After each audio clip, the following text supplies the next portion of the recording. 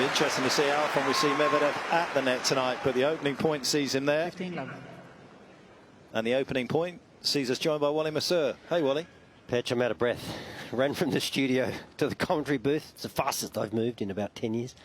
But isn't that just Medvedev in a nutshell? We saw him against Hurkacz. The first game he returned on the baseline. Spends most of his time about 8 metres back to return. You never quite know what he's going to do in a given situation to rattle his opponent or shake things up. Great match player.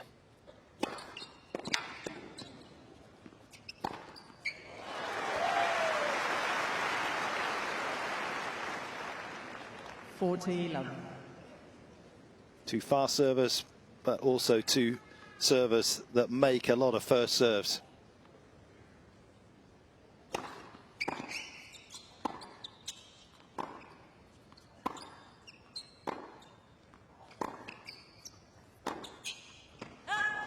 Cain, Medvedev.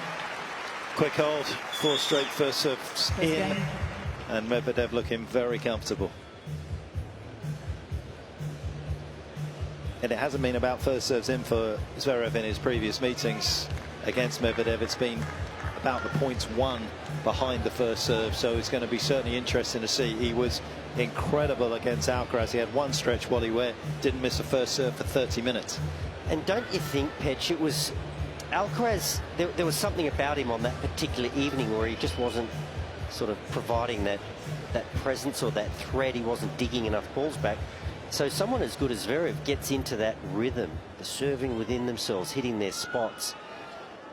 You've got to make a big server strive for cheap points by negating some of their big serves, just getting them back in play. Let's see if Medvedev can do that. He's 9 metres behind the baseline. This is extraordinary.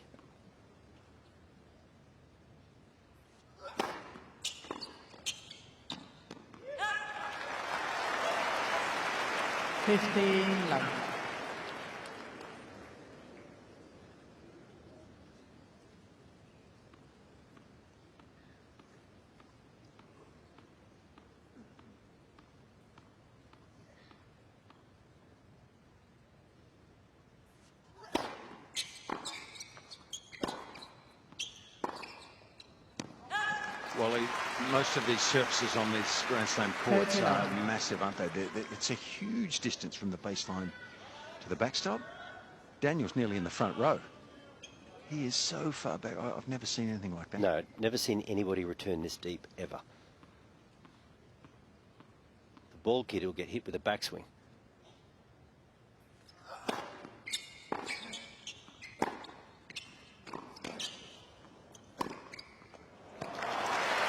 And it's going to be interesting how long he decides to stay there, depending on the success that he has, whether quantity outweighs quality of returns.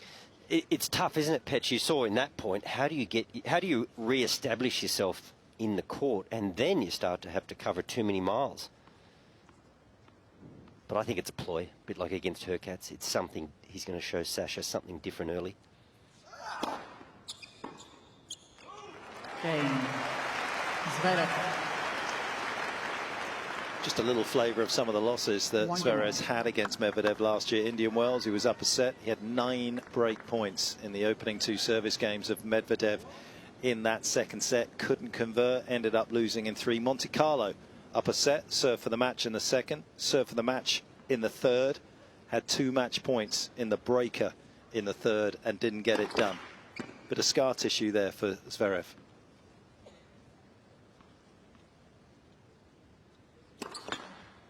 And is that coming back from that injury and finding belief? It could well have been. But there is also just a little bit of tension between these two. And Medvedev has muscled him out on a couple of occasions.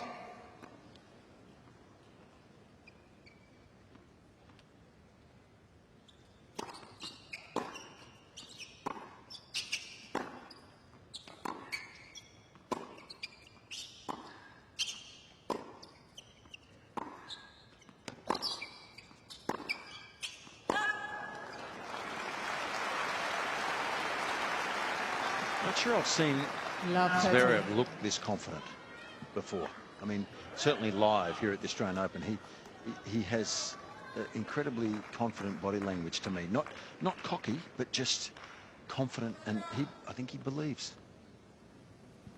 Certainly looks that way.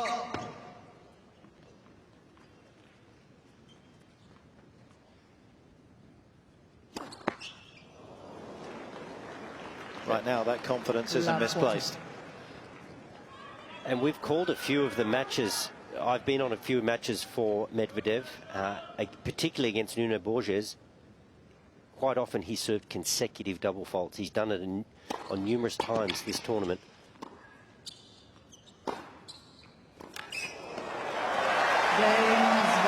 What a sequence of games for Zverev. Absolute perfection. 2-1 with the break. Zverev leads by 2 games to 1.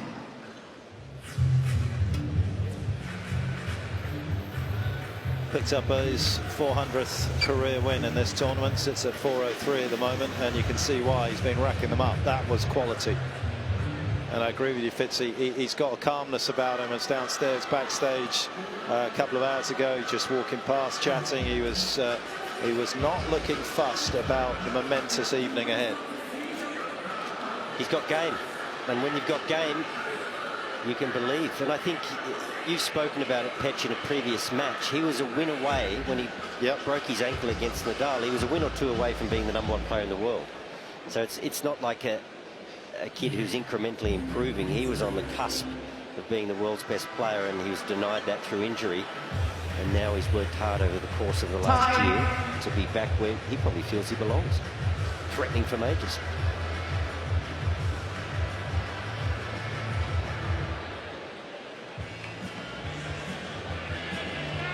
Long way to go, but a good start for Zverev.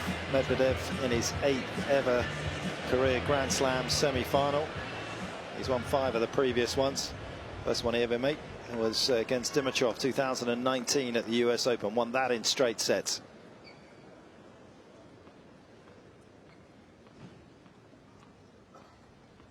A couple that he's played here, Medvedev, both come against Tsitsipas.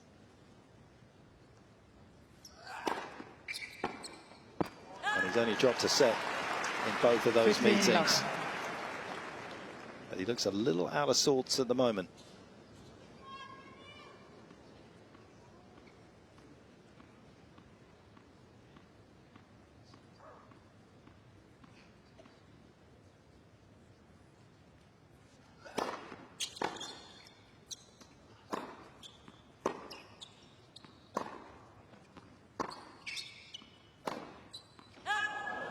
So he has dropped about 1.5 meters deeper on his return position against Zverev out here at the moment. Came in here averaging about 5.5 meters behind the baseline on his first serve return, and he's sitting at about 7.2 at the moment.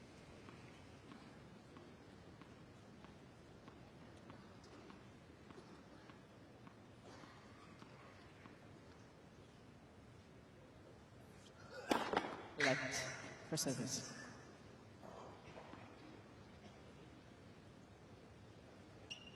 That's got to be a strange visual for Zverev, doesn't it? It's almost like you're hitting practice serves with nobody at the other end of the court. No target whatsoever.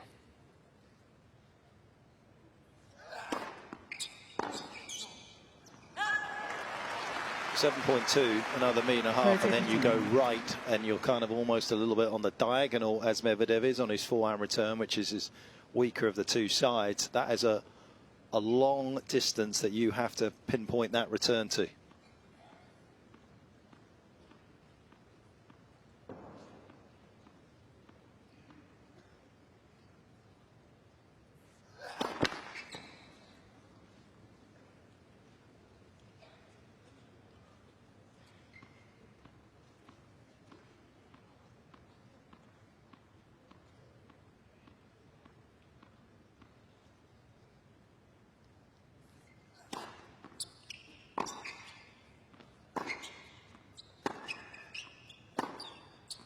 Gee.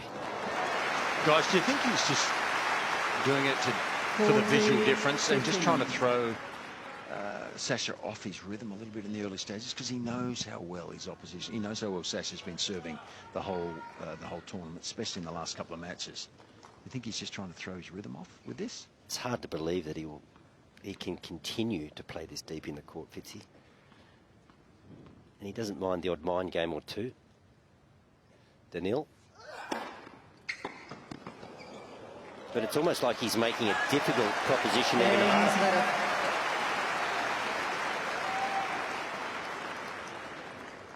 And you'd have to say it's a bit of a clumsy start from Medvedev, given the last game, 2 double faults. And he hasn't really made any meaningful returns, being that deep in the court.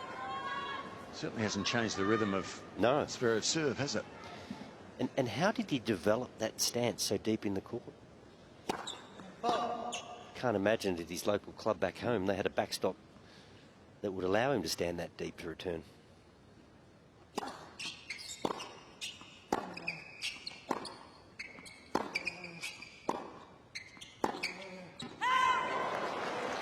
I think one of the reasons why he's going to do it, and it's going to be interesting to see where he kind of adjusts to as the match goes on, is to try and take a little bit of pace out of Sasha's second serve. Already in that opening sort of couple of games, he hasn't hit many, but that one that came in was 140 Ks. Sasha generally sits around 160 Ks on his second serve.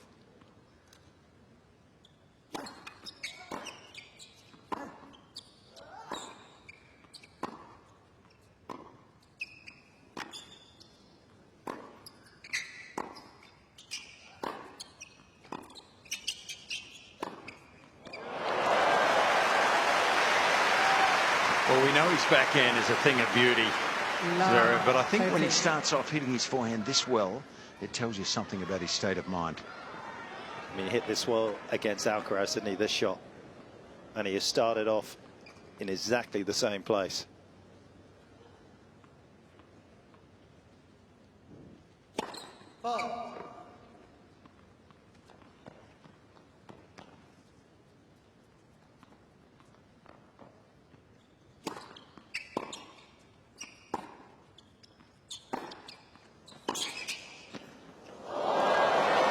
Gee, that was a big mistake there. That was a complete misjudgment, because that ball landed in reasonably comfortably, and it was right there for him. He can't believe he let that go.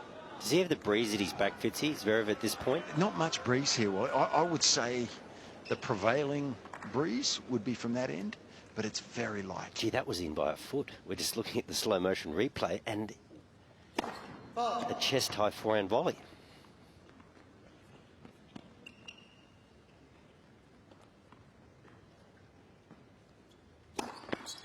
Well, this is a problem in the men's game. If you start serving double faults. 3 already. Yeah, the way Zverev has been serving, that's really kissing the first set goodbye.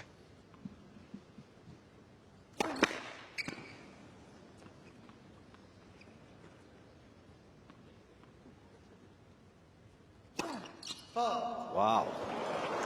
Well, you said it, Wally. They've tended to come in pairs, and that is 4 straight games for Sasha, 4-1.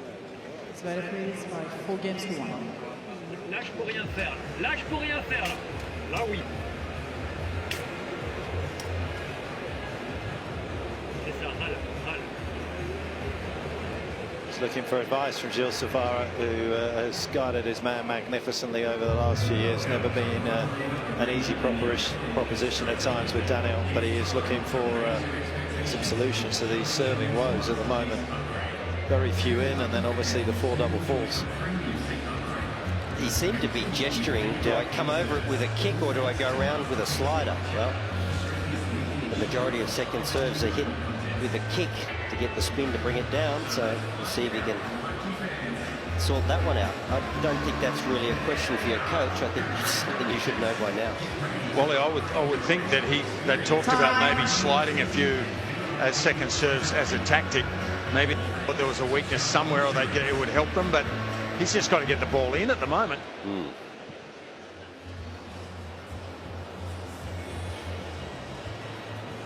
Another spectacular day, not just weather-wise, fan-wise. They have been streaming in and enjoying the tennis, not just on the big courts as well. Outside courts have been interestingly watched, and a tournament that will go down undoubtedly in the record books in terms of attendances. all our attention on Zverev at the moment. Double break to the good in this opening set.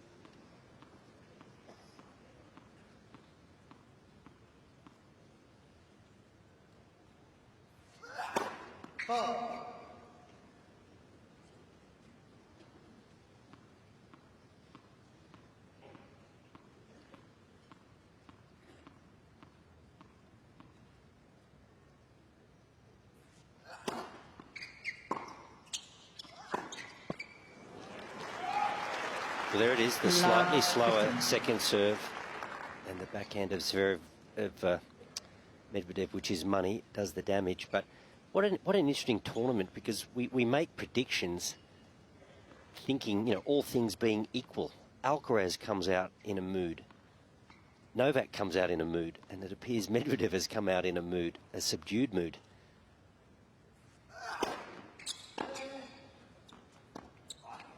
And you just don't see it at this stage of a tournament. You can't imagine that these players with such a pedigree, could it be as simple as nerves? So there's an instance for me, guys, where standing back has caused Zverev to make a shot selection that he wouldn't normally make. He saw how deep Medvedev was after the first return, thought, I'll sneak in a drop shot here, but I don't think he would normally play that so early.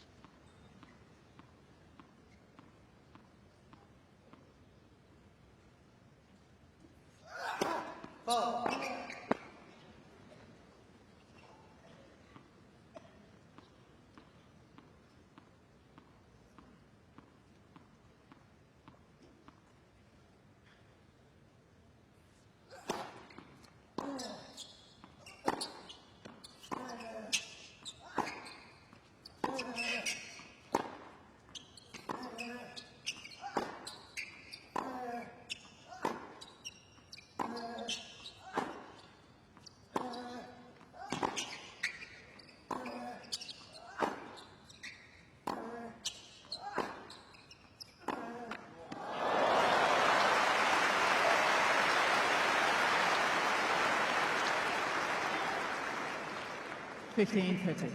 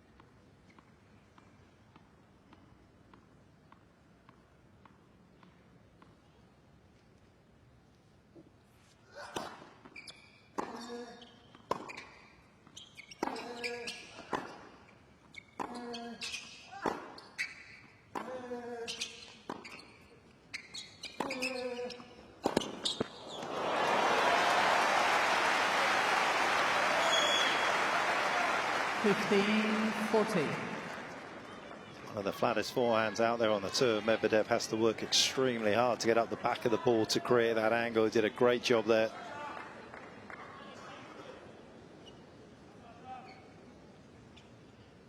And an opportunity here to close the gap on Zverev.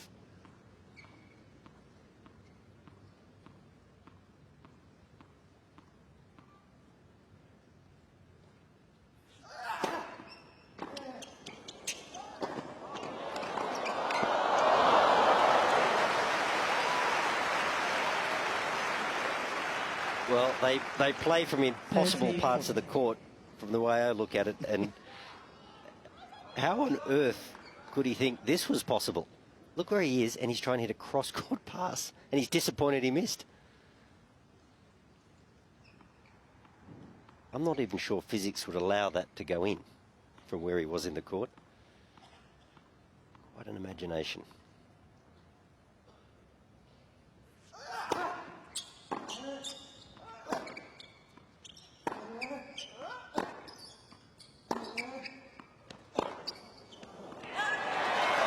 Cain and Medvedev.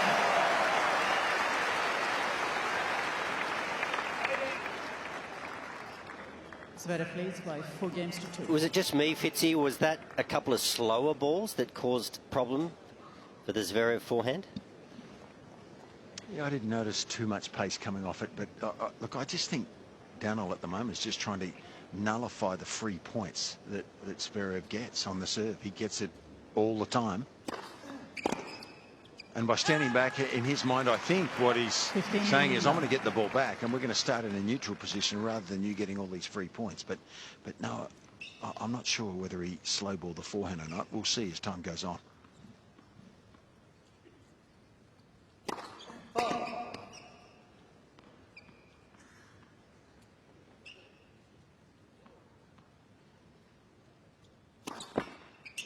Ball. 15 all. Allez, allez, avec la main là, allez.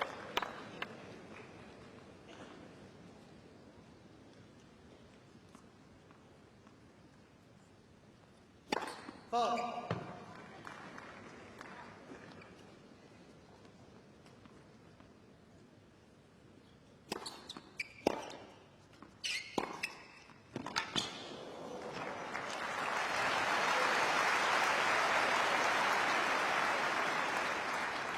Thirty 15.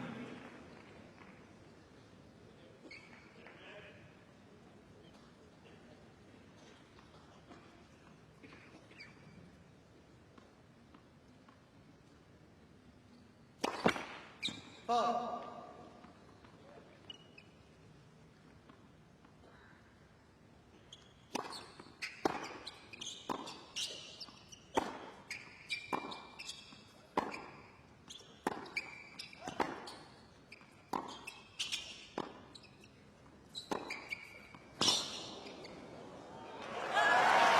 A bit passive here, Zverev. 40-15.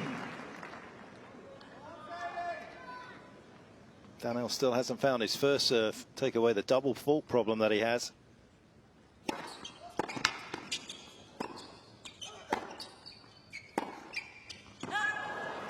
That's just his 7th out of 18 first serves made from Medvedev.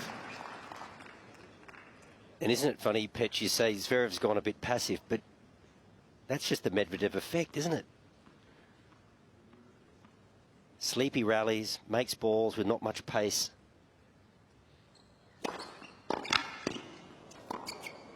Oh, that is a glorious shot down the line there from Medvedev. Found the length perfectly. Zverev still with the 1 break left, 4-3.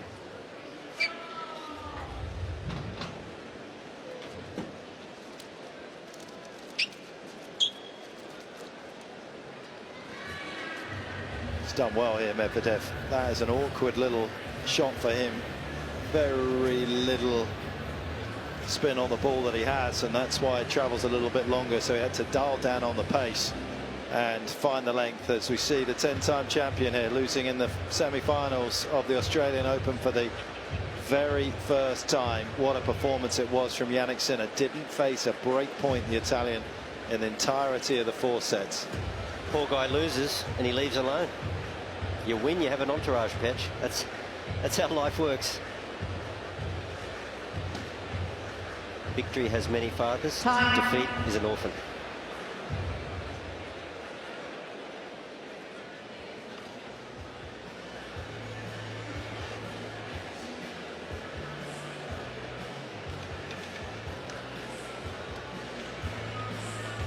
Opening 25 minutes has been this match so far. A couple of breaks to the good, one just rubbed out by Medvedev, but he'll have the new balls in his hands, and a 4-3 lead here for Zverev.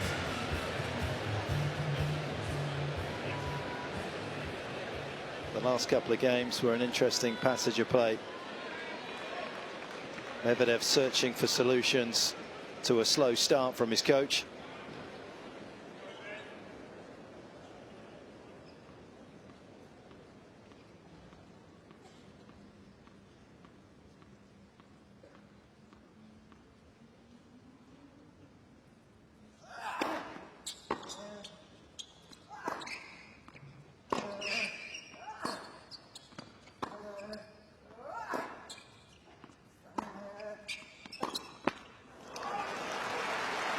Petch, I'm probably jumping at shadows No, as I'm 15. prone to do, but there's been a couple of slow motion shots where they've zoned in on Zverev's face, and he looks tired around the eyes. His eyes look a little sunken, and we know he's played an extraordinary amount of tennis to get to this point. And I feel like he's moved a little slowly to a few of his forehands. I mean, his first step is usually pretty dynamic.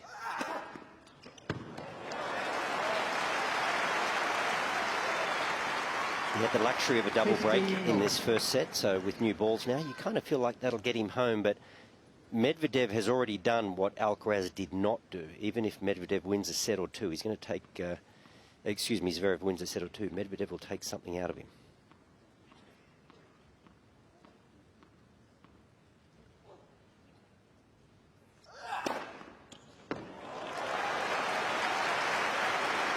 Two certain volley points, it seems.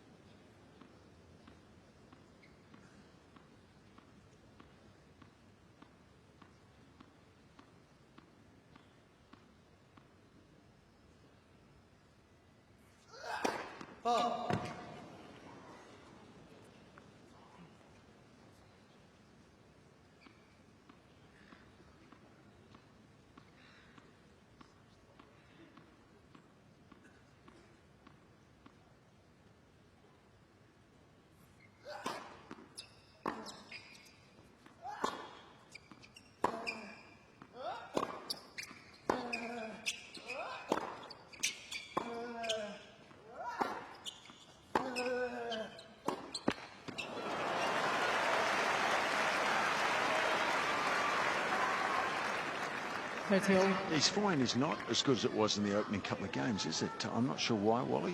Maybe he is half a step slow there, but is that the slower ball, Fitzy? I mean, he's missed a few of those, I hasn't reckon I can read the Dunlop on the board as it's coming through the air. There's no revolutions on it. It's almost like he wants a bit more pace on that wing.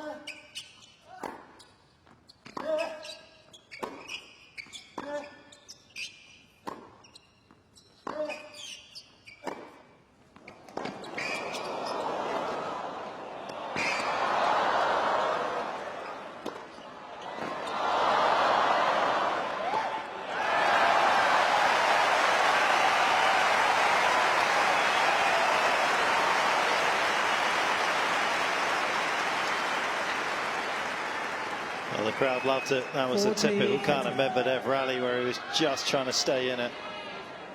Better forehands this time from Zverev.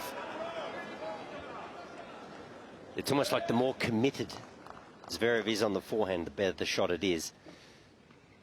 He tries to make something happen as opposed to just rally.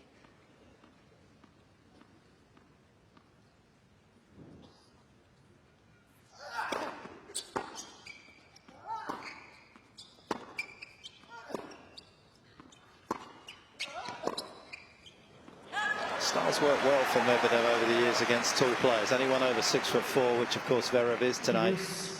He's won 60 matches and lost just 17 on the tour. That's the first time he's looked at the box and said, what am I doing with my forehand?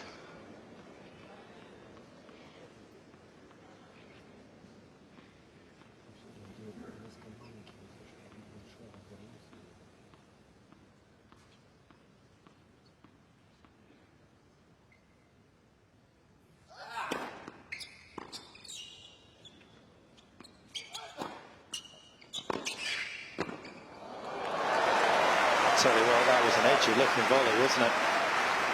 the whole court, and he flirted a little bit with the line, and another stare over to his box. That's an interesting pass, though, isn't it, from there? I still don't think I'd be dropping the ball short on his forehand as a tactic.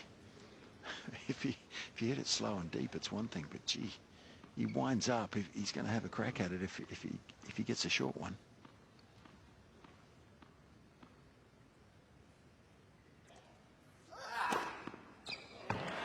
Three aces in that game. Easiest passage to 5-3. Zverev leads by 5 games to 3.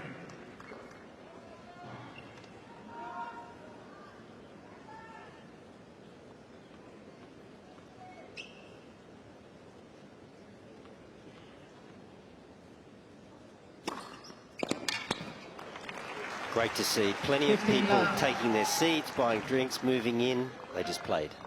Medvedev just threw the ball up. There's still people finding their seats here at 15 love.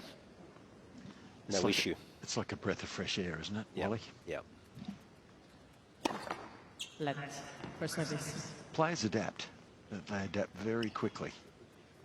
It keeps the game continuous. And it's good for the spectators.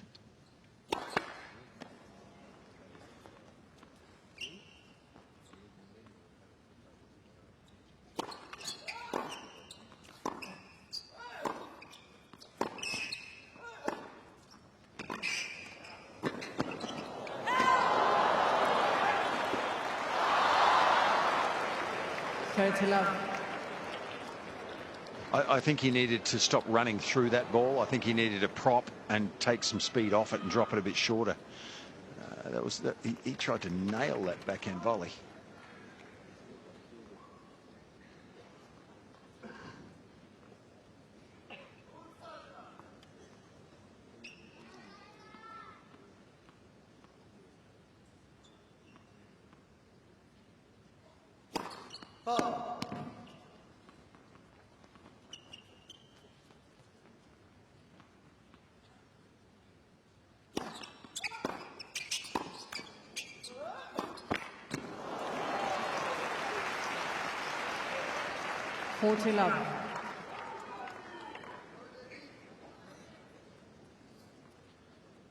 Probably for his team, looking at Sasha, I mean, if you hit your forehand, you try to make something happen and you miss it, that's one thing, not a big deal.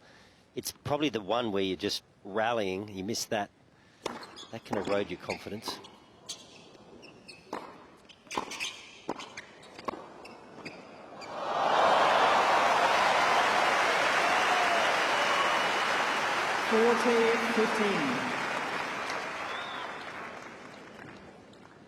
He's actually got good-looking volleys, hasn't he, Zverev? Technically, I mean, he's long-limbed, but he doesn't swing. They're simple.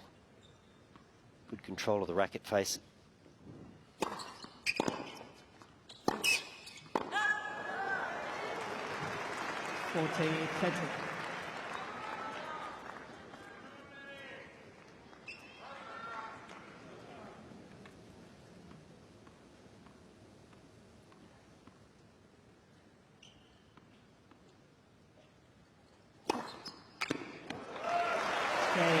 Medvedev. Just a second ace of this opening set for Medvedev. Zverev, however, will come out and serve for it. Zverev leads by 5 games to 4.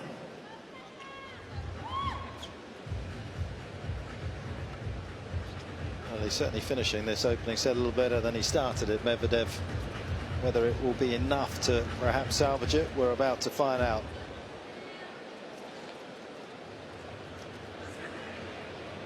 It's sort of hard to determine the momentum or the tactics, isn't it, Petch? It seems like a random series of events. We're getting some double faults, we're getting some aces. Zverev finds himself at the net. The next minute he misses 2 forehands. It's a little bit of a staccato performance from both men, really.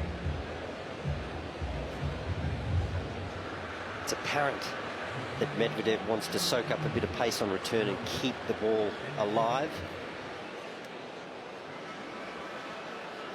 It's almost as though they haven't played each other a lot and they're feeling each other out. That is not the case. They've played 18 times.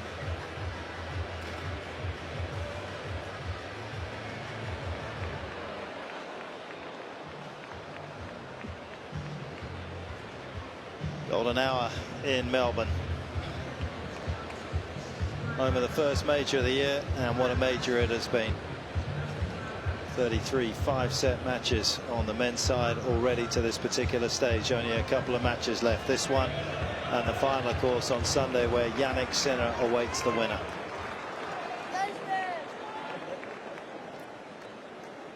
Can he exercise the tyranny of those memories from some of those losses to Medvedev last season? Starts right now as he tries to close out this opening set.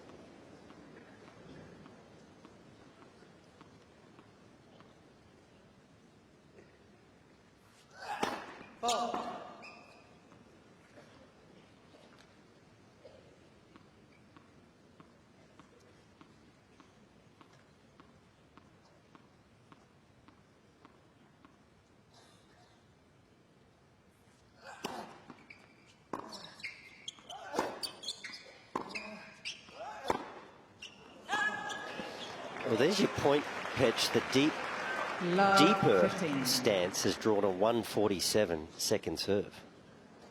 Almost put him in the ascendancy from the first hit there, Medvedev.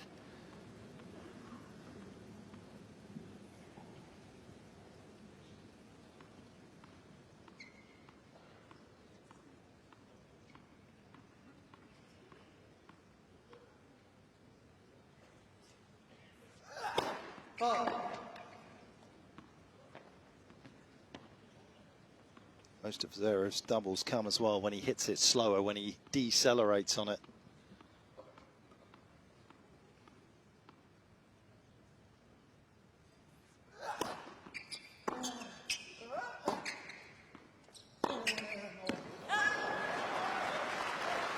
That was a better second serve from him, cut it down the tee at 171, and Medvedev with a little bit of a look there. He'd just drawn an error off the Zverev forehand. I thought for sure he was going cross-court there. You think you'd maybe hammer that side a little bit for a period of time and just see what you get.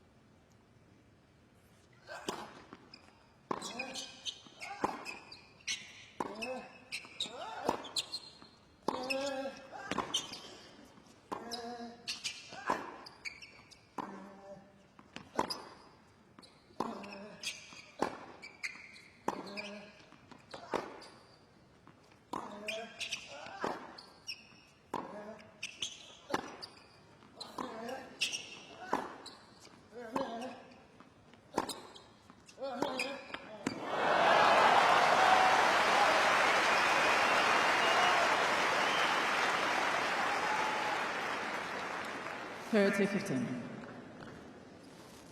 tell you, you've got to give it to Medvedev, though, don't you? What a competitor he is. I mean, that start he made and then the strange tactics we all couldn't sort of comprehend.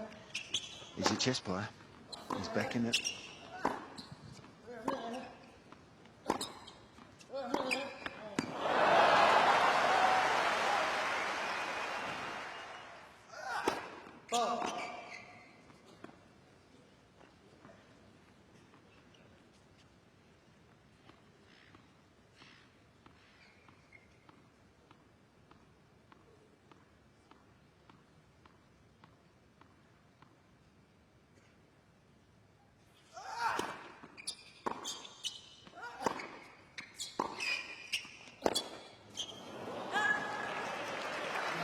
He's interesting to keep an eye on what goes on here, because hasn't quite got the same serve rhythm as Zverev tonight, and also, as you can see, that second serve is about 7k slower at the moment.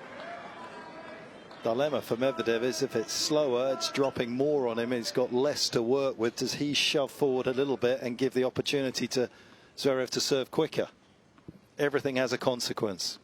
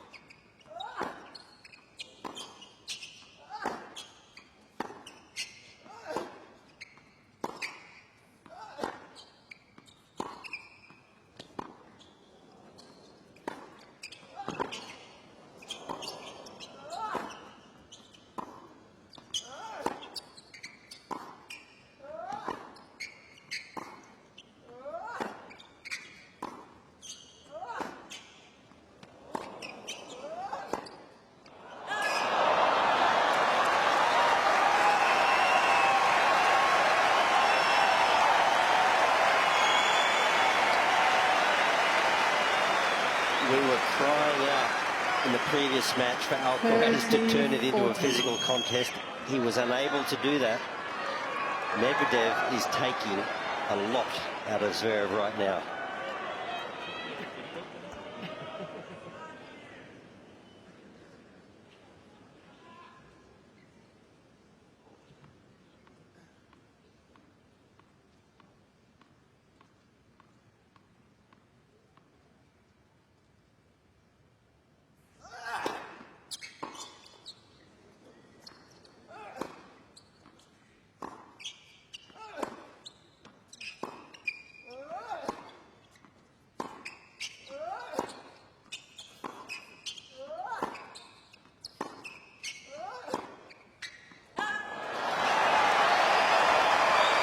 To win the match on our hands, but we have a set in our hands, and that looks unlikely at 4-1 double break to Zverev.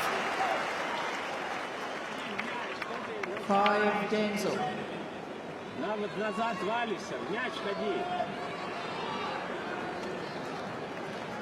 One of the things that I'm surprised I haven't seen from Zverev in this opening set, given the fact that he had the luxury of a 4-1 lead, was a serve and volley. I know he doesn't do it often, but he's done it 6 times in this event, won all 6. But with Medvedev so far behind the baseline, and he was able to just chip that floated return back. Got to take that sort of return away from him. Yeah, and you can serve volley from a position of strength, 15 love, 30 love. You don't have to do it when you're under the pump. But we've seen Medvedev, he's made a few mistakes of his own. He's served a few doubles.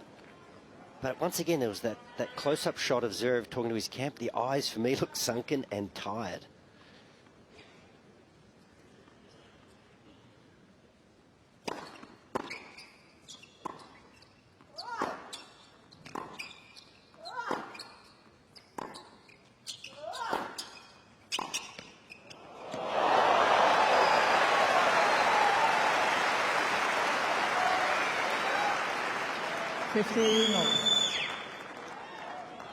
That was an interesting choice from Zverev.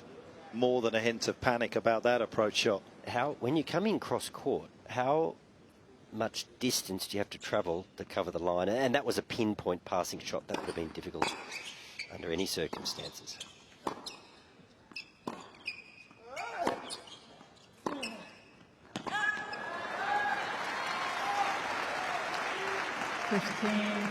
He's very capable of getting cheap points and aces on his first serve, Medvedev. We haven't seen a lot of it tonight, but given that he's just broken, he's got that little momentum swing, he would dearly love a cheap point.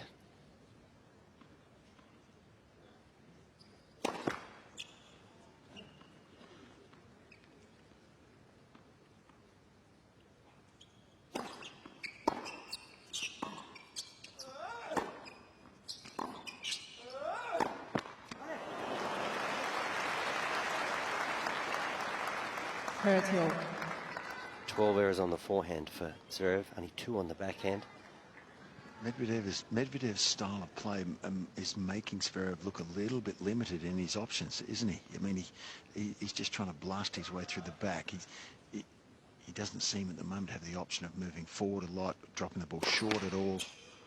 He's looking, Medvedev, the matchup is making him look a little bit one-dimensional here.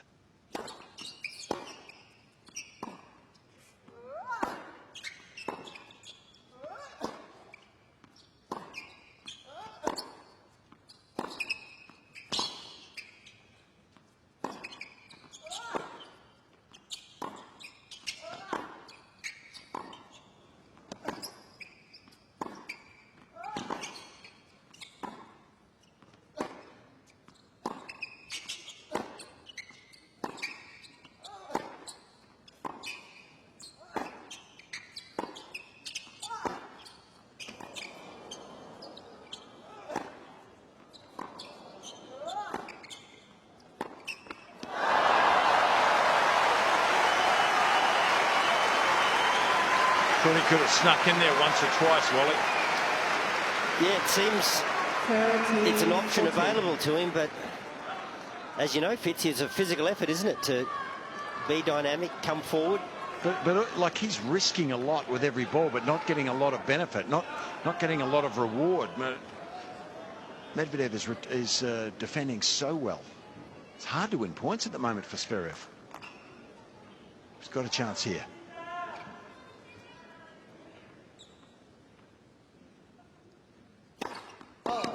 Gee, the Medvedev serve is off.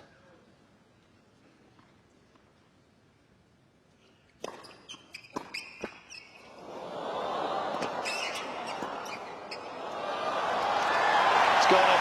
Playing Zverev. The forehand may have been a little flawed at times in this opening set, but that fortune allowed him to find a good one. Zverev 6-5. leads by 6 games to 5.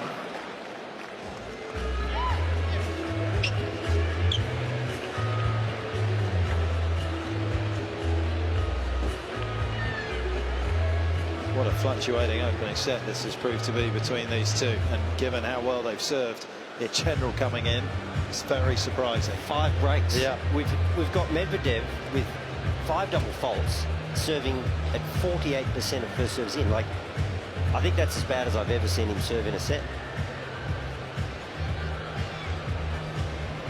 Why not, ladies?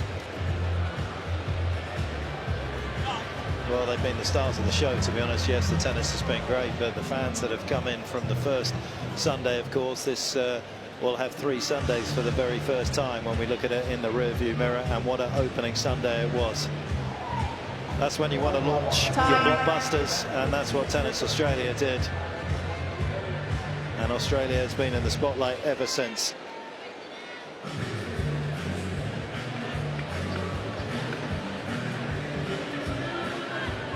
What will this next 12th game of this opening set bring us? 46 minutes gone. Certainly hasn't been the trend that we've seen in their last couple of matches, what's unfolded. And Medvedev will be hoping that he can break Zverev for a 3rd time in this opener, as for a 2nd time the German tries to put it to bed. Well, we've seen it over the last 3 big matches on this court. In the men's draw, the script has been ripped up, and we're making it up as we go along. This has been a roller coaster of a first set. 5 breaks of serve already.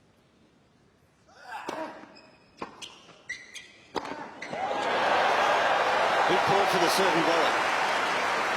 Was that you, 50? 15 love. I think that was you, Wally. Take the credit. Fitzy, I want you to take it. You cannot coach from the sideline there. You cannot talk to the players. I'm neutral. I'm not coaching anybody. I'm admiring.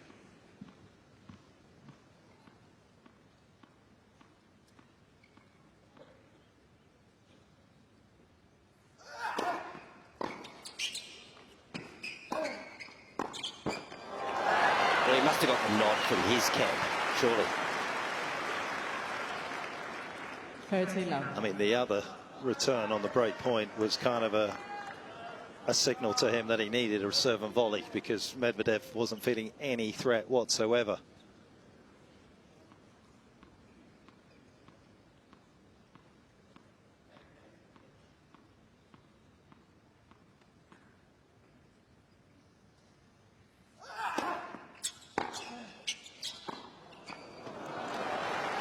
Done well from there to glue it onto Zverev's 30 baseline. 15.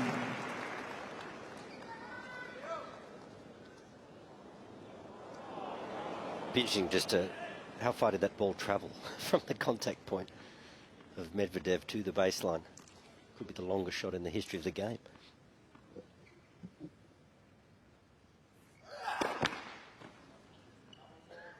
Please.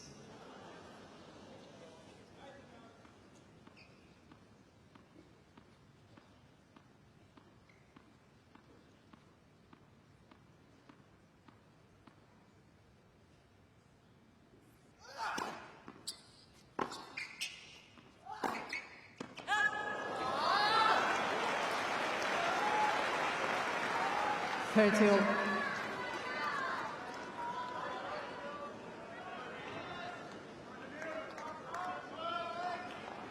Usually so ultra reliable.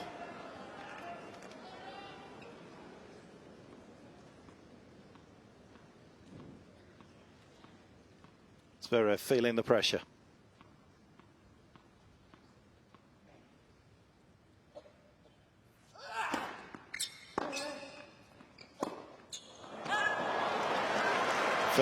evidence. 30-40.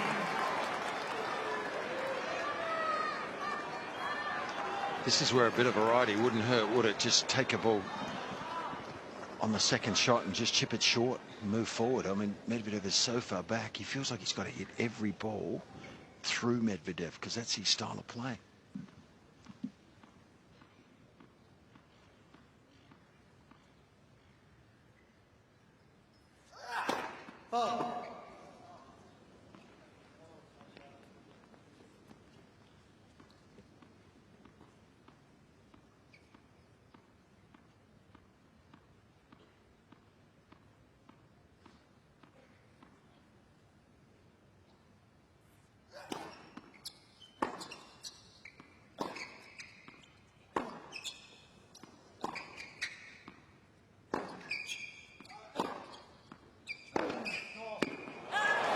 Totally against the grain in terms of what Medvedev hit there off his forehand. He is flat, he is net skimmer, he has the lowest pace forehand by a considerable margin from what were 4 semi-finalists taken to the court today. And that's set up very invitingly for Zverev. Not just once, he went there 3 times.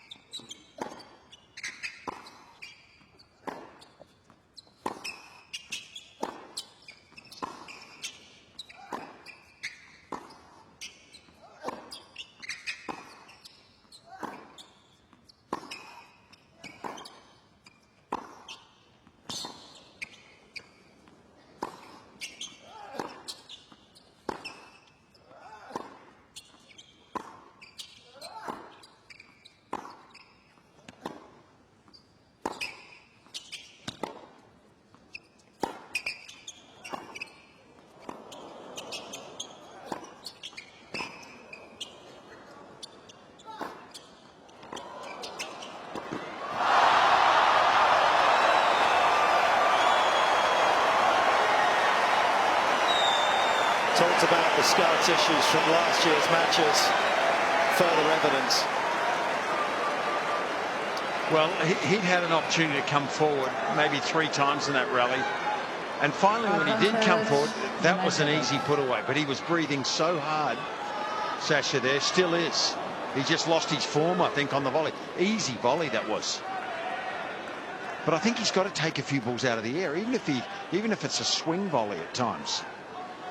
I think you're right, though, Fitzy. To come in after a 40-shot rally, yeah, you'll be breathing heavily.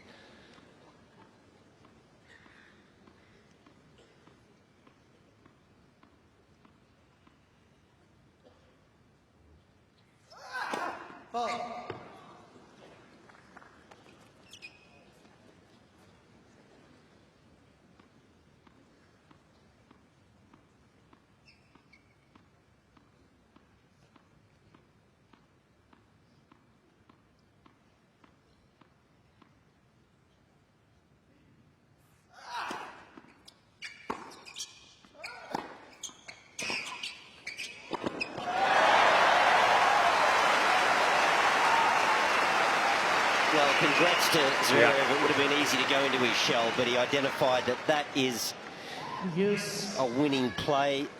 He missed a very easy volley on the previous point, but you're not going to miss it twice. And yeah, there's a little more energy and effort moving through the volley. He's got to use that play. I think more and more. It doesn't have to be all the time, but you know, once a game at least, maybe more. And that's why he's got an opportunity to do it as well. Look at that. Extra half a metre behind the baseline Medvedev playing today.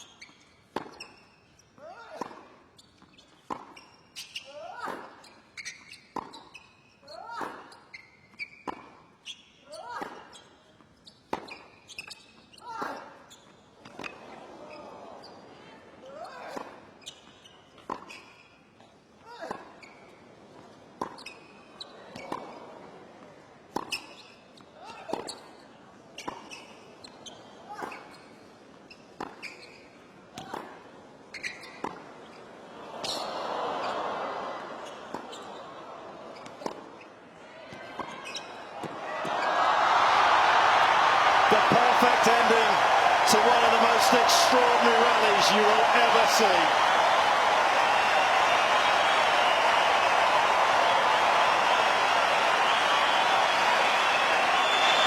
And what is just as extraordinary to me is that he came in at a time when he was going to make himself play the most difficult shot he could to win it.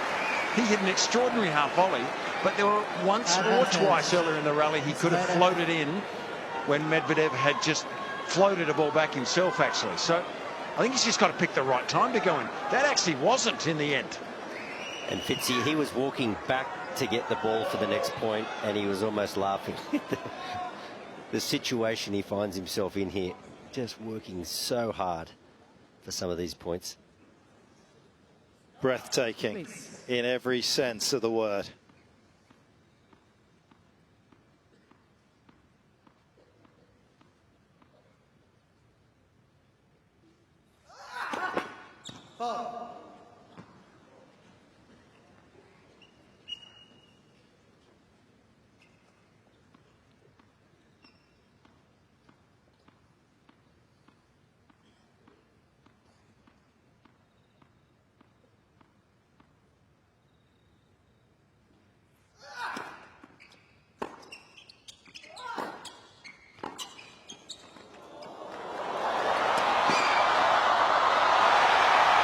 What a conclusion. What a competitive opening set. Oxygen at end change.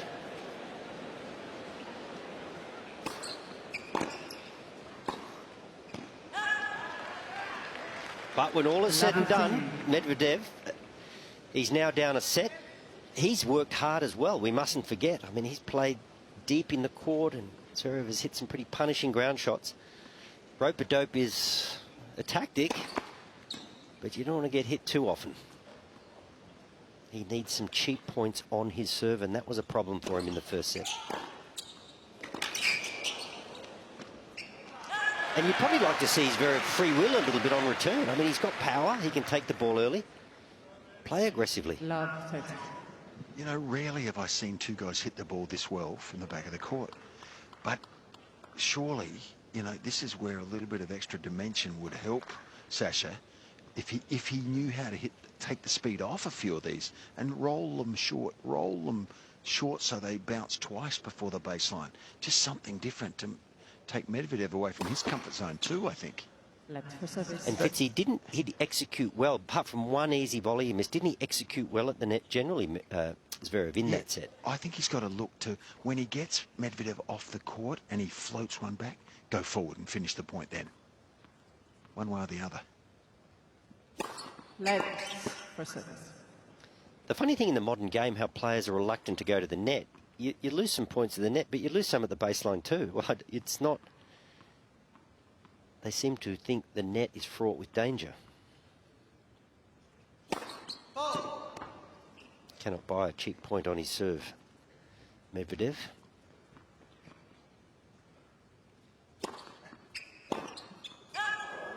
He'll take that. 15-13. I actually just worry that Sasha can't win the points in enough different ways here. I think as well as he hits the ball, it is staggering how well they hit it, you know, those last couple of rallies. And he did finish two at the net eventually, but I think he's got to find other ways to win points. Pulled trigger on the backhand a little earlier.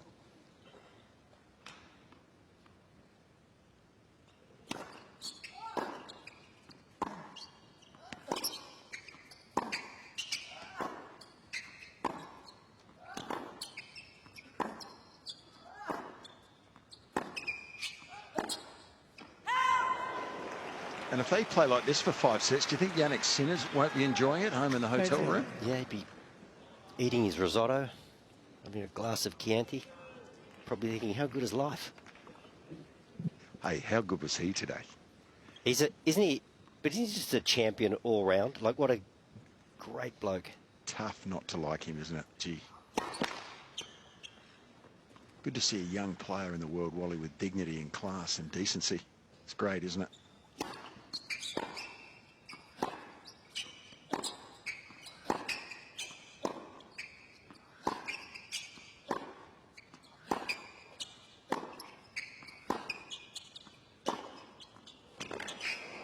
Yeah, Well, at least he was sneaking in. and there we go, Fitzy, a bit more aggressive, standing up on the baseline, taking on the rise. 30-40. See, even if he doesn't have to hit a volley conventionally, if he's not comfortable enough doing that, at least if he gets Medvedev off the court and makes him float one back, he can come in and hit the topspin volley. That's a better option than just restarting the rally, I think. Levitt for service. And Rod Laver, of course, was sitting in the stands watching Sinner. He's probably thinking, about time another redhead was right at the top of the tree. It's been too long. We need the carrots back in the stadium. Where are they? There's a group of them. He's doing all right without them.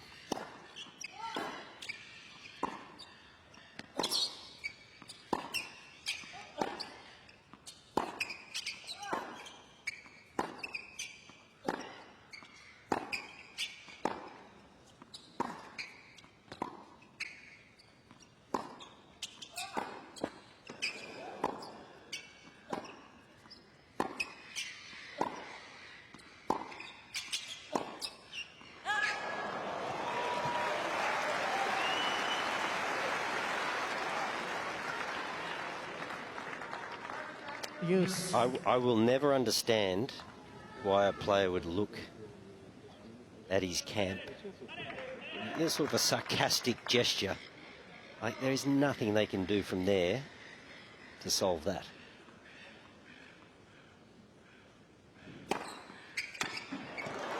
And there it is. He finds the corner with a flat first serve. I actually think, preempting myself, that if Sasha doesn't start changing a little bit of stuff from the back of the court, I think Medvedev over time, may, depending on who gets tired the most, may become favourite if they continue this way.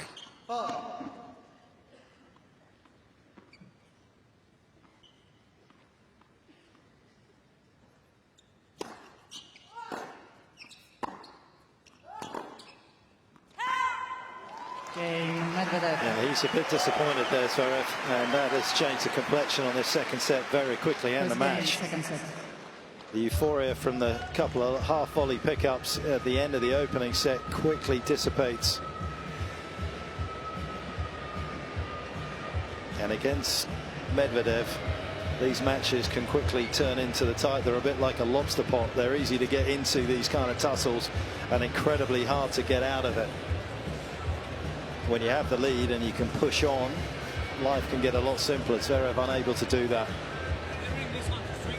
And he's had a few issues with his rackets over the course of this tournament in terms of trying to find the right tension. And one's already going off after the opening set. You don't often see that. We have surmised, Petch, and you're all-knowing and all-seeing, that he has dabbled with gut in his frame. Have you heard this rumour? No. No. Okay. He retoured it last year, obviously. Went to the he went to the slightly softer strings, got a little bit more easy power and spin without actually having to change anything. That was prior to Aussie Open 2023. And that worked out very nicely for him. After the Aussie Open, where he lost in the third round, of course, he went on those lovely little run, 5 successive finals on the tour. First time that had happened since Lendl back in 1981.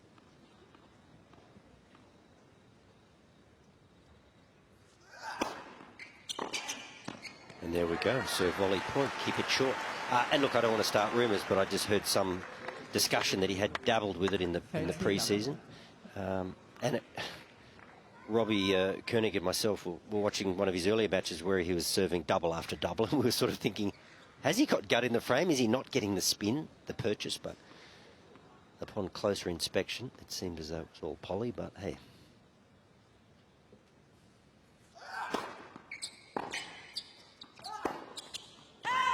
Don't ever let the truth get in the way in a good theory, though. No, and I have a lot of theories, and most of them are unfounded. 30-15. Like my ideas, they die on the vine pretty quickly, but that's okay.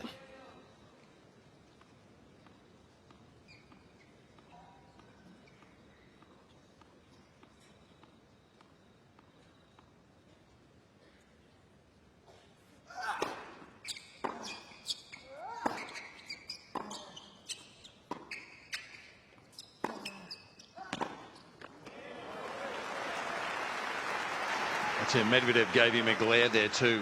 When he won that point, he kept looking at the reaction from Zverev. That's a competitive edge coming through. He's looking to see if he's starting to mentally get on top.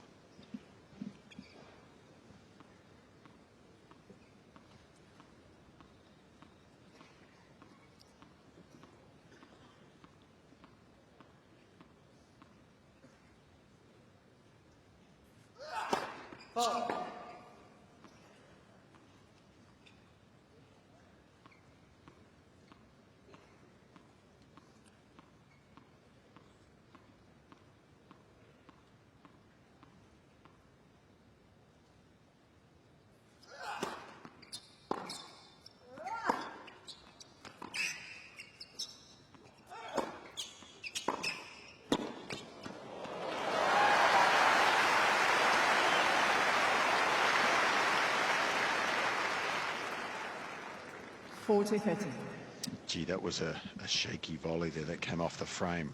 But the tactic, I think, is good. Not sure about approaching down the line and coming into Medvedev's running forehand, but I think he's got to keep some of these points shorter. Another little look from Daniil.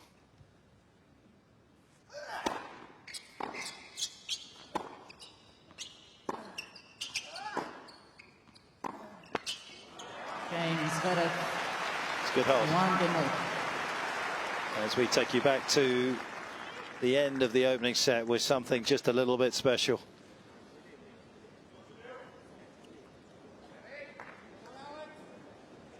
This is Zverev after what was an absolutely delightful little half volley that he put Medvedev in that position and then just tied it up.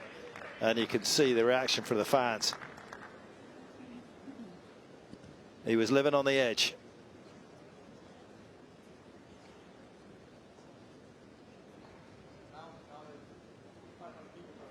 Medvedev just about to get this third game underway. A few people just coming in right in his eye line, but won't be long before he throws the ball in the air.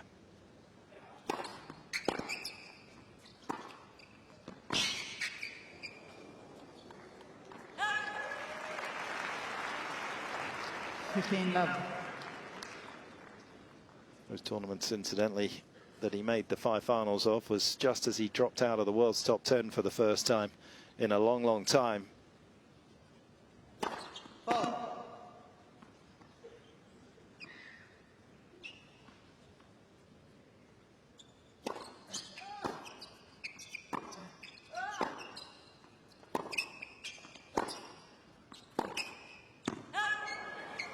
Won in Rotterdam, Doha, Dubai, finalist in Indian Wells, lost to Alcaraz, then won in Miami.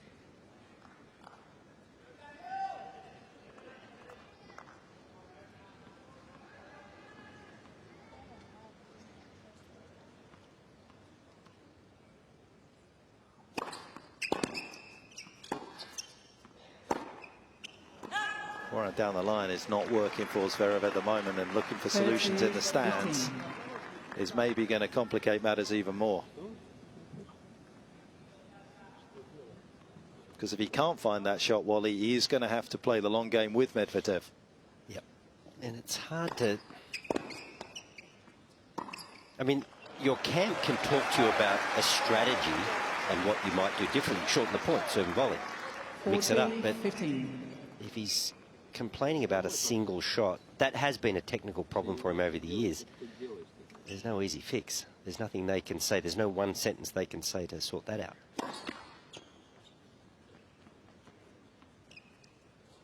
I think he's talking more out of frustration than looking for advice.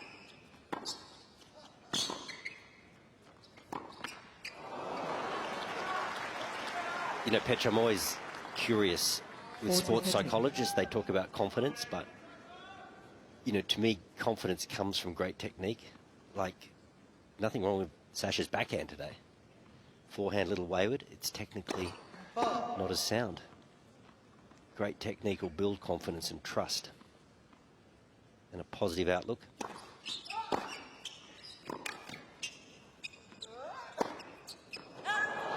There's the slow ball. Still wanting some magical cure to what's going on. Medvedev leads by 2 games to 1. And his physio starting to get a little tense out there. Medvedev 2-1, turning the screws perhaps.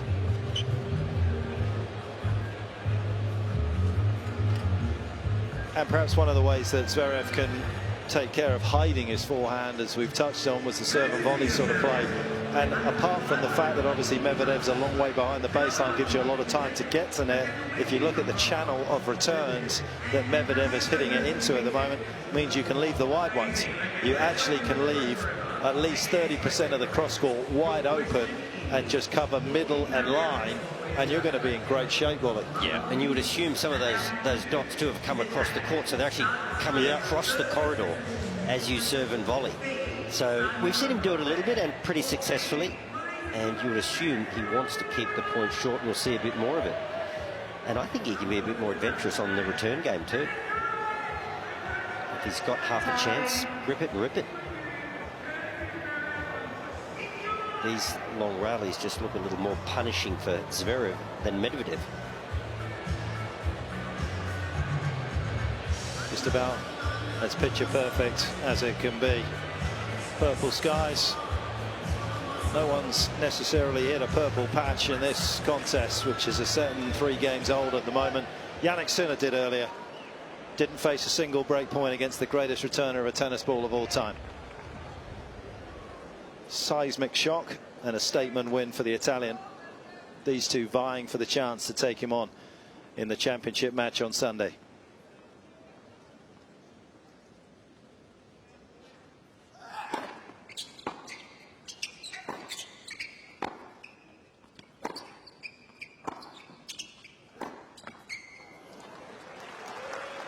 Are reports of Novak's demise premature? You think he'll be back, Petch? Bigger, better than ever at the French? I don't think that. I think demise is probably too strong a word, but I mean, at some point, the next even wave he has to can't arrive. stop Father Time. Yeah. He wasn't well this tournament. I think we have to obviously think about that and what an impact it's had on his performances at times and taken out of him.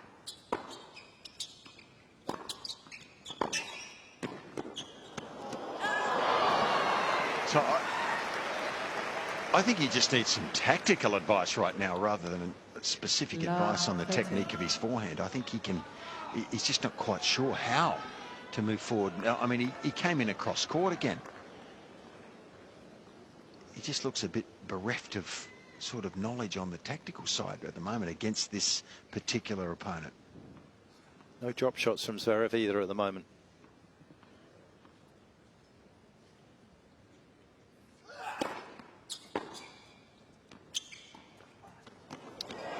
Oh, Mark Petchey, you are a genius.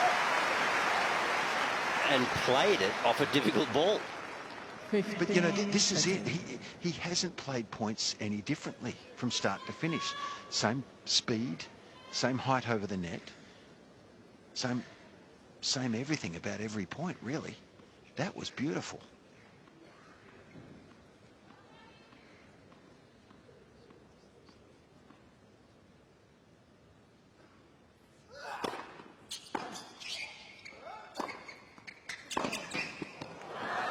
Okay, well, Fitzy, he may not win all the points coming forward, but he certainly identified it as the way forward. There he is again. Could be out of necessity. Yeah. It could be that his legs are feeling it a little bit. Oh, I think they are for sure. To me, he looks like a tired athlete. You know, Petch, I think players will, no matter how tired a player is, they will chase a ball. It's like a Jack Russell at the park. See ball, chase ball. But you look for the deceleration, you look for the powering back into the court, you look for the little steps around the slow ball. Yeah. Yes, He's yes, gonna move yes. forward. Oh, that's music to my eyes. He's probably hearing your commentary, Vince. No, not at all. But the whole match so far, he's been letting those types of balls drop. And then so he goes back, starts the rally again. That's how he can play.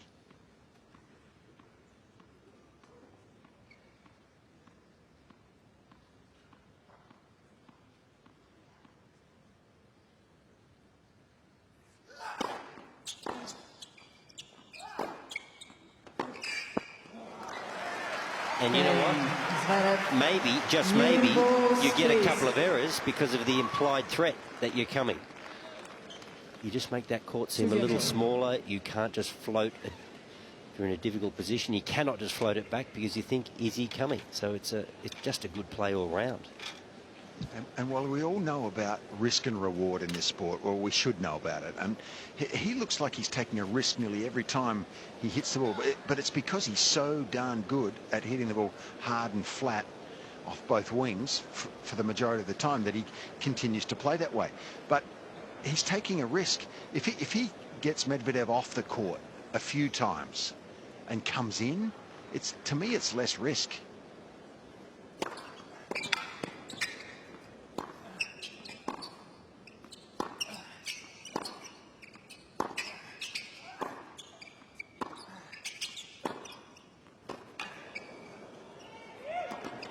Here he comes. And he doesn't even have to hit a good shot. He hit that on the frame, actually. But he took the ball out of the air and didn't allow Medvedev to defend the next ball. If he stays back behind the baseline, Medvedev will get his racket on every one.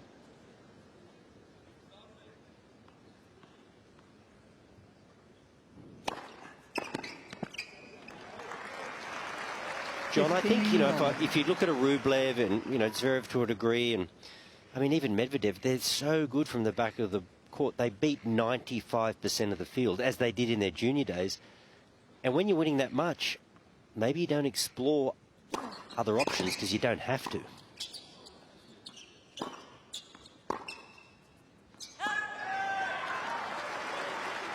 I think that's very true. I think in Medvedev's case, he's a bit different. He adapts. He's like a bit of a chameleon sometimes. But I think with Rublev and Zverev, yes, very much the case. Let for service. And if you're skillful at the back, you can be skillful at the net. You've just obviously got to practice it. They're good players. They've got the coordination, the timing. They understand how to get it right and the process to get it right. You've just got to do it enough.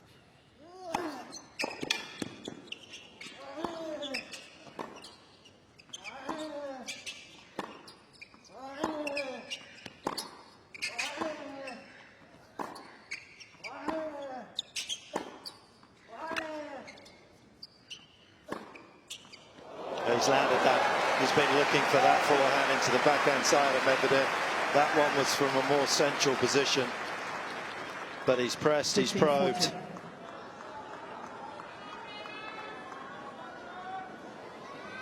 And he's punctured the defences of Medvedev. Not an easy thing to achieve.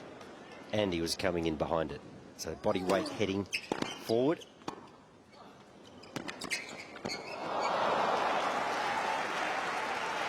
You know, guys, on that previous point, though, Medvedev must have been, what, 4 or 5 metres still behind the baseline.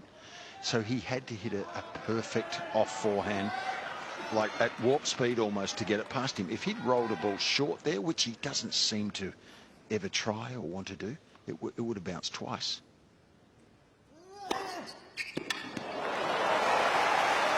And finding the sideline, where the sideline and the service line meet, finding that part of the court, that's a bit of the clay court art, isn't it? They can do that. The players that play on faster courts tend to drive through the court.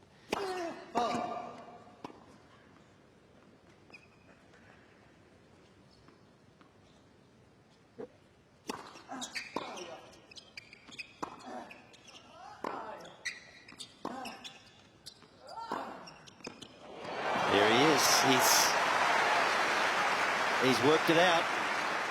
Some of the limitations, Wally, that you're talking about for Medvedev, of course, come through what you've just said as well. Technique. He is a very flat hitter of the ball off both sides. It's hard for him to find those shorter angles. Harder than it is Zverev.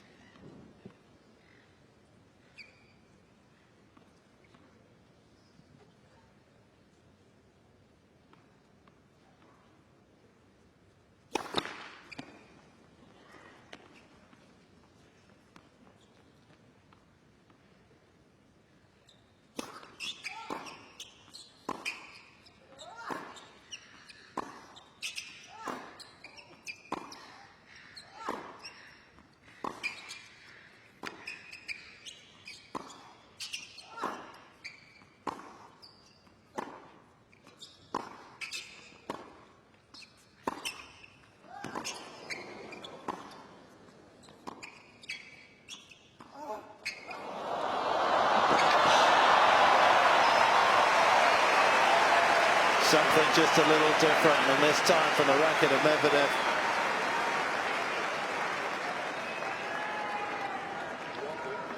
Use. That's exquisite touch, isn't it? Is that the first one he's played? And he got it inch perfect. And just have a look at this. We know that Zverev has sore toes. We've seen them treated. That big deceleration, the big slide. That'll make them hurt just that little bit extra.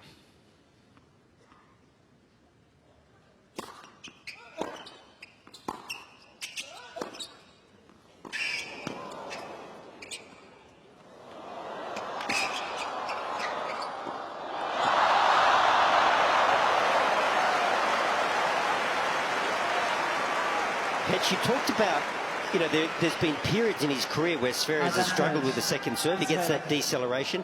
All of a sudden, he's actually taking more chances on the forehand. He's moving forward. There's more acceleration, and the forehand looks a whole lot better. It was almost when he was having those sleepy rallies and decelling on the forehand, he was getting into trouble. Once again, he was on the front foot.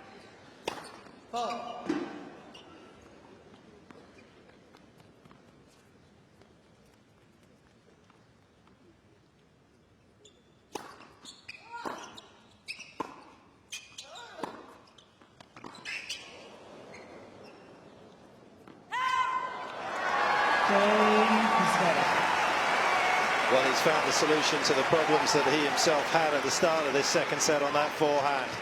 And Zverev forges ahead with the break, 3-2.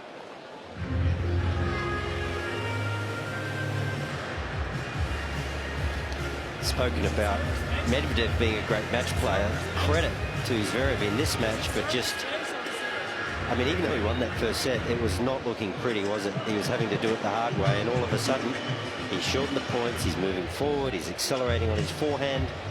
And now it looks as though Medvedev will have to respond to this because he's looking a little too passive. And the scoreline is just sneaking away from him.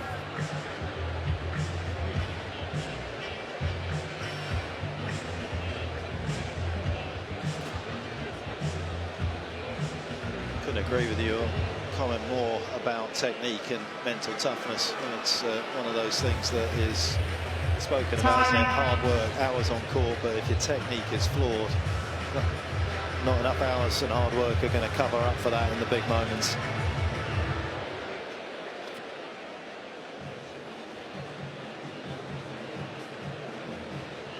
How beautiful is that? The dying embers of another sensational day in Melbourne as we get towards the back end of what has been another fabulous Grand Slam that's been held in this magical city. The ladies' final is set for tomorrow, and we are awaiting the final person to slide in next to Jannik Sinner on the men's side. It's advantage Zverev. And we go back to the Medvedev's been broken 5 times, and we go back to the more aggressive players. Zverev, that's great from the baseline, but you know, he's serving under 50% of first serves in, and he's been broken 5 times. It's a part of his game that's normally pretty reliable. It's hurting him today, Medvedev.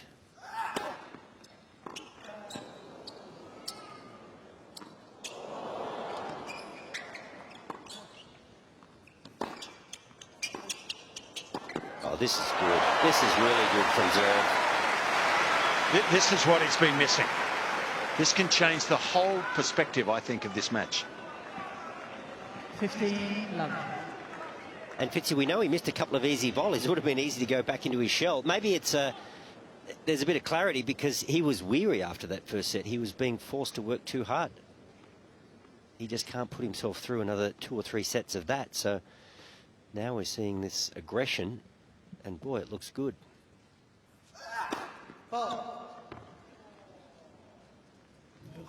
Medvedev was just asking Gilles there whether he should get a little closer to the baseline on the return. Still deep.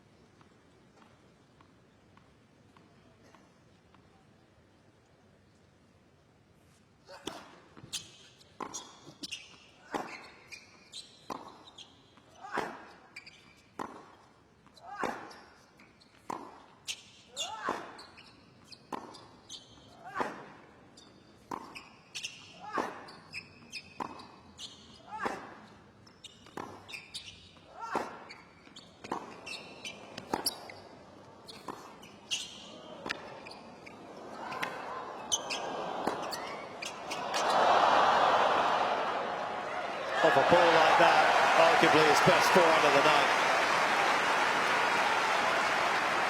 Spinner's control, and he threw the racket head at the ball with trust. This will give us a great look. This is a terrific camera angle. Inside out slice here, there's nothing on it, and look at the racket head just fizz around the side of the ball.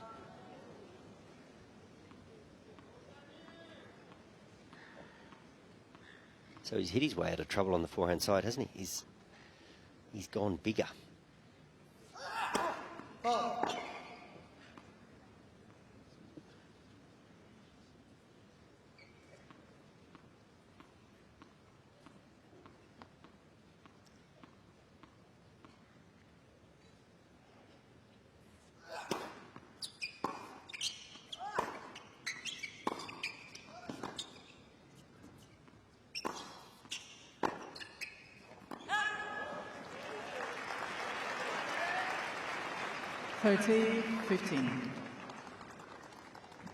Gee, Medvedev's a good competitor, though, isn't he? They both are, but he's not going anywhere. He's got a look about him like he wants to be here all night.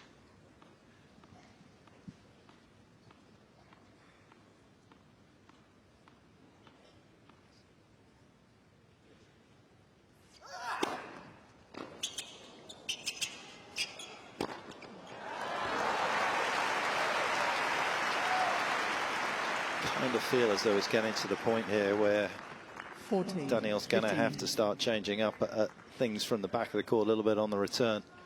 Not making the kind of inroads he would like to.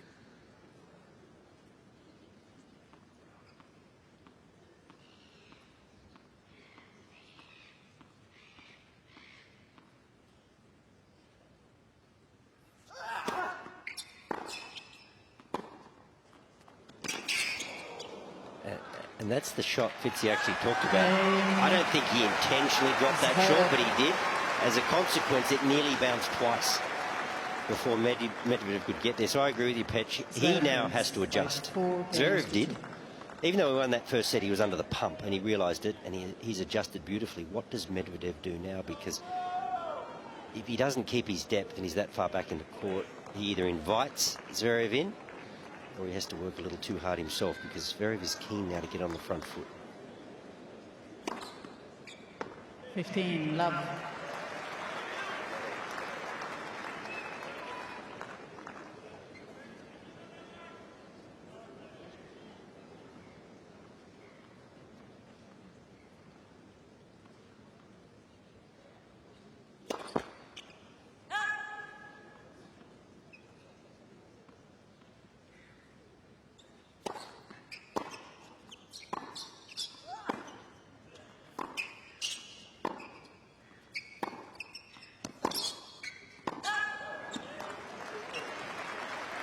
Unorthodox, isn't his technique?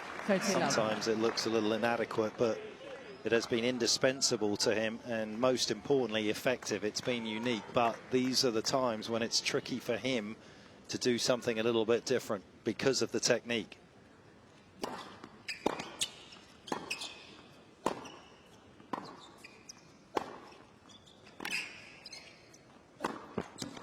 But if he misses that, don't worry. I mean, keep coming. 40, love. I mean, you're down 30 love. Do you want a 40-shot rally? Don't worry about it.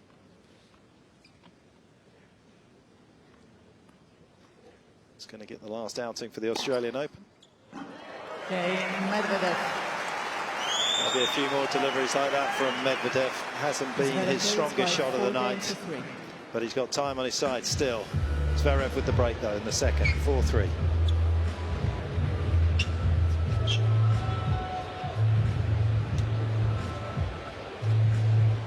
It was quickly restruck.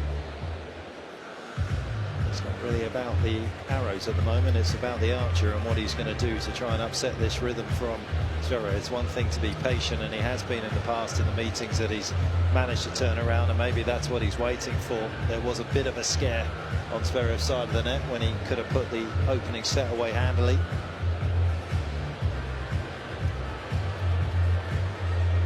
Yeah, we've discussed tactics, and it's been interesting. It's actually been interesting watching this match unfold, but you know, I still can't get away from the fact that in the men's game, you have to hang on to your serve. It's imperative. You need cheap points. You need to hit your spots. Time. You can't serve double faults. And Medvedev has not been particularly good in that facet.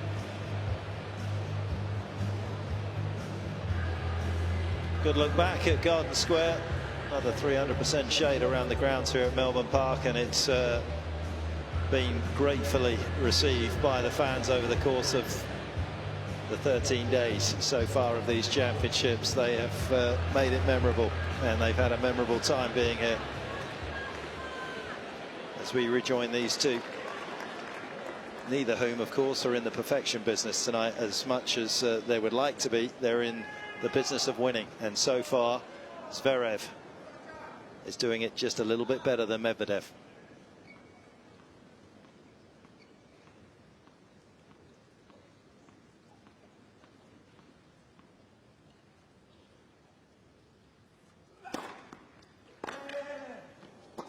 Perfect. Look at that serve, 181, sliding wide. I mean, he has to hit a cold winner from there, Medvedev. You are not coming back from here.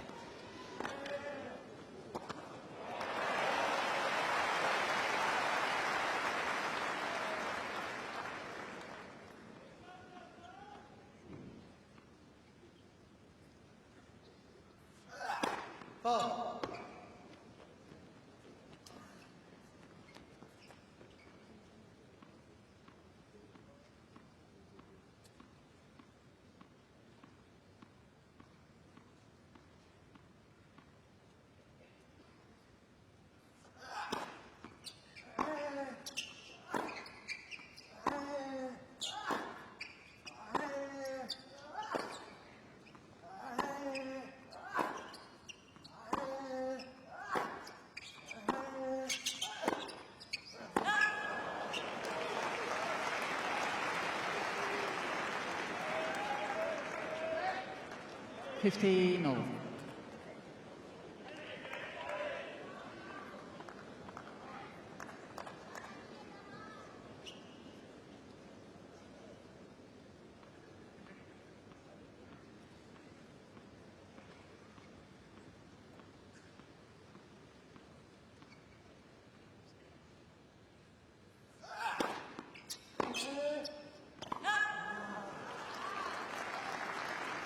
30-15.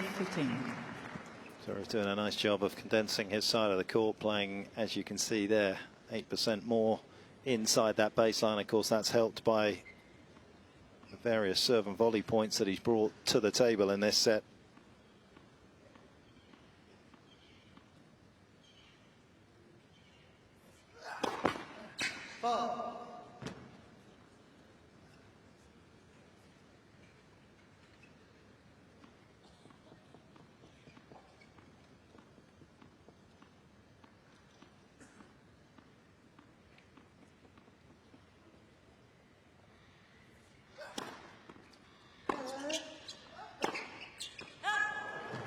It's interesting, though, that stat, isn't it? It's only an 8 difference. And we're not suggesting that he's going to turn into Pat Rafter all of a sudden in serve and volley, but it's just little increments, 5%, 8%, just small margins to take advantage of those short balls that has really made a difference in this match for Zverev.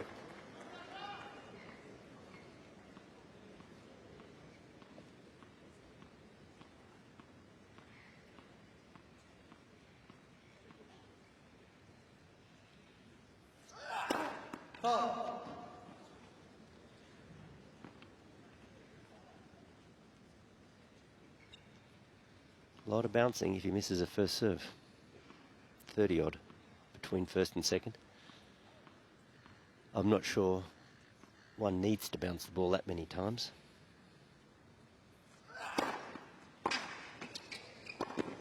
Brave.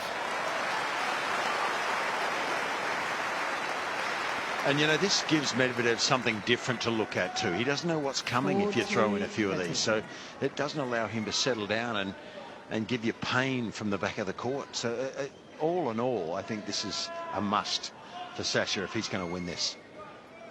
Fastest second serve of the tournament for Zverev. Previous best was 194. That 204 took a big risk, paid off.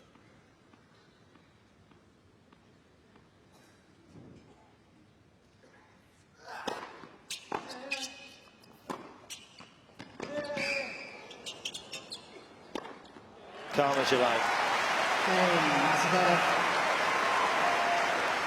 And when you see him do it, how comfortable does it look?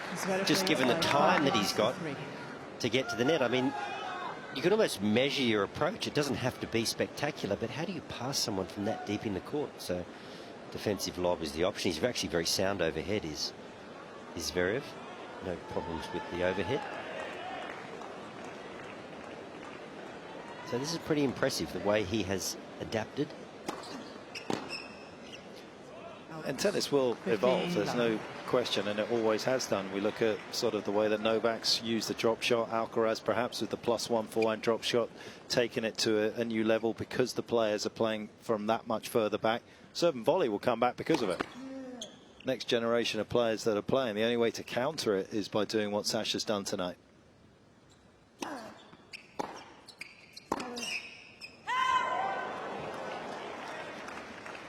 $15.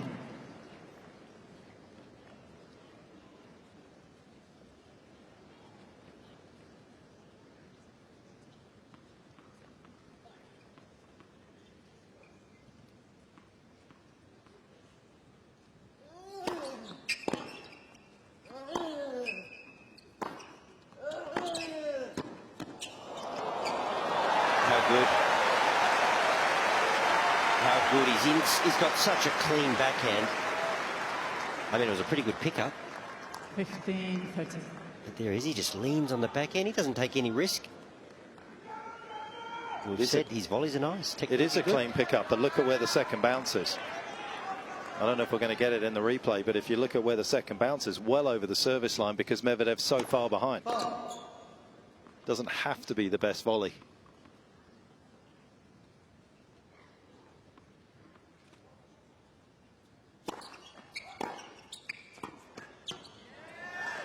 Medvedev tried to move his second serve around on the previous set point to the forehand because he's getting hurt with the two-hander. And Zverev was the one that changed direction of the attack there. Worked out very nicely for the German. Couple of set points.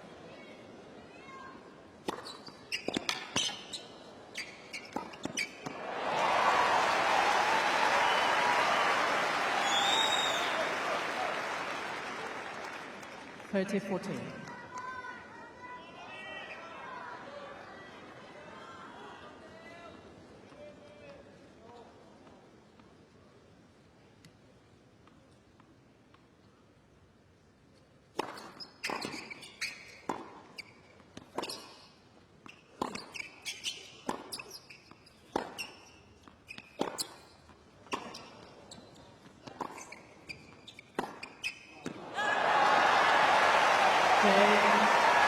Second serve is Zverev.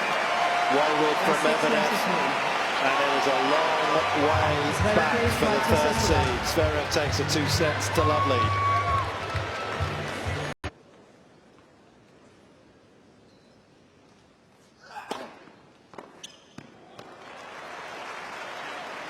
Zverev didn't lose his focus after that extended break. A quick first serve and volley. And Petch, you were saying, does Medvedev move forward now? Does he try to get himself into the point earlier, take time away? But no, he hasn't changed at all.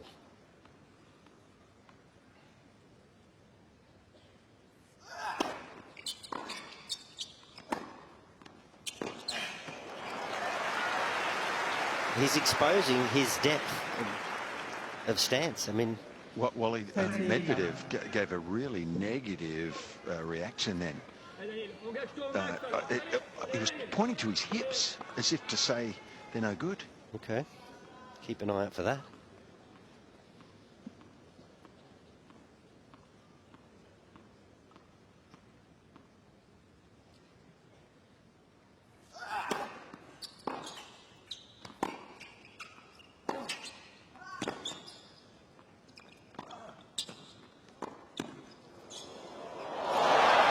Jannik's in a bit of trouble here, Yeah, isn't he?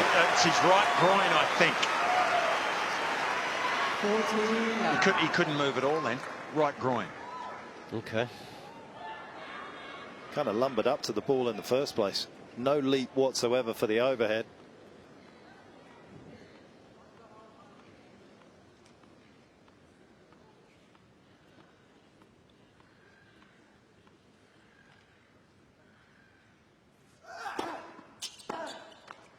Cain's Zverev. First game. Yeah, he's looking incredibly flat right now, isn't he? And that is not his style in general. He plays most when he's excited, when there is a fire burning with real intensity.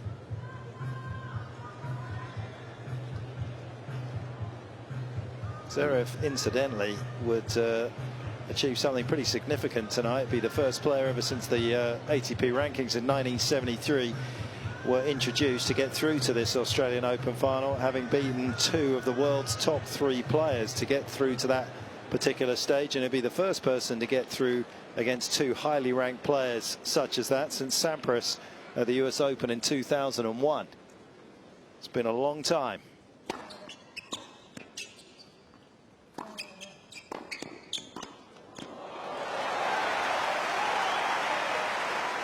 Daniil has not called for a trainer. I haven't heard him. I didn't see him speak to the umpire at end change.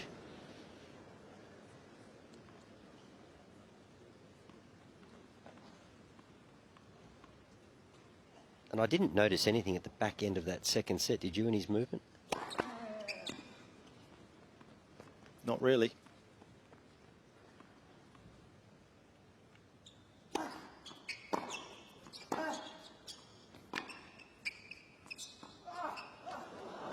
Oh.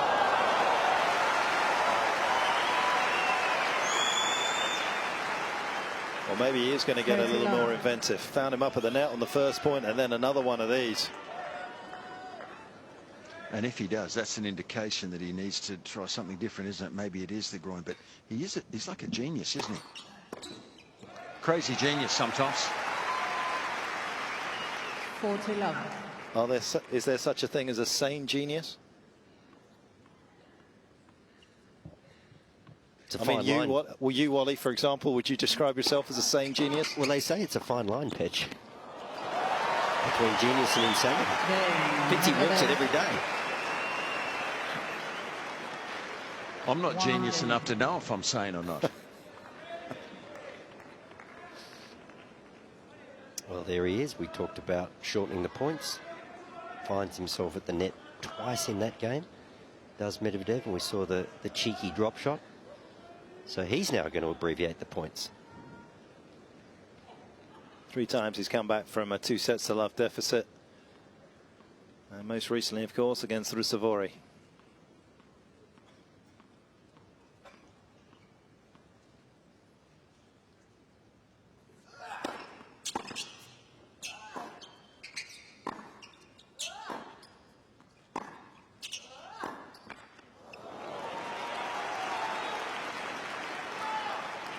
Love 15. A couple of times, Marin Cilic at Wimbledon on the grass. That was a significant win for him back in 2021, and against a fellow top tenor here at the Australian Open in 2022. Auger-Aliassime ended up having a match point but couldn't put Medvedev away.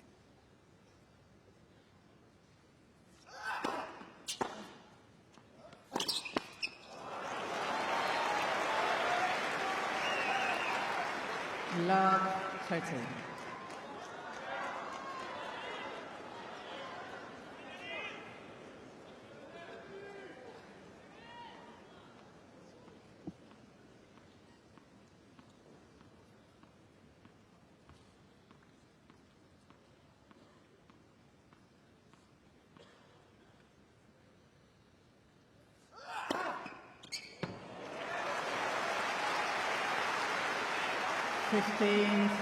There he is, Darren Cahill.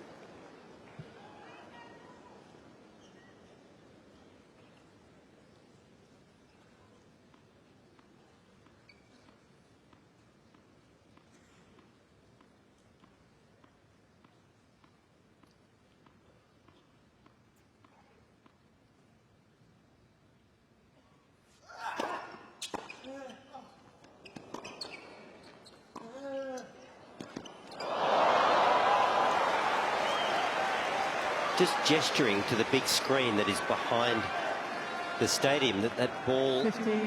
had come out of the screen and he didn't see it. I think it was the bank of lights, Wally, which is right there near the screen. Yeah.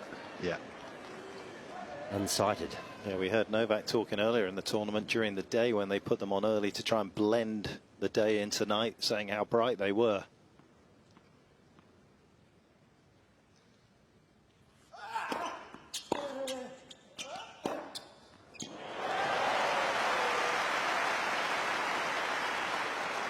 And his forehand just looks great when he tries to make something happen. We saw him miss a few slower balls, but look at this. No hesitation. He's airborne. The racket is flying. Forehand looks good. The harder he swings, the better it looks.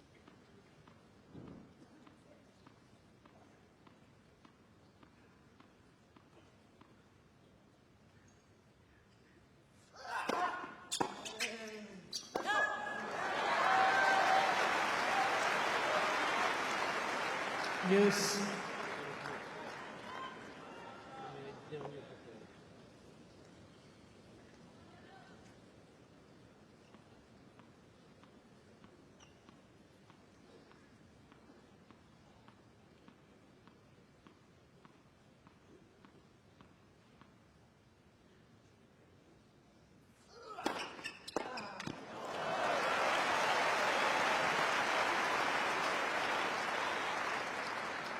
Advantage.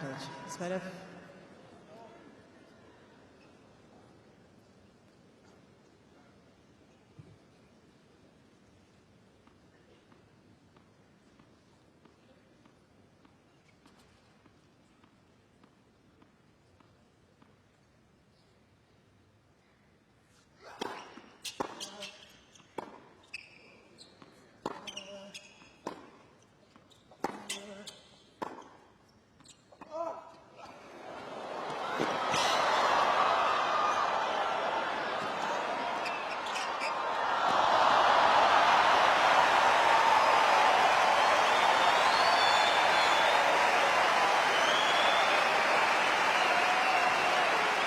Done very well here, has Medvedev at the end of this. Zverev firstly to get this and put a bit of pressure on Medvedev.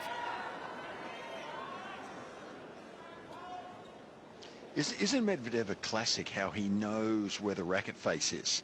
It's totally unconventional looking half volley, but he just knew where the strings were. Clever guy.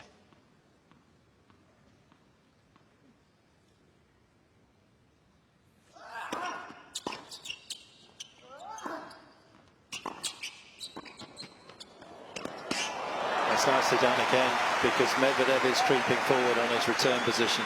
Yeah, and that was not a bad little block to make your opponent hit a low volley below the height of the net, create their own pace. But we've spoken about it before. The Zverev volley technically looks pretty good.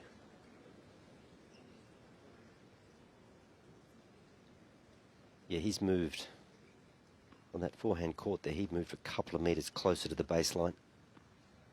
He's definitely a metre or so closer here on the backhand side.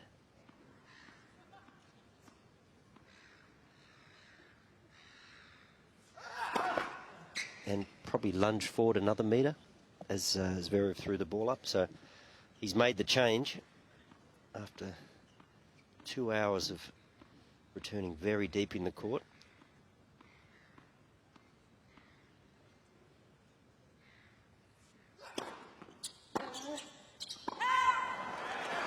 Cain, Zverev.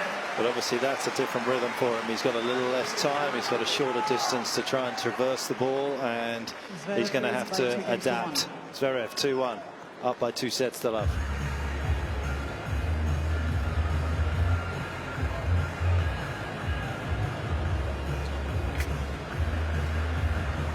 He's got a lot to manage out there. He's also got to manage his diabetes 1, and as you can see, he's doing that at this particular changeover. Medvedev has just got his time on his own hands to try and figure something out. But nice to see finally, Wally, that he's at least trying to do something. Maybe if there's 2 hours on the clock, I've taken as much out of his legs in those 2 hours as I feel I can. Now it's time to try and play a little bit more explosively. Yeah, he is a clever player. There's no question about it. And I guess you like to make adjustments from a position of strength, but now with 2 sets down on the scoreboard, he's got to make it out of desperation. And as you say, it's not always an easy tap to turn on. Time. A more aggressive return stance gives you less chance to take a good rip at the ball. You've got a block, you've got a chip, you've got less court to hit into. Gives Zverev a little bit of a target on serve.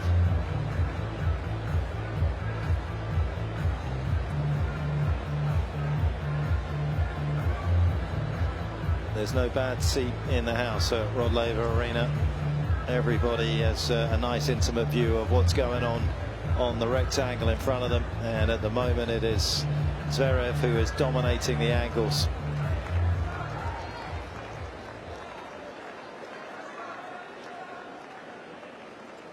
There is something for everybody here at the Australian Open.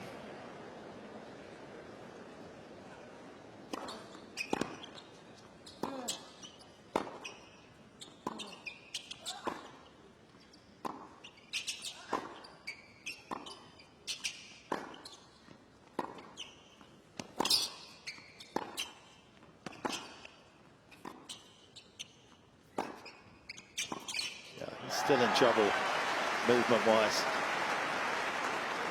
That looked awkward, didn't it? Moving to the forehand.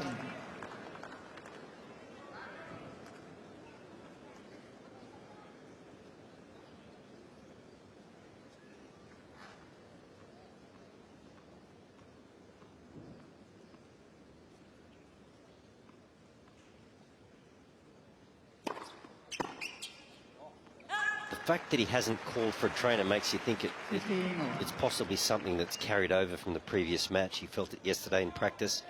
It's been treated. It may well be taped. We don't know.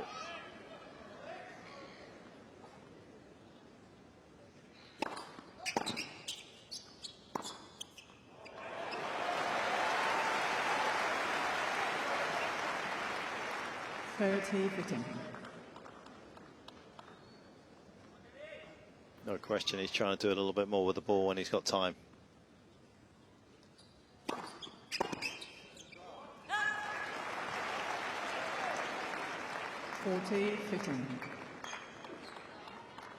It may just extract a few more errors from Zverev, who's been very comfortable in the longer exchanges with Medvedev today, knowing that Medvedev's not going to do that much.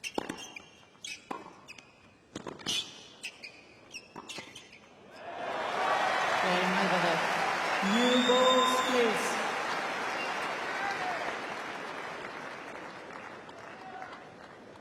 Almost half of his net points have already come in this third set for Medvedev compared to the rest of the match.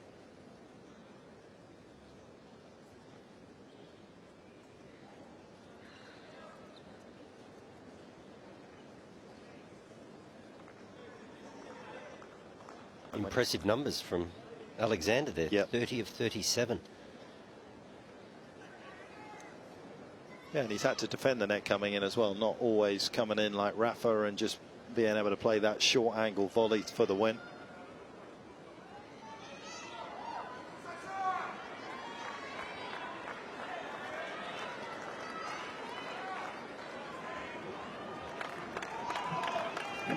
Misha, who's played out on this court very successfully in the past.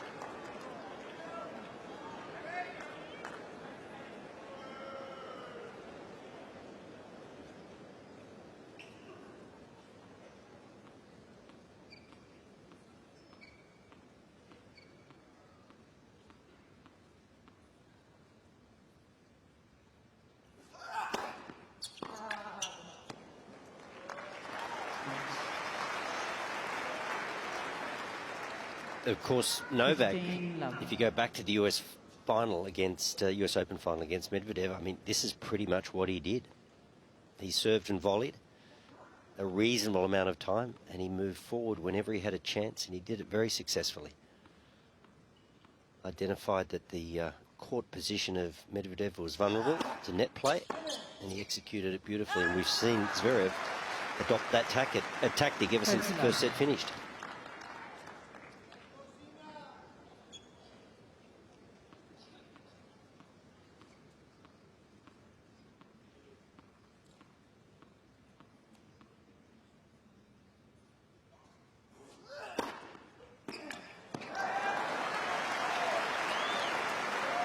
played closer to the baseline, returned closer to the baseline in the previous game. Now he's back well behind the Melbourne sign.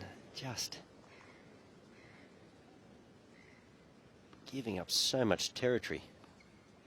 It's extraordinary.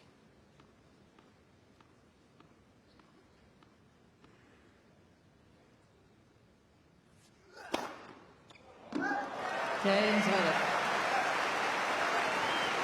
Once again shows Medvedev a clean set of heels in a service game. 3-2, Zverev, third set.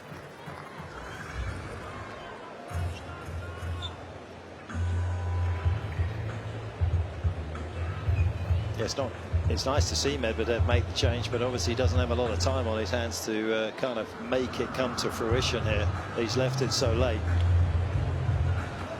Does Sasha check his blood sugar levels at every end change? No, he doesn't. I guess he seems to check it at times. Obviously, when the blood sugar's obviously low, or he's not feeling it as fantastic as he thinks he should be. Obviously, the last couple we've seen him delving into that particular box.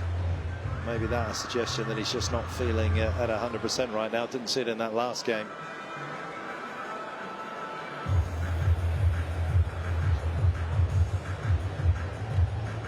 For a man that relies so much on his movement, the fact that he has got some sort of problem out there cannot be comforting at all for Medvedev.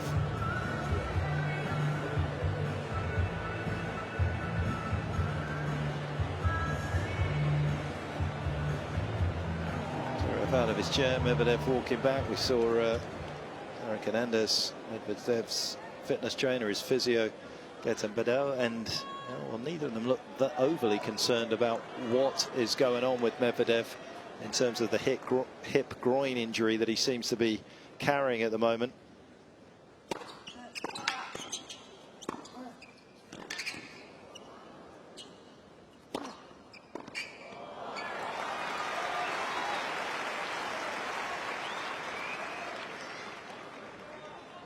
Love.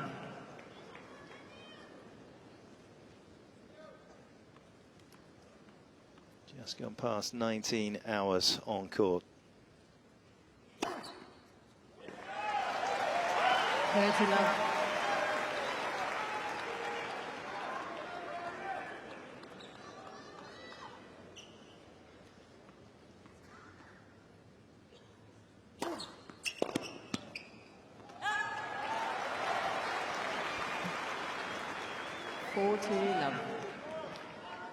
Match almost seems a little subdued now, given the physicality of that first set, some of the punishing rallies we were seeing.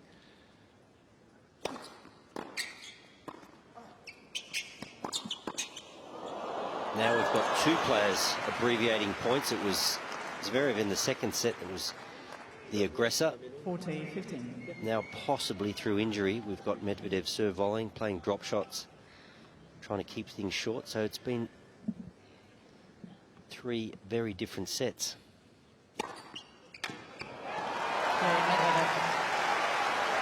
It's just rapid fire at the moment. 3 games over. I can't remember the last time we saw a punishing baseline rally. No sign of any groin issues at the moment either. Seems like it's disappeared.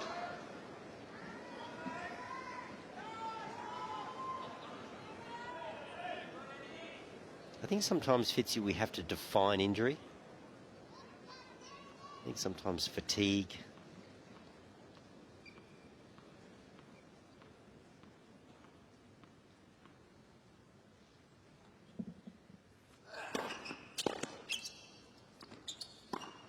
I mean, to me, if you're injured, it's a dynamic thing that doesn't actually get better. It just gets worse.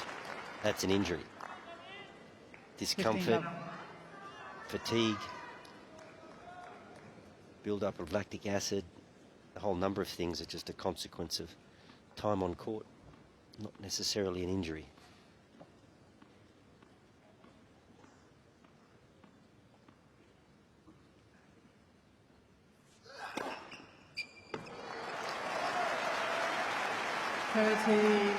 Still not really making any inroads into this Zverev serve. The one thing the change of position has done is taken away the serve and volley for the moment for Zverev.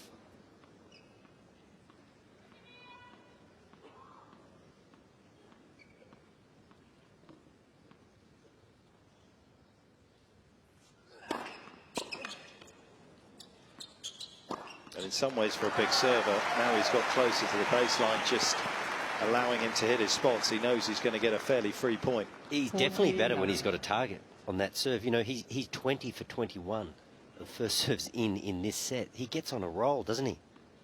Just consecutive first serves. At 210, that particular serve.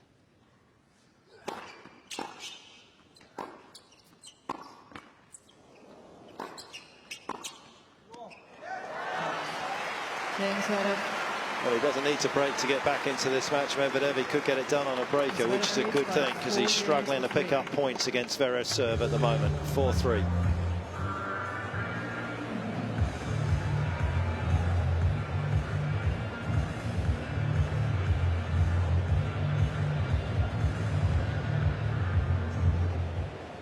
Quick points for differing reasons. Both players not wanting to engage in long rallies now, which was very much the trend in that first set.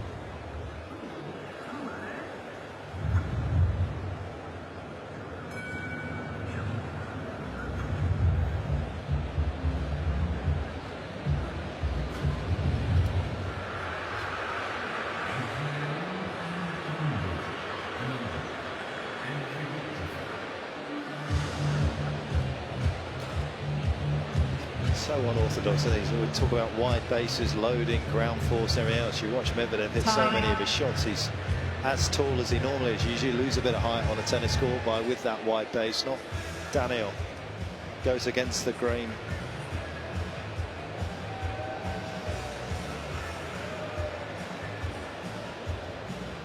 Taking you around in front of the Rod Laver Arena.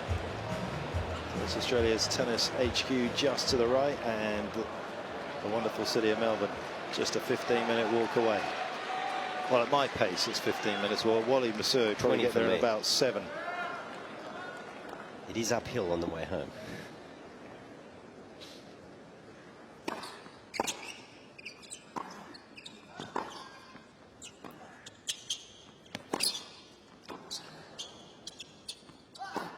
Talking of uphill, that's where Medvedev finds himself right now. Love 15.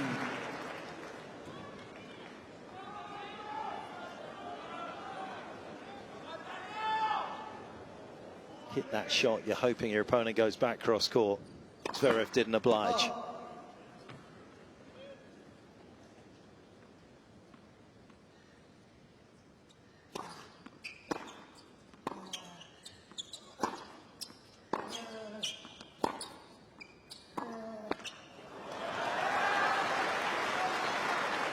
Because of the flat hits, the net tends to become Medvedev's protector because it stays so low on the other side. It's been more of an obstacle for him tonight.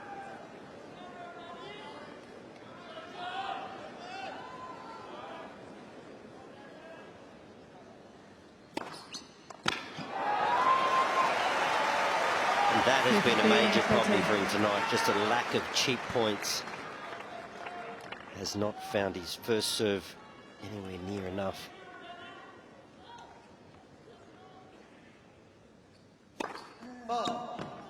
He's creeping up as this set has gone on, but he's still in the 50% range of first serves in for the match.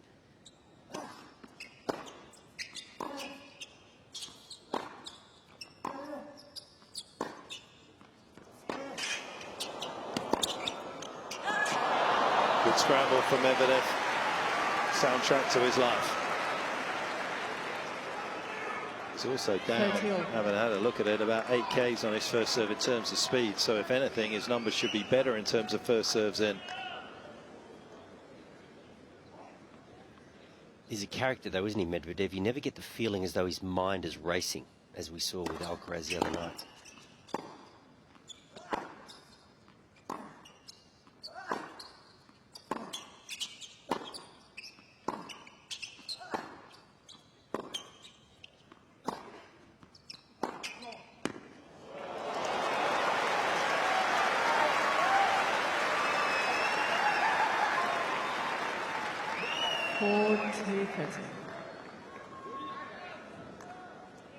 One of his bigger forehands for the evening, and once again, as you suggest, Petch, there's nothing in the swing to suggest anything spectacular is going to happen.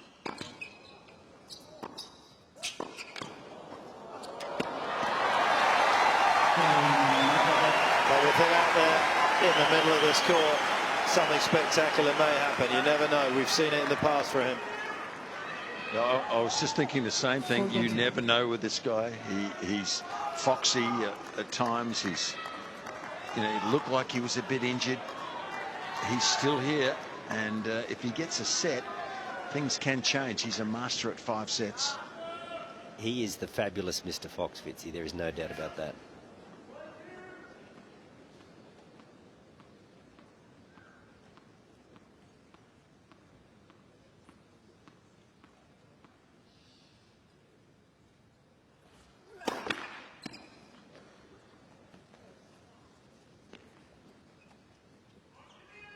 Please.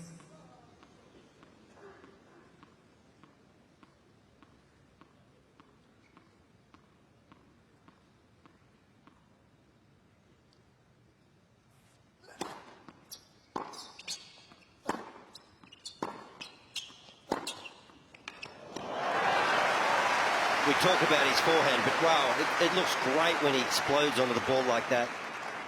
Takes it on the rise. 15 love. But he moved in on that one, didn't he? He stepped inside the baseline, and it makes a massive difference. You can hurt guys a lot easier when you're inside the baseline, rather than in that first set they were just too far. Well, I thought he was behind the baseline. He just couldn't penetrate. Yeah, he almost, if he plays safe on the forehand, that's when the trouble starts.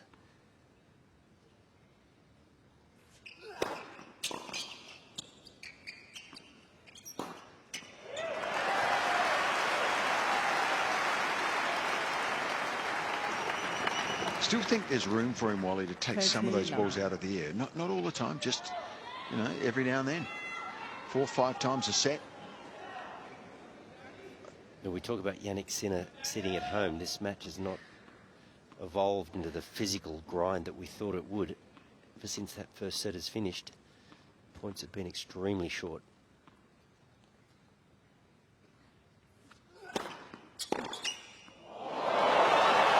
That's short. And good. It's one of the cleanest returns he's made, and it was aggressive.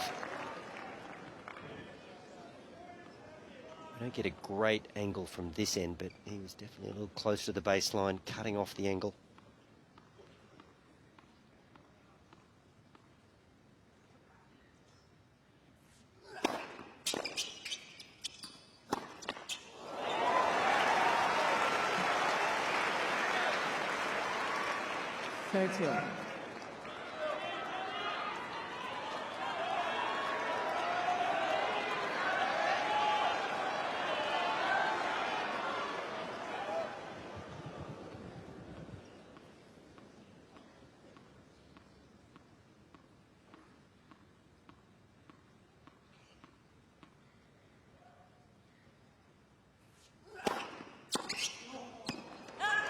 Half a chance.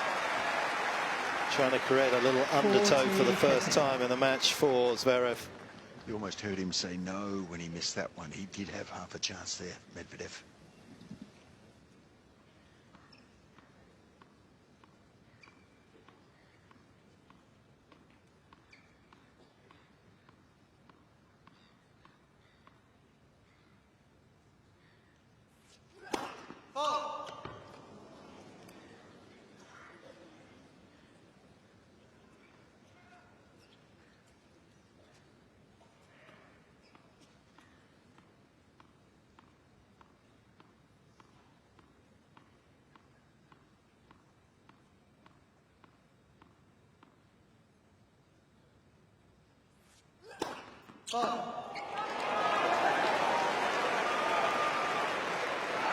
You know, Wally, I was just thinking, if he can hit 85% first serves in, why wouldn't he go for more on the second serve more often? And just as he does it, he serves a double. So he must be making is he 85% this set?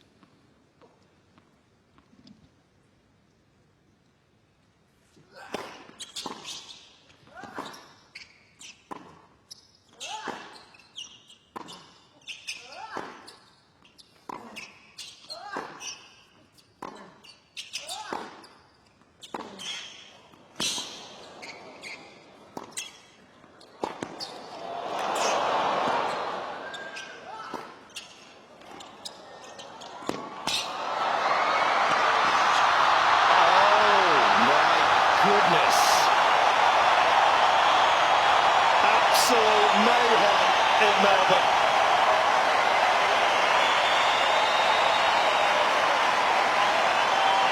And we've seen matches pivot on points like that. Petch, please explain to me how he gets here and does that. Can you believe it? It's the magic of Medvedev. Wow. That was spectacular. And Fitzy, to answer your question, Zverev is at 89% first serves in this set. He might need to go to 90 right here.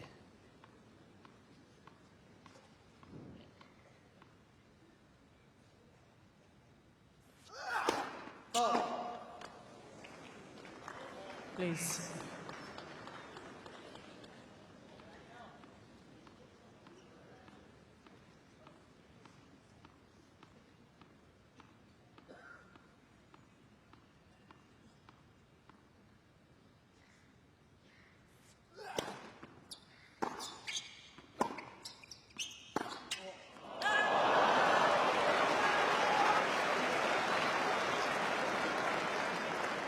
Well, he teased us.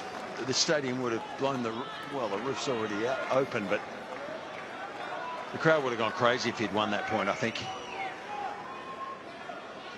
But isn't it interesting how he's identified the moment to try to make something happen? Just the execution. I thought after that he'd made that return, he was going to settle into a long baseline slog, but he's trying to keep it short. He was true to himself.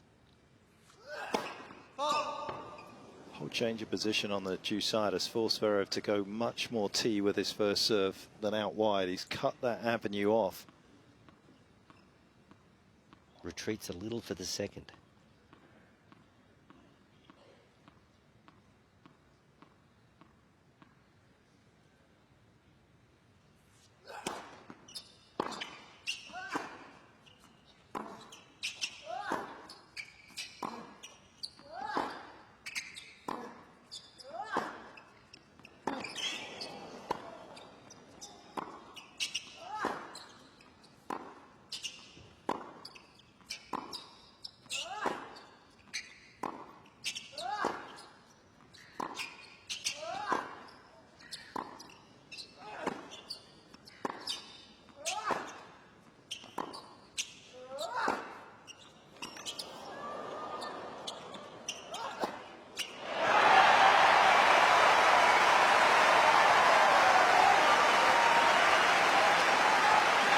You know, I'm still wondering physically whether Zverev needs to win this set. Advantage. He seems to be in more pain at the end of these long rallies, even now, than Medvedev. And I think Zverev can hit that backhand in his sleep. I mean, it is such a good shot. He looked so strong on that backhand wing, but Medvedev kept peppering it.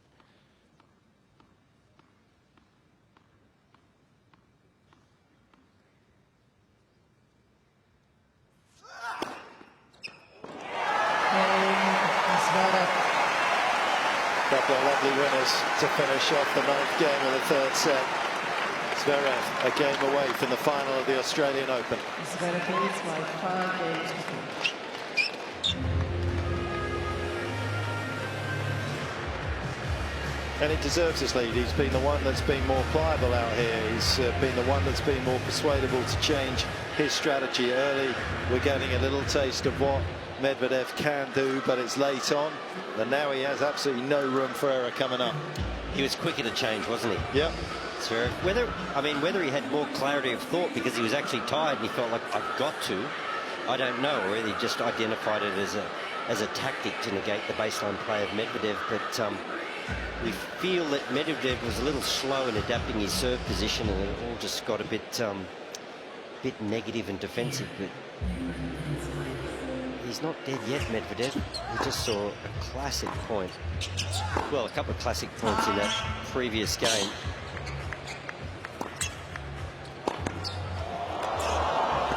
Just have a look at the distance that Medvedev has to travel to come up with that winner. That was an unbelievable shot.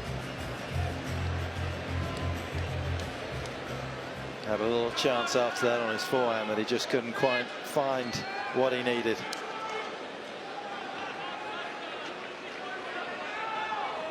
Lifetime of hustling for lost causes bring up that for Medvedev, but it may count for nothing ultimately.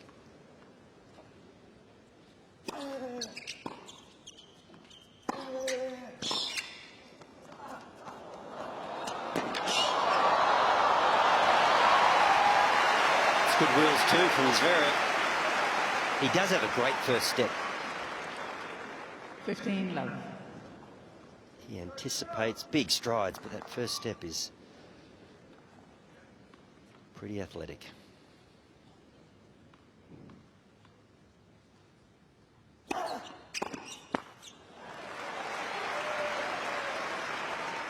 Love.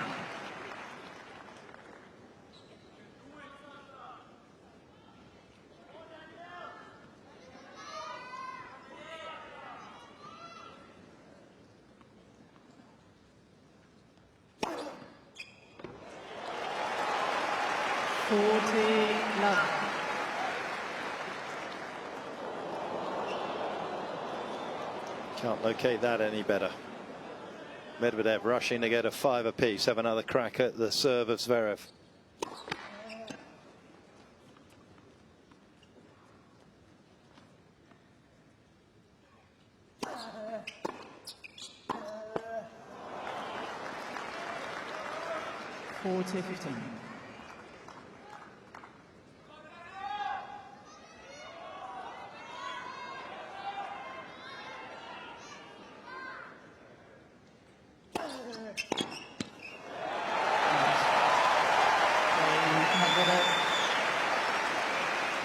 A lot of undecided fans in the stadium perhaps coming into this one about who to support. Quite a few of them have crossed the Rubicon and become Medvedev fans. They want a little bit more here.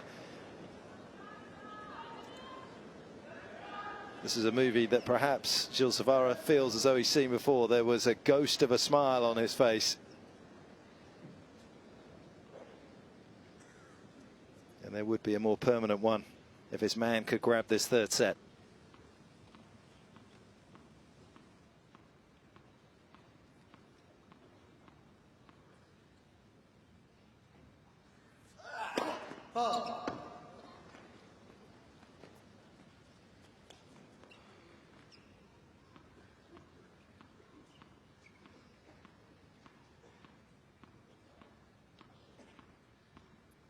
What's Medvedev going to do here? It looks like he's crept up a little bit on this second serve return as well.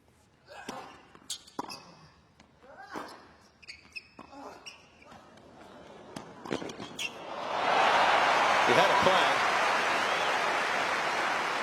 It was deciphered by Zverev.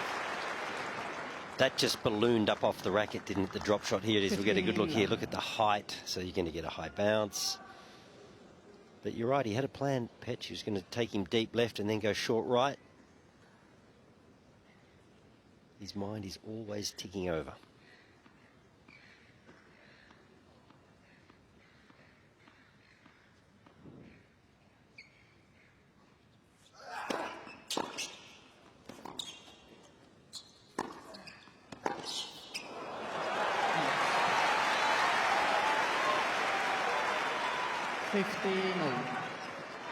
You know, you see it a lot over 5 sets, don't you? One player leads 2 sets to love, and if the other one can win a close one in the third, sometimes the fourth one can be quick.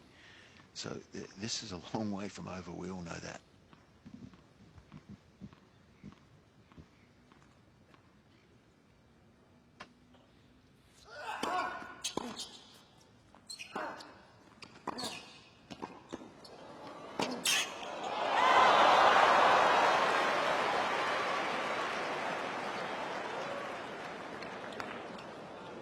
Thirty, 15.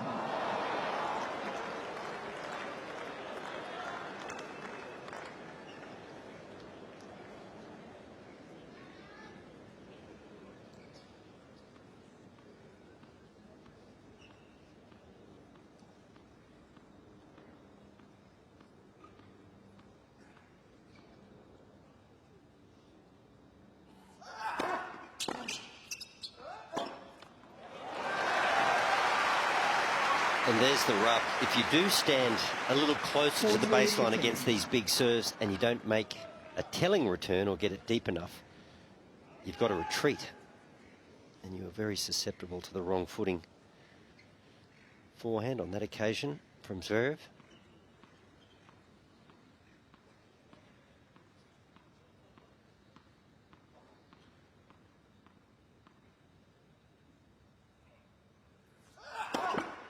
Lens for service.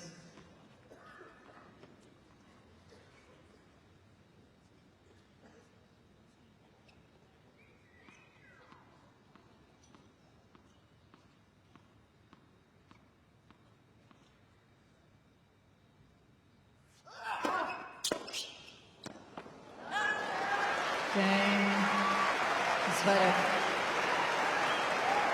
Relentless from Sasha on serve in this third set, 6-5. Zverev leads by 6 games to 5.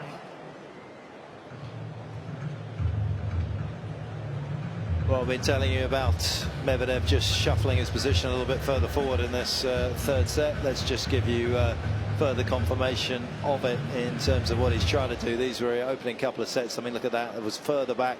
5.5, by the way, the blue one. The second serve position was what his average was for his first serve in this tournament. Set 3, he's kind of hugged them both together, trying to get to 3 meters. Bit surprised, perhaps, that second serve he hasn't gone in a little bit closer than that. We saw it on the first point in the last game. Maybe that will be a trend if he can extend this one, Wally. That's the average. We have seen him drift in and out a little bit, but yeah, you're right. There hasn't been a great deal of difference between first and second at times. Time. The Medvedev serve, it's just a metronome. I mean, he's up around 85% of first serves in. It's big, it's accurate, and it's consistent.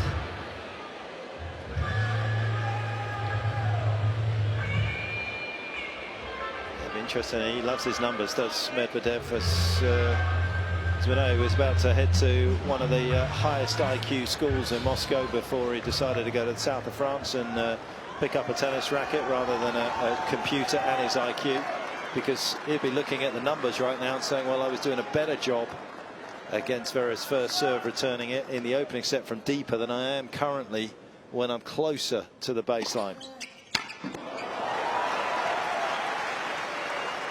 15 love. But you never know. Maybe it will be the difference in the tiebreaker if he can get himself there. Just needs to snatch 1 point against the serve. So you're saying he was at a selective school? It would have been a very selective school. Right.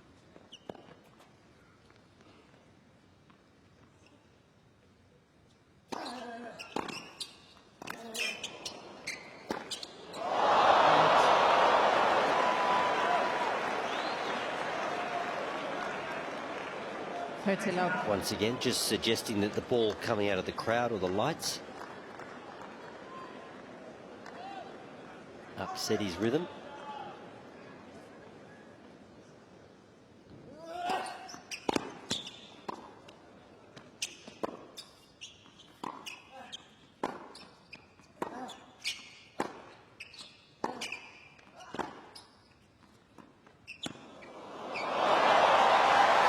He should get a couple of points for it because it's so flamboyant. It's an extravagant swing, isn't it, for a drop shot? Like it's a bit like when he volleys. It's like swatting flies. I mean, it's a big swing. That he can find the perfect moment of contact is quite a skill.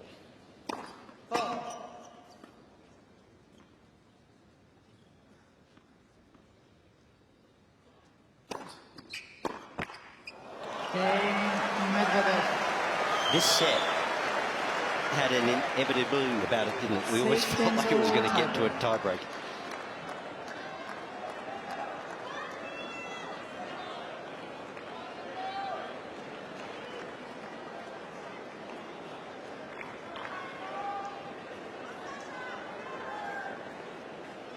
How long can this man extend his stay on the Rod Laver Arena court?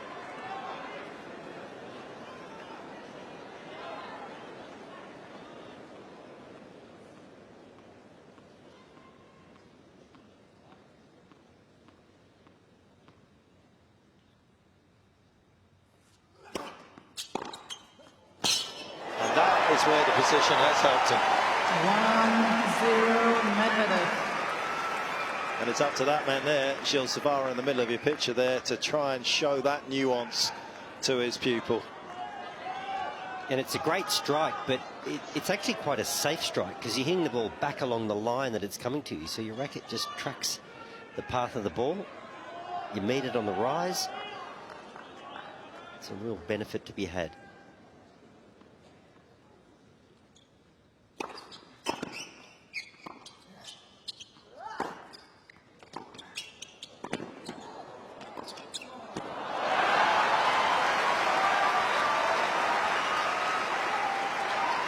You know, I think as the match goes on, too, and players have run a lot of miles already. I mean, it's hard to find that really lightning quick first step if you have to get there for a passing shot. So that volley didn't even have to be that good at that stage.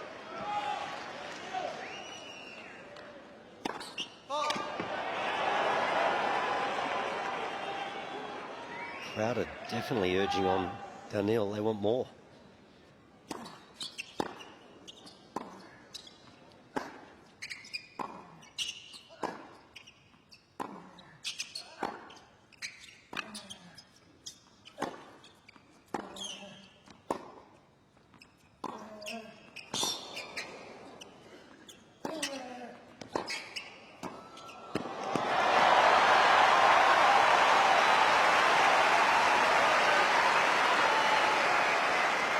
I've not seen a lot of it from Medvedev, but I love the backhand down the line. That set up the next forehand. And once again, plenty going on with the volley. You can see high takeaway almost behind his head. He finds the middle.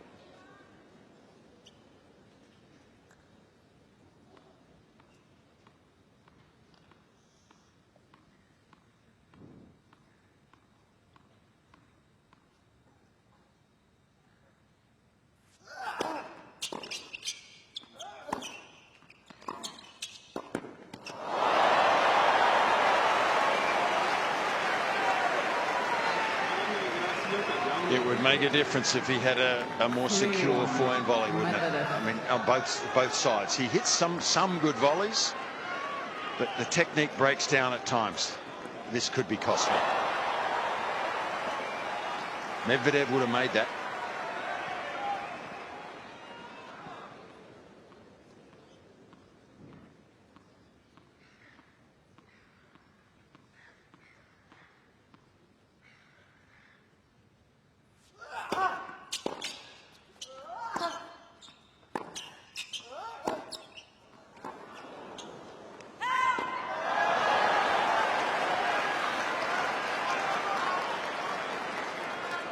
That's where there's always so much detail in the statistics. We see them in 1D, we see them binary, but would Zverev miss that volley if Medvedev hadn't changed his return position, nicked the opening point because of that, and put the pressure on, put the scoreboard pressure on? Did he earn that unforced error as well?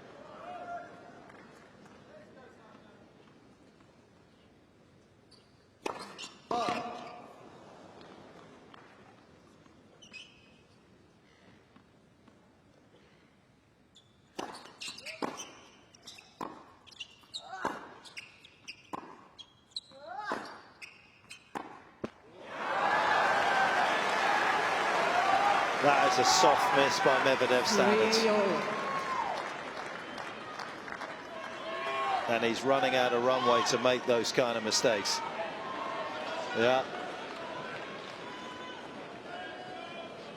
That is the problem, isn't it? When you are down 2 sets to love. Yes, it can be done, but you just can't afford any hiccups to try to win 3 straight sets against this man.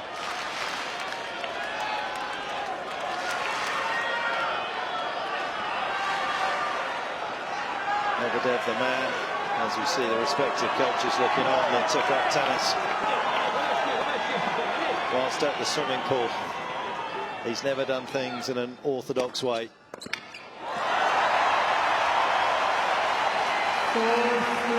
But he never suffers from brain fog, does he? He just resets and he's back into the contest. I mean, that would have been disappointing, the 2 misses on the previous 2 rallies for Medvedev, but gets himself in the right frame of mind. to compete again.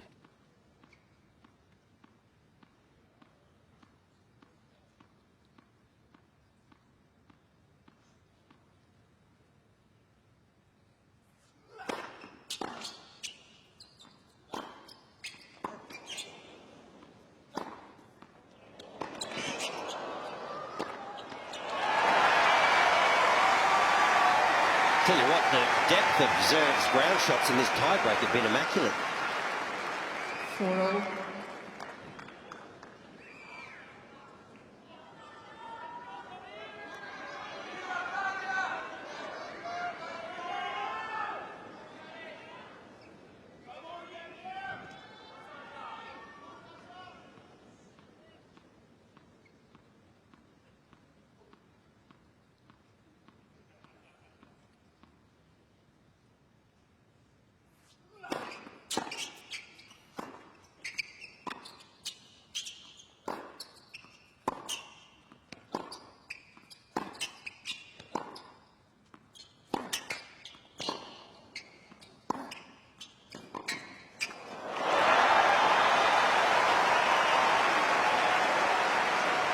Medvedev forces the conclusion of that point on his terms.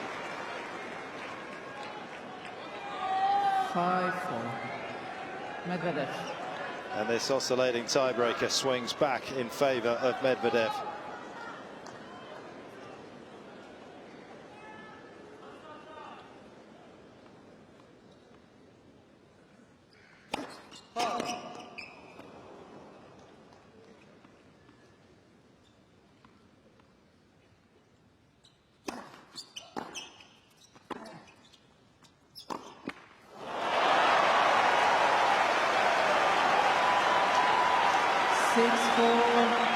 Medvedev.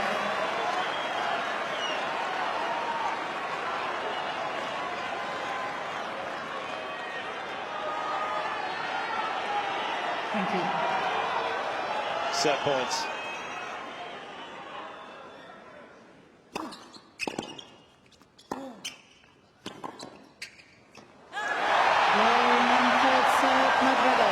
And the stage is set for Medvedev to reverse the 2022 outcome. He takes the third on the Oh, Petch, I am so happy you reminded me of that. Enlighten me. No, it's for someone else to say. Did I? No, did I? Surely not.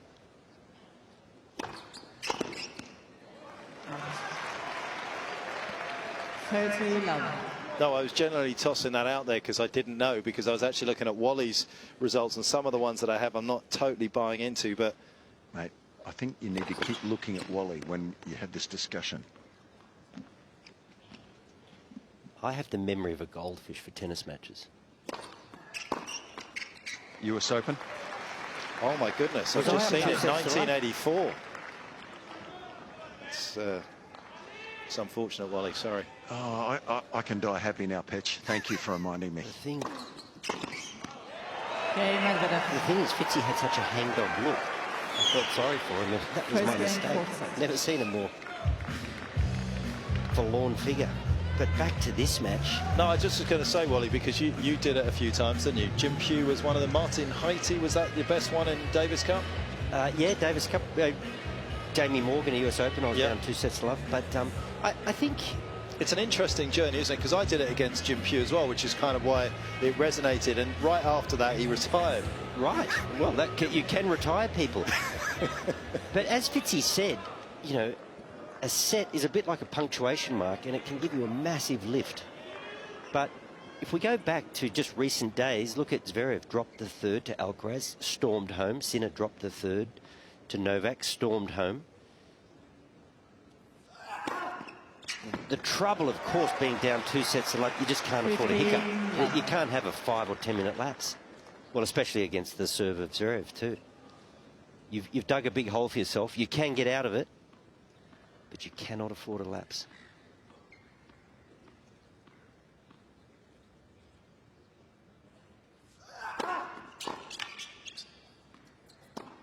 But I think the other dimension, of course, now is the physicality of this match and what both of these players have been through to get here. That becomes a factor. If one man blinks or wilts, doesn't matter what, whether you're 2 sets up or on the cusp of winning, if you're physically found wanting, be out of here.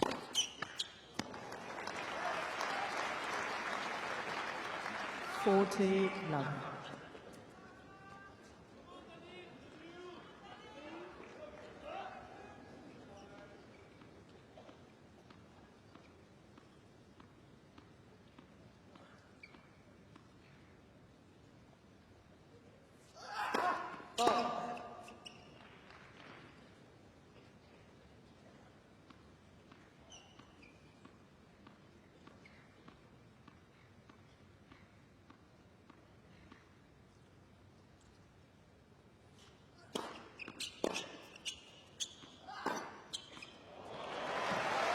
Cain Zverev. 1 game over. I actually think that was a really important game for Sasha.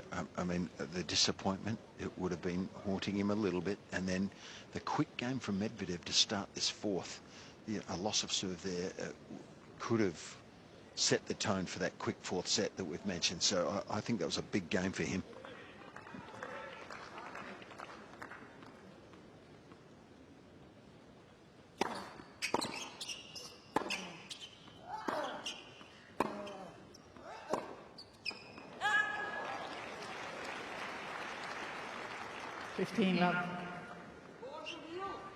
This is such a nuanced match. There was a forehand from Sasha that we were seeing in the first set when he was trying to be careful.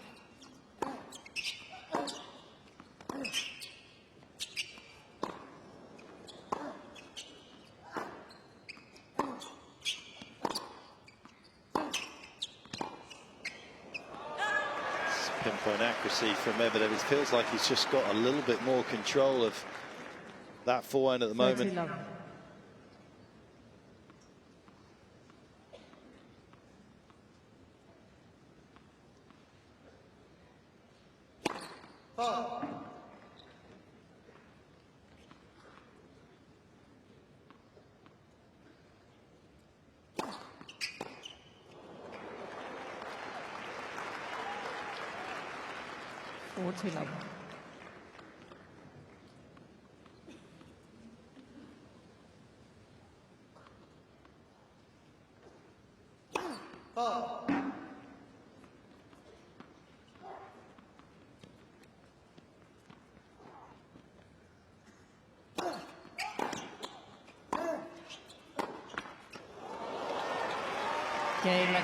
Very comfortable for Medvedev on serve at the start of this fourth set. That will be encouragement to him. He needs all of it right now. 2-1.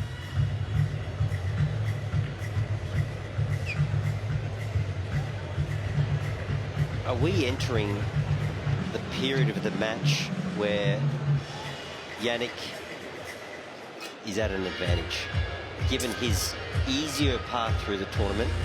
I mean, you'd have to say yes. And it's hard to say no at this particular stage. Not only that, but the way that he played today against Novak, of course, and played 4 sets of tennis against one of the best players of all time. And the first 2 sets were 6-1, 6-2. Yeah. That didn't take a lot out of him. Novak was a little subdued in those first 2 sets. The match toughened up from then on. But I'm just looking at Zverev walking between points. He's lumbering. He looks like he's carrying the weight of the world on his shoulders. It's been a long, long 2 weeks. Time.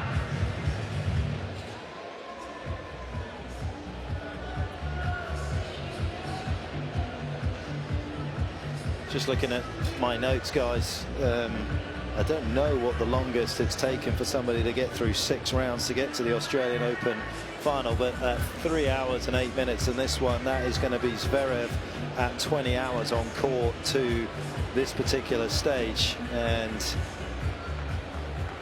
Kevin Anderson has the record, I believe, in the Open era. It took him 21 hours and 1 minute en route to that final at Wimbledon 2018. Of course, he was battered and bruised by that particular stage. Couldn't do an awful lot in that final against Novak. That was done and dusted in 2 hours 19. Alcaraz won the US Open in 2022. 23 hours and 49 minutes on court. It is doable. It's not easy,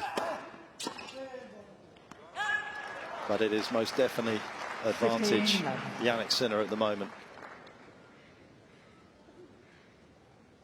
Even just the lateness of the hour. It's 11:15 now. We finish potentially 11:30 midnight. You don't get to sleep till 2 or 3.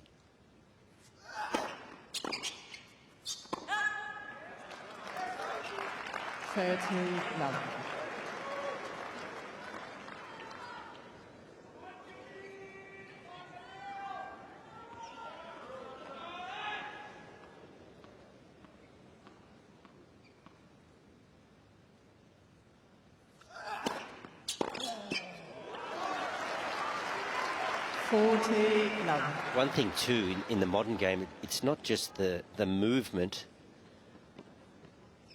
and how fatiguing that is, but it's the violence of the hit that is stressful and tiring.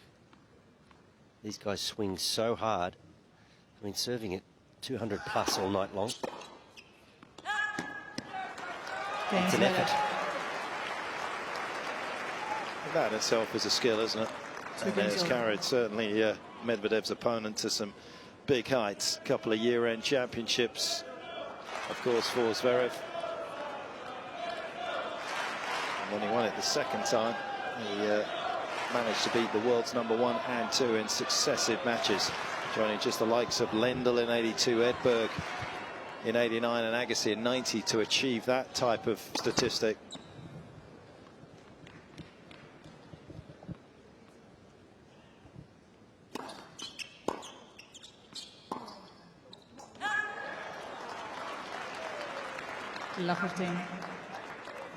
So this is what we talk about for Medvedev being down 2 sets to love. Just little moments. He can't lose consecutive points through loose errors. The first serve gets him out of trouble. He's got to be as tight as a drum from here on in. And that's an effort in concentration as well.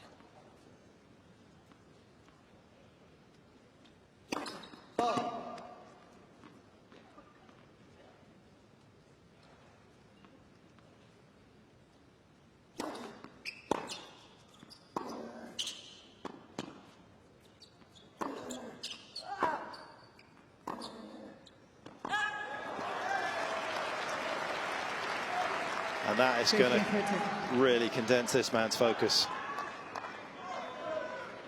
Yeah, they're 2 loose errors by his standards here. So yeah, while he's talking about it, there's danger straight away.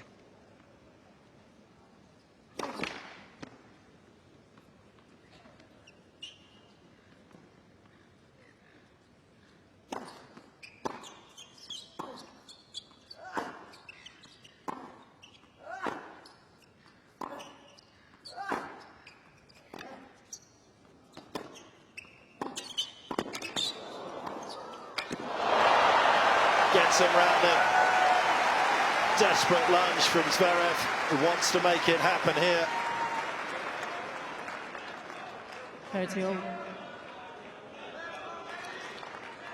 Goodness me, the big man had to organise his feet well there for that shot.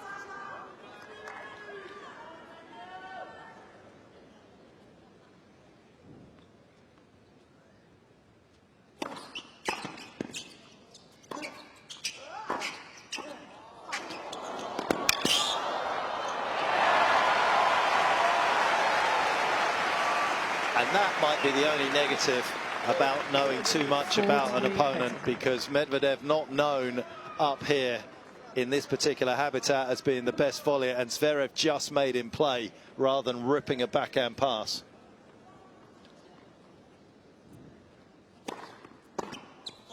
And you know, Petra, I was happy that he made him play, but Medvedev, he finds a way.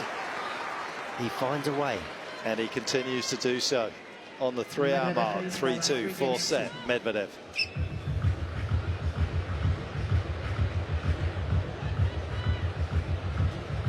And it's those moments, isn't it, when you watch these rivalries and we talk about match-up in styles in tennis.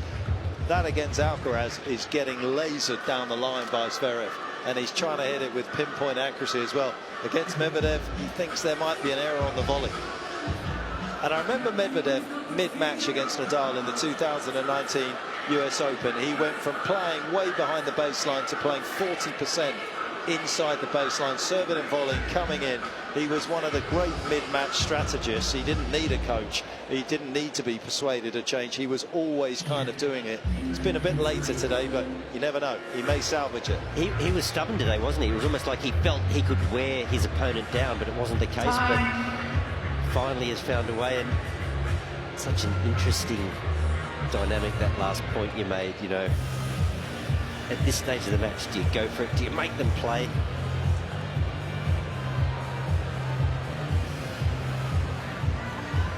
If I was coaching and I'm sitting in the stands and Sasha makes him play that volley, I'm thinking yes.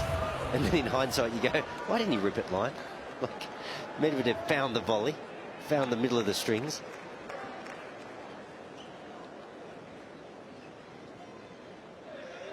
Oh, hindsight's a wonderful thing, isn't it? It is.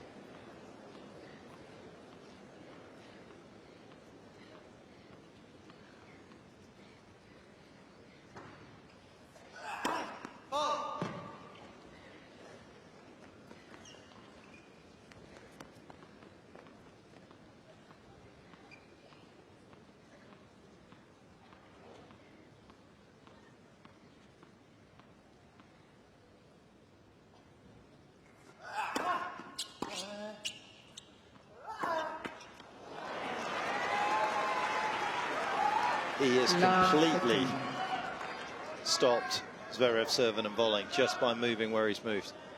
And that has allowed him just to chisel one back with nothing on it. And because he's not serving and volleying, what does he do? Gives him a no-pace block.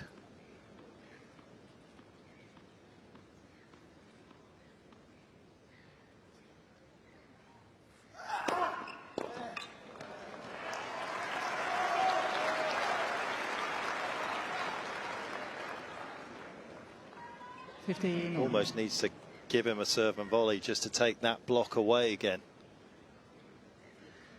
And if he does, I mean, he's got a big serve, obviously, Zverev. If he does crowd that line, just go serve body, just slide it into his hip. Gives you a nice target if he's up around the baseline.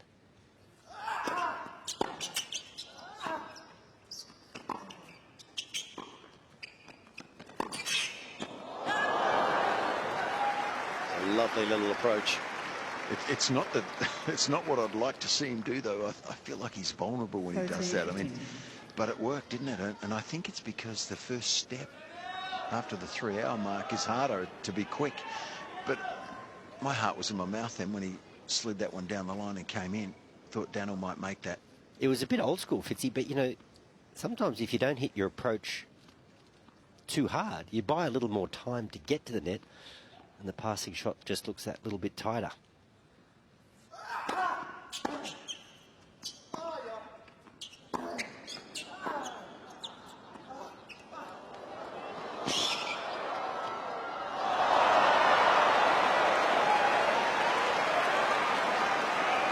Good wills there at this stage of the match.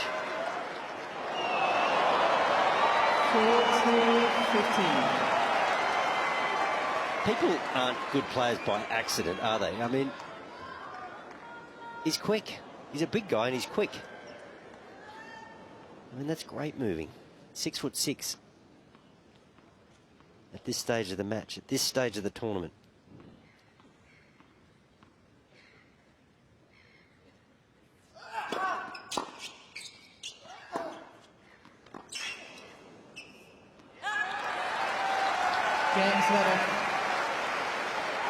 Gee, it's an arm wrestle now, though. It's good stuff. Good competitive tennis, as it should be in a semi-final of a slam.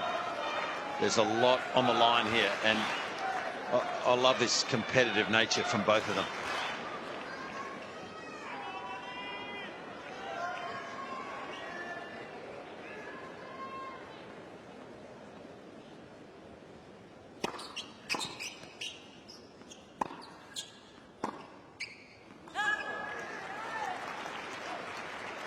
15 love. I love competitive honesty. No excuses, no words, just going at it. It's good stuff.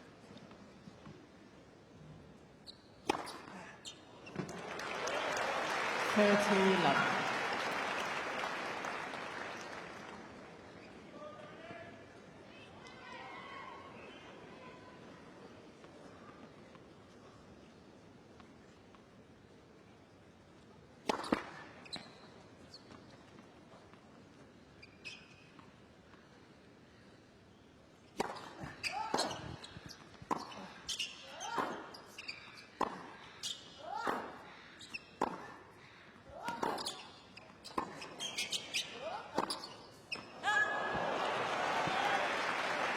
He's inserted enough doubt into Zverev's mind over the last set and a half, hasn't he? He's just made enough balls. He's allowed Zverev to miss enough to think that possibly this could slip away, and the pressure just ratchets up.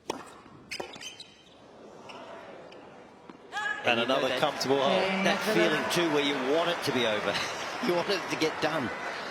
And maybe your shot selection is not quite what it should be. But there's more hope.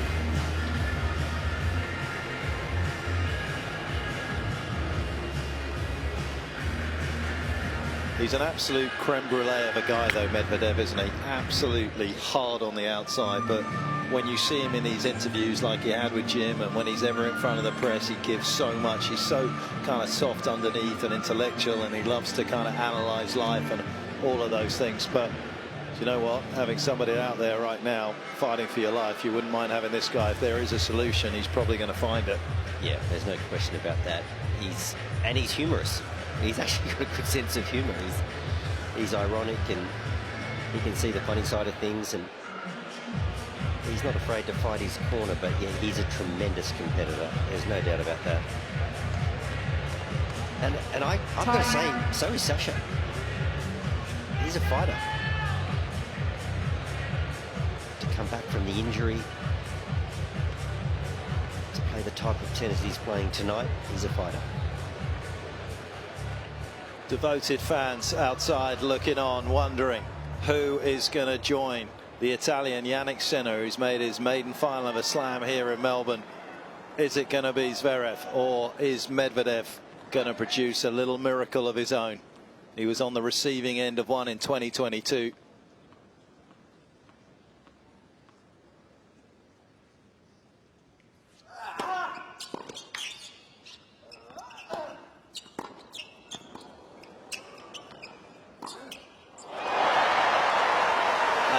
Times he has diluted his own success with the way that he can be a little temperamental on court.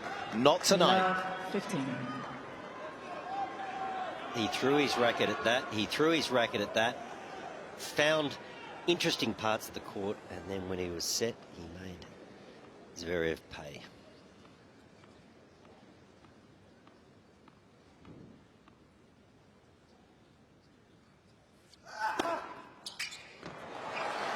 So nice to have that luxury of bailing you out of trouble. But look at this from Medvedev. You talk about throwing the racket at it, Wally. Look at that. That's extraordinary numbers for Medvedev.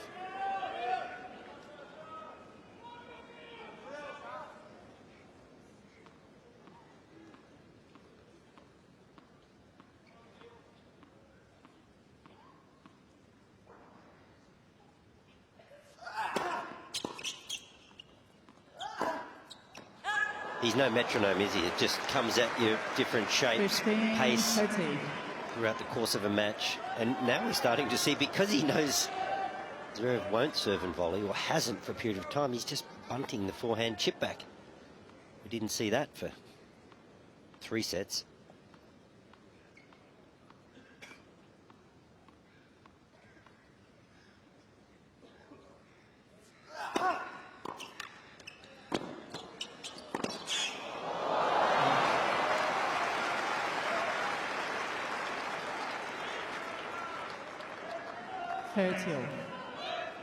Good response from Zverev. This has been such an interesting match in so many ways.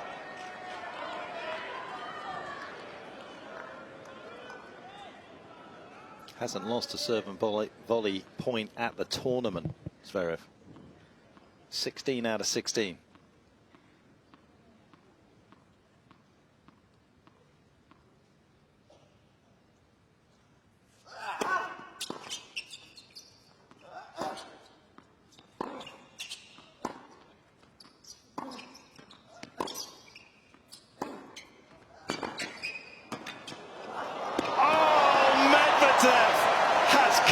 With the shot of the night.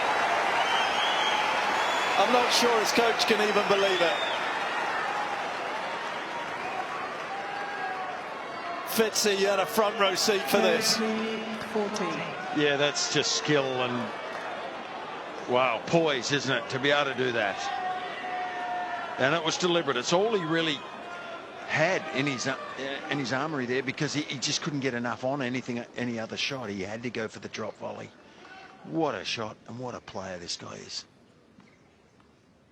And what a moment.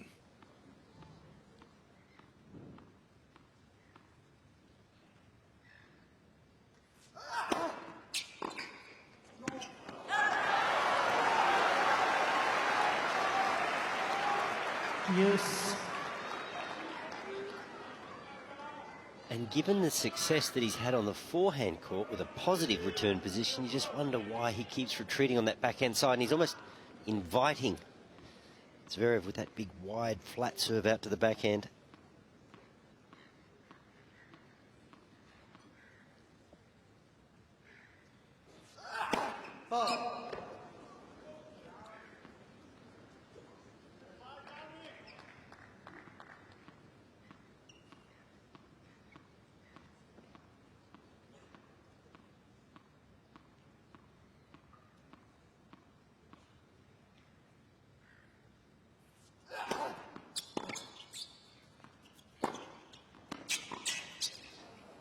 Oh, no.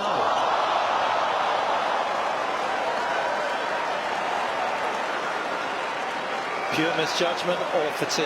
Fitzy, what just happened? You were right side on to see that. Well, that was like a Ken Rosewall lob. If I can take you back to a long time ago, it was just perfect. But I think Sasha just couldn't get off the ground. Heavy. Little bit heavy. It's extraordinary, though. It seemed to defy physics, that lob. That's Medvedev in a nutshell.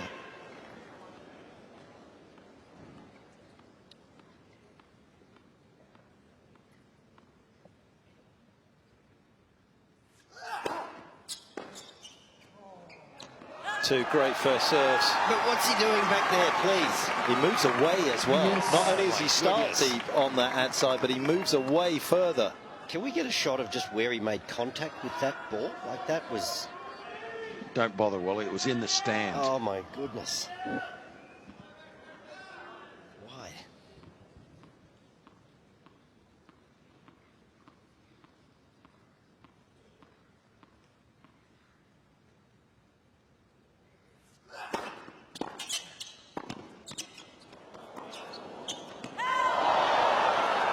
(17 for 17).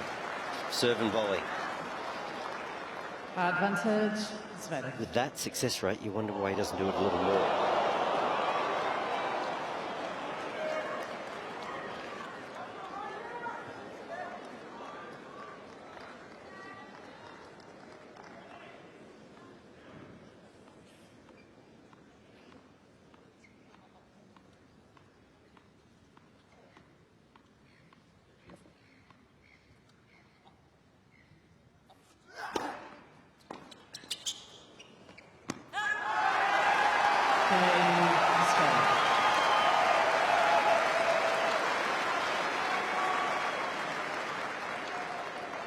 Determined look from Zverev. 4 games on.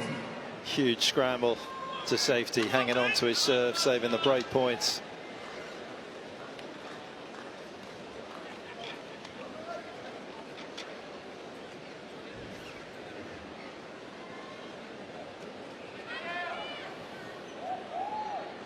He's a miracle worker, is Medvedev, and who am I to question the way he goes about his business? But I've got to go back to those returns on break point. He's ahead. He's got momentum. He's putting pressure on. Let for service. He was definitely 7 or 8 metres back. I mean, that just...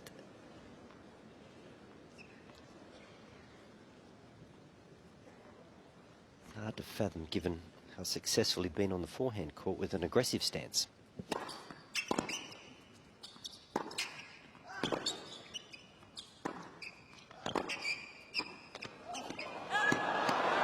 Well, he made the difficult one in the last game to open the door to a major revival. He's missed that one. Love 15. And you know Zverev is going to feel incredibly energized anyway, but more so now.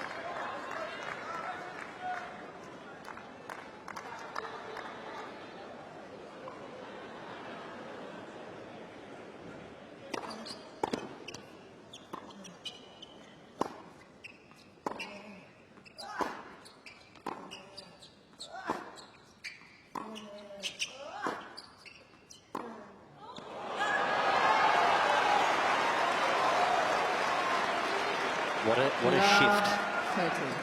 30. Moments ago, Medvedev just seemed to be winning the arm wrestle. He was in the ascendancy. He had break points.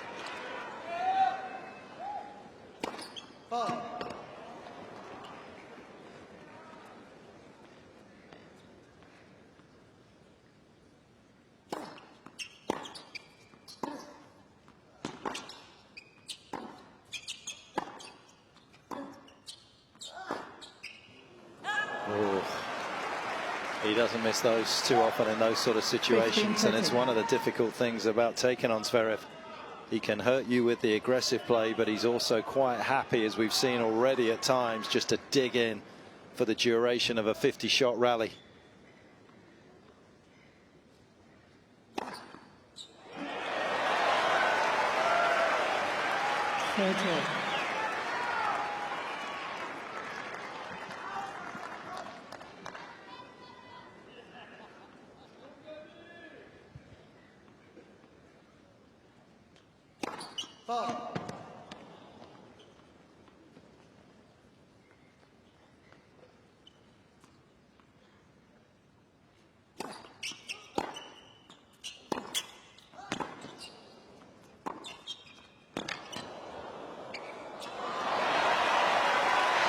I mean, how well has he played since being down love 30?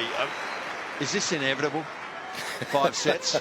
It didn't feel like it, let's be honest. It feels like it, though, now, to me. Like, it probably justice. This has been such a good effort from both players here. Gee, feels like it should go down to the wire.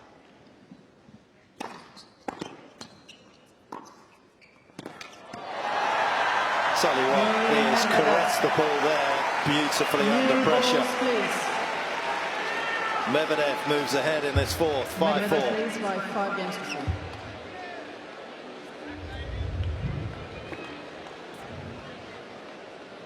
Oh, what a couple of games we have been the beneficiaries of.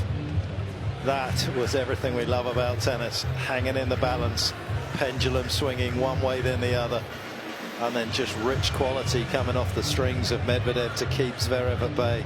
And it's testing my commentary. I'm just riding the fluctuations of this match. It is just so hard to know what is coming next, but the positive thing has been that it's positive play that is actually getting the player, whether it be Zverev or Medvedev, out of trouble. It's big-time tennis. It's serve volleying. It's courageous volleys. Little holes are being dug, but brilliant play is getting them out of it. It's quite an intriguing match.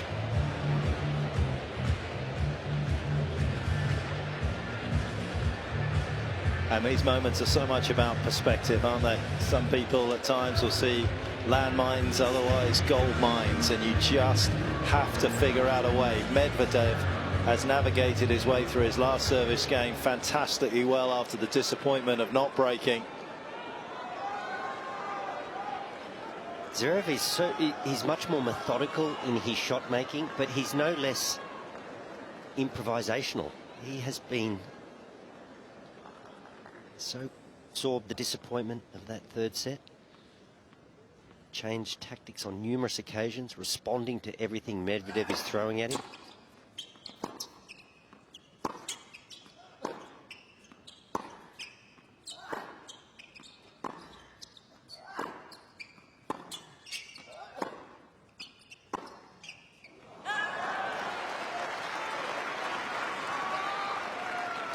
Love.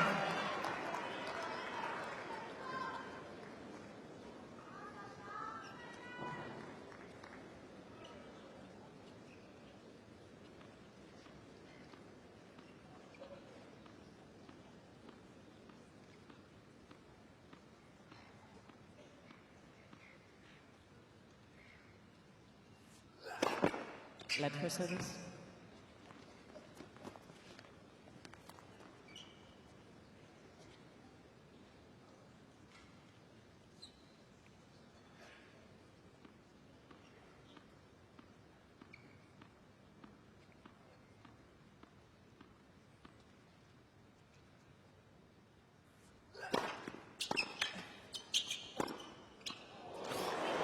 Well, he's picked that up unbelievably well. 30 love.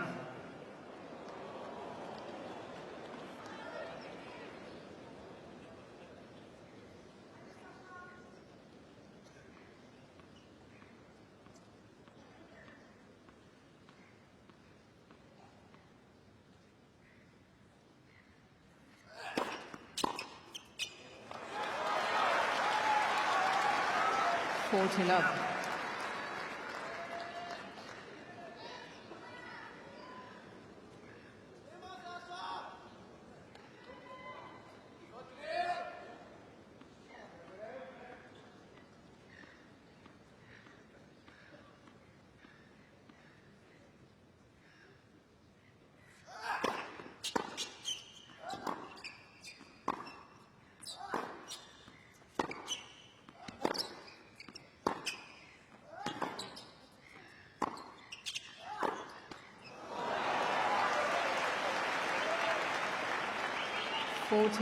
Fitting.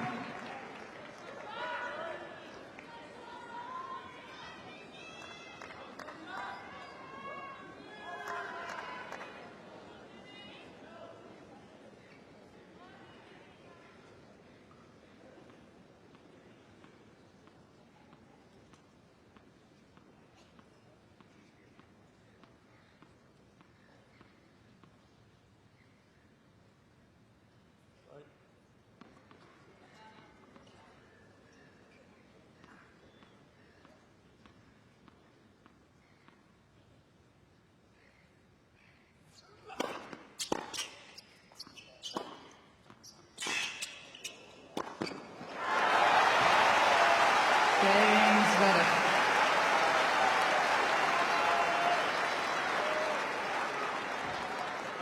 Great game from Sasha, and another great thing about the loosening of the crowd movement here at the Australian Open has been these moments as well, where the fans have been allowed to get back in at 5-all as well. A couple of huge games coming up here, just adding to the tension, to the atmosphere.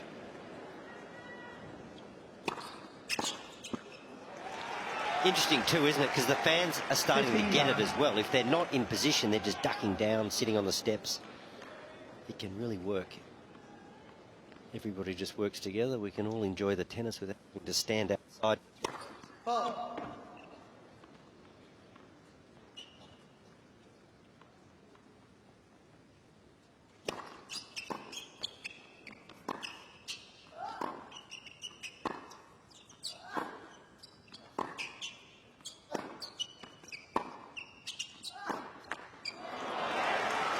Just missing backhands. We've seen a couple long, that one hitting the net.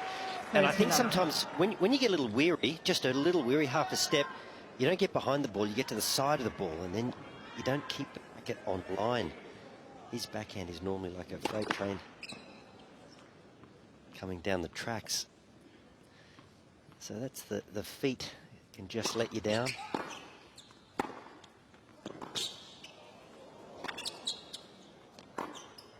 Nothing wrong with that backhand.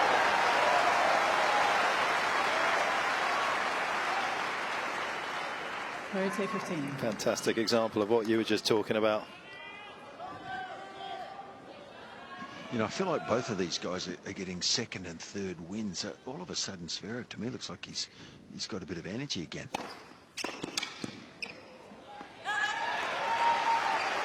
But may have to win this in a breaker. 40-15.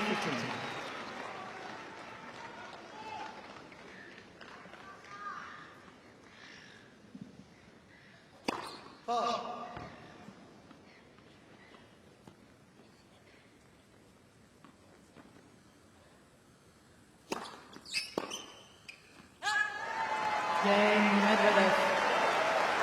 Another routine hold in certainly what are not routine circumstances in the semi-final of the Australian Open. Medvedev 6-5.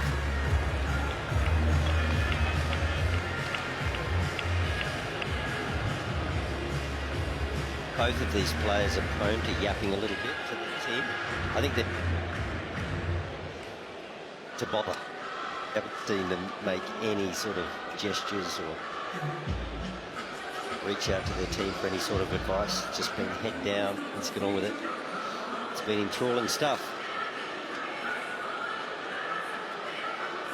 Well, I think it's been enthralling because of just how quickly things are becoming apparent that work, that don't work in these set 3 and 4. I think in the opening couple of sets it was just a little bit one-dimensional from Daniil, but it would be interesting to see if he was afterwards, if he's saying, well, I felt that he'd had a long route through and I just wanted to test his legs out and I wanted the opening set to get past the hour mark. That was part of the plan. It'll be interesting to see what his thought process was here.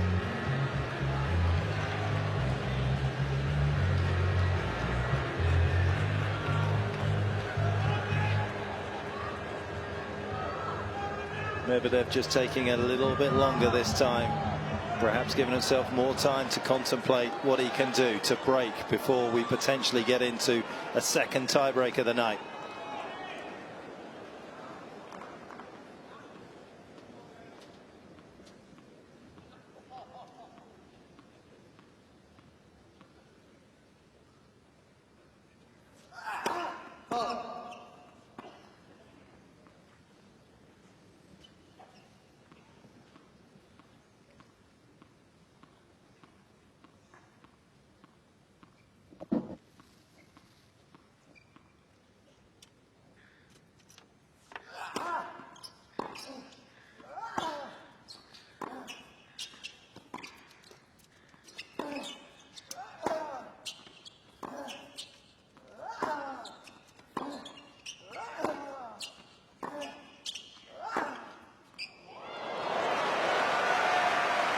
What a backhand. This is one of the best backhands I've ever seen, this double hand. It's incredible. He produces it over and over. While he's right about the technique, it's almost perfect. He can hit it in his sleep. The forehand is a different makeup, isn't it? But the backhand, like silk.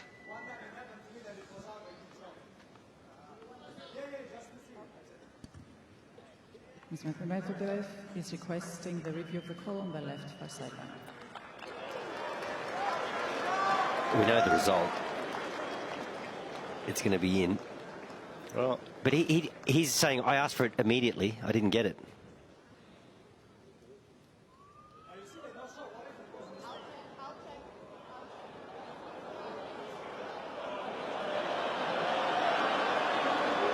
It's certainly caused a hold-up, though, hasn't it? A little bit of gamesmanship, potentially. Yeah, and I think Sasha should try to get on with it because it can only do damage to him here. He knows the ball. No, sorry. Well, hold on. He knows the ball was inside the line. Okay, but then he's doing a show again. He's doing a show again. We know there's a little bit of feeling between these two. Yeah, he definitely is having a crack here at Medvedev for holding play up. That's how I see it. But he's not the first guy to ask to see a close call, is he? And it was a close call. It's just at this stage of the match, I guess.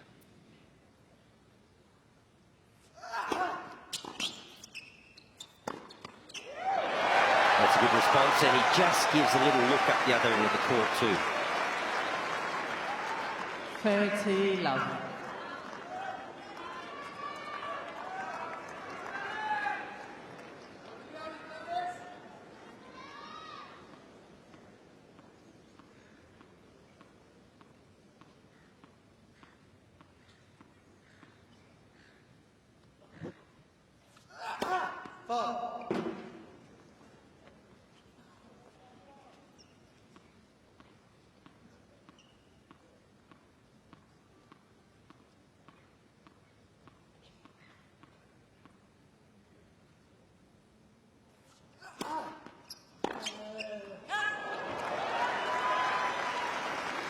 40 Well, like you say, there's been a bit between these two.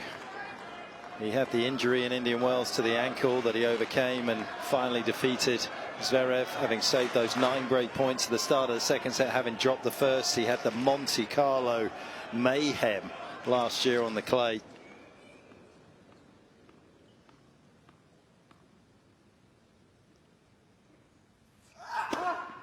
Take away the fact that Zverev served for the match in sets 2 and 3 and had match points in the final set breakup.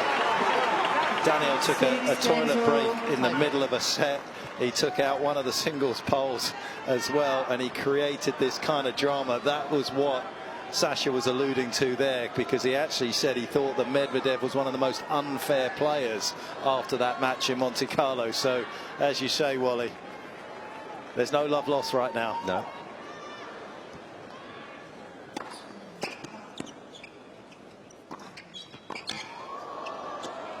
It's created a bit more tension down here now, though. It's quite palpable. Fitzy, you'd be loving that, wouldn't you? You love a bit of argy-bargy. Oh, come on, Wally. Don't give the wrong impression. Old St. John down there now. This guy, I'm telling you, this guy. St. John the Pure. Is that a halo I can see? Oh, it's a ethereal light shining down on him. This is intriguing, isn't it?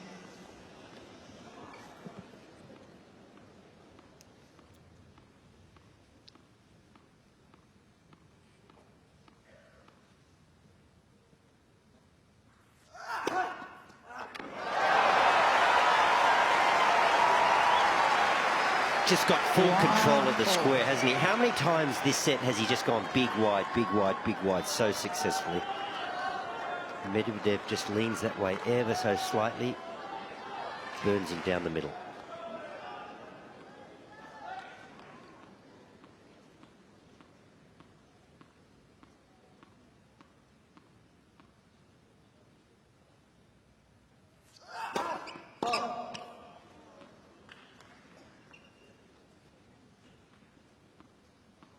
Medvedev sinking back a bit here on this second serve return, wants to make it. More often than not, it's the little slider from Zverev that finds the Medvedev forehand. Should have been a forehand.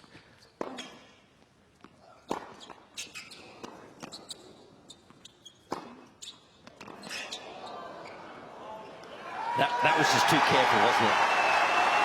That's his safe side.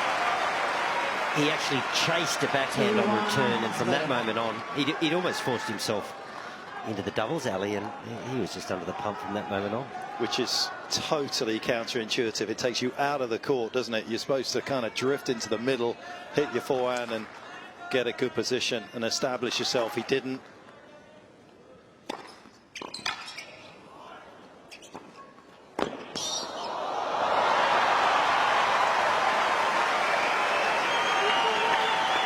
It's a Friday night in Melbourne.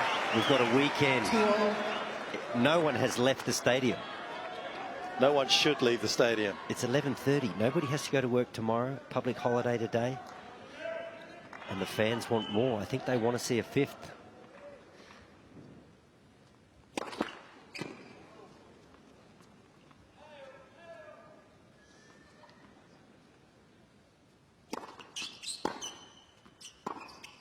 Oh, they might. One of his best ground strokes of the night. So reconcile that with the point that he played on return just moments ago where he was so safe. Have a look at this. This guy doesn't shove sand around the sandbox, does he, in terms of strategy? He gives you so many different things. Middle of the court, no angle to work with. He goes off on the backhand. Pinpoint accuracy.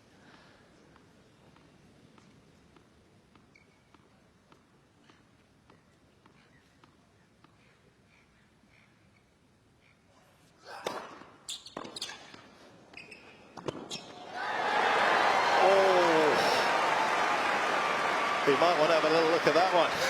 Fitzy, did that come off the throat of the racket? Was that string? No, I think it came off string, but it was just he was a bit late getting his racket face there.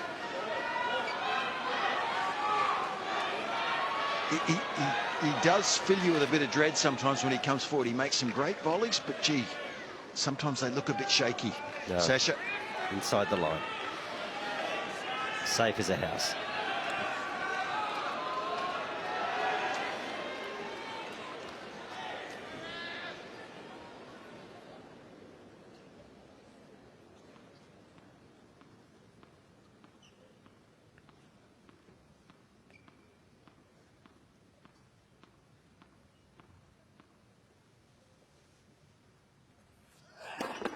Net for service.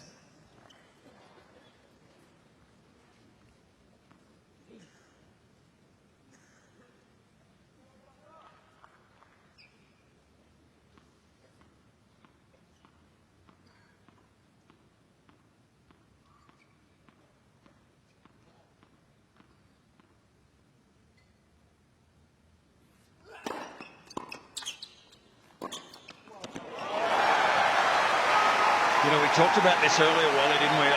He doesn't have to volley conventionally. He's so good with the backhand, the two-hander, that he can do that. And also on the forehand, he can swing at the volley with topspin. He doesn't have to be conventional.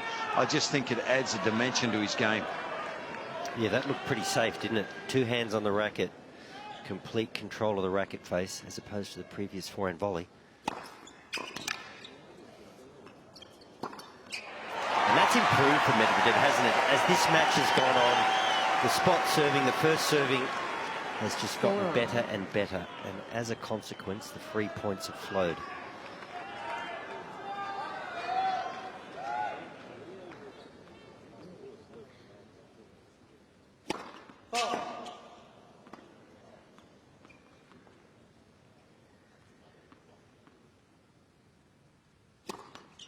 Oh, we hadn't seen that, really. Well, we haven't seen it since the opening set, where there were 5. That missed by half a metre. Strange.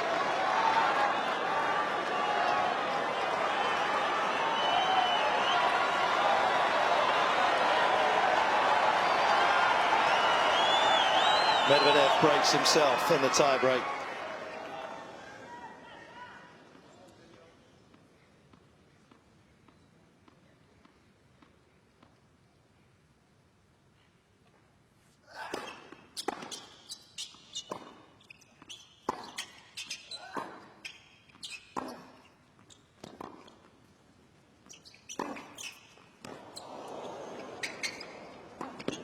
But he's back in it. And that was a careful curve by Sasha. Serve 192. 5-0. Safe. And from that moment on there, the slice floated. He was in trouble.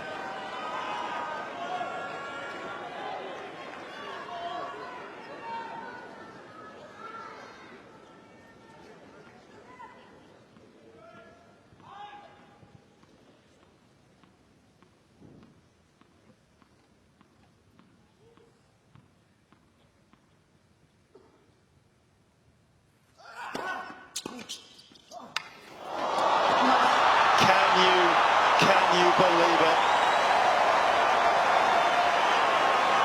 Not just a slice forehand, a pure slice of good fortune. At the most opportune moment you could possibly want it. Even Gilles Savara can't take credit for this.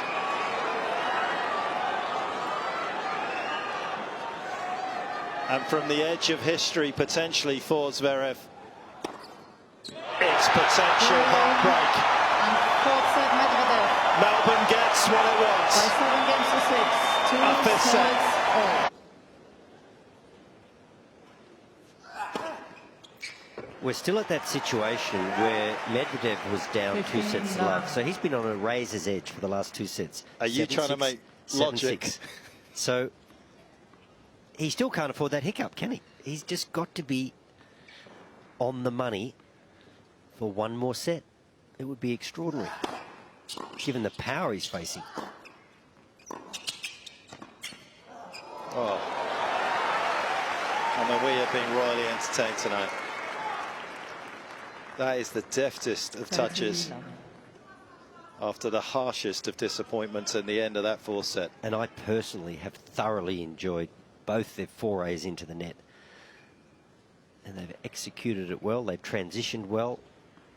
We've seen some great lunge volleys. We've seen some incredible passing shots. And it's a nice... just wide.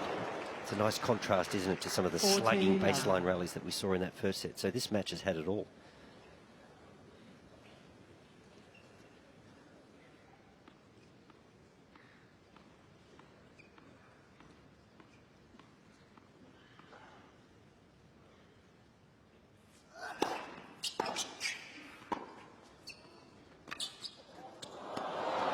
Zverev, first game, final set. Fitzy, it's interesting, these kind of stages of a match as well, aren't they? Because there has to be a little bit of energy conservation. Players are going to put their foot down for the opening couple of points of a game, but if it looks as though it's unrecoverable, you would expect to see a little bit more of that spillage, as we just saw from Medvedev. Yeah, possibly if you're a returning serve, if it's a returning game for you. But gee, the breaks of serve have been few and far between. So you know, if they go down love 15 on their own serve or love 30, they won't be. They'll be coming hard. But I think it's good. It's always good to serve first. I know it's an old stock standard line, but I think it is good to be serving first.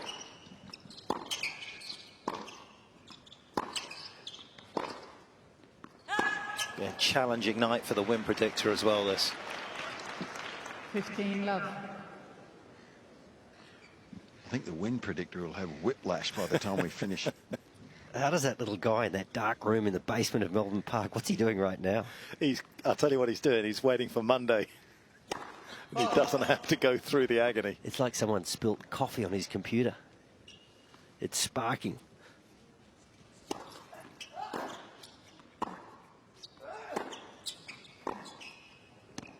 So the 34th fifth setter of the men's draw gets underway here. Well, most since the US Open back in 1983. They had 35. We still have the potential to equal that on Sunday.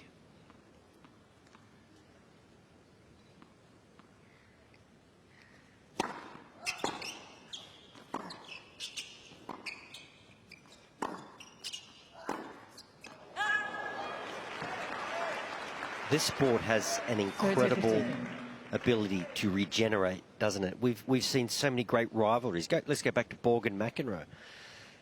You had the Lendl, the Connors, the Becker, the Edbergs, the Sampras, the Agassi, Nadal, Federer, Djokovic. Times change, eras pass, and we get these great new players emerging, taking the game to another level. What is known is known. They take everything that the sport has evolved to and they take it a step further. That looked a little heavy from Sasha, as you suggested, Petch. If you're down in the count, 40 love, 40-15, maybe not quite the effort to be expected.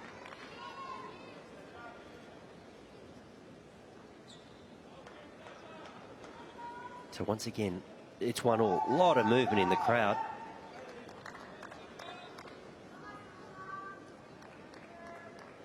Players don't seem perturbed. Not sure what's happened here. Birds are. Little wildlife from above. Well, Petch is an ecosystem. You've got the moths. The lights attract the moths. The birds are attracted by the moths. And that's the result. I feel like I'm sitting next to Sir David Attenborough. Seagulls, they come in from Port Phillip Bay. The annual migration of Melbourne Park.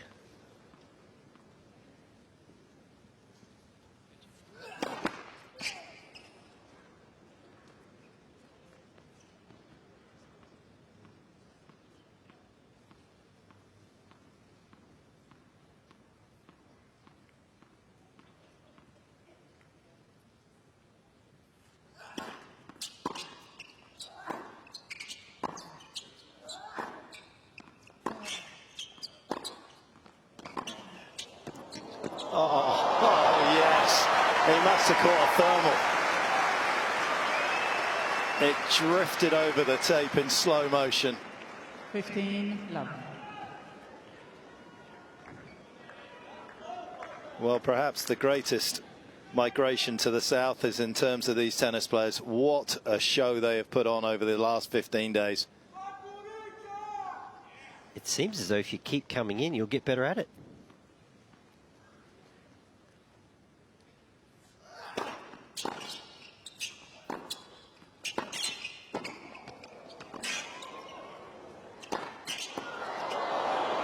And look at that for a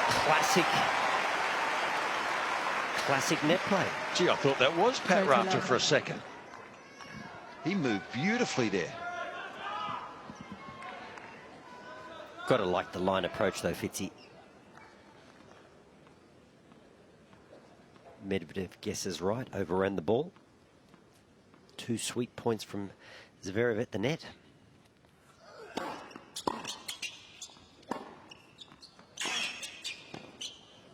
Make that 3. 40 love.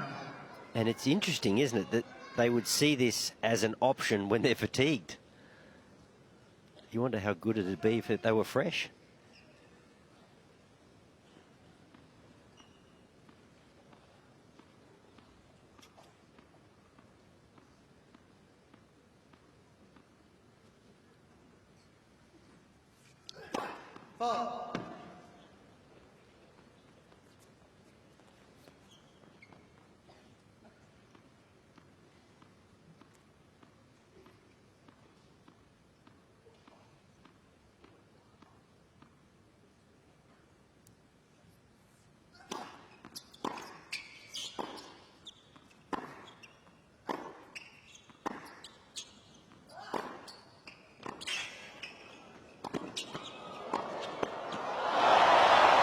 Overthought it.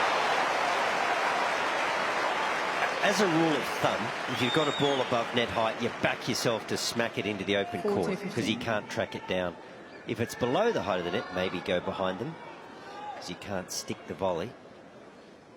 I mean, there was no way Medvedev was scampering across to the forehand there at 40 love.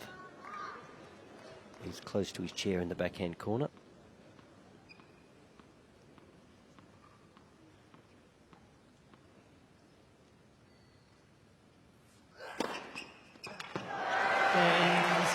Little perfection in terms of placement applied to that final shot to the game for Zverev, who leads 2-1, 5th set.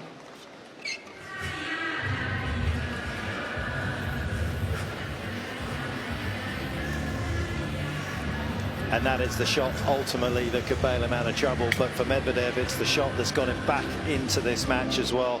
What he's been talking about, it absolutely on point. It was a shot that really hadn't turned up in the opening couple of sets to the degree we know it can do and has to against a fellow top 10 player. And look at that accuracy that he has absolutely whipped it in at. Very difficult for Zverev to get an awful lot on the return when he's reaching for it and unsure where it's going to go, because the blend and the mix absolutely perfect. That's impressive, isn't it? Yeah. That's a pretty picture in terms of... That's artwork. Yeah, in terms of serving. You couldn't have placed those dots any better. He's a tall man. He's not a bad looking serve, but his margins were all over the place, particularly in that first set.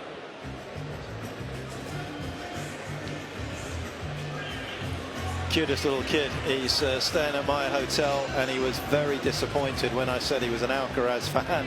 But I have to say, in my defence, the German commentators back home also thought he was, on the reflection of the picture that we had from the other night. But just to make the point, he is very much sitting in Sasha's camp as Medvedev tries to spoil his night too.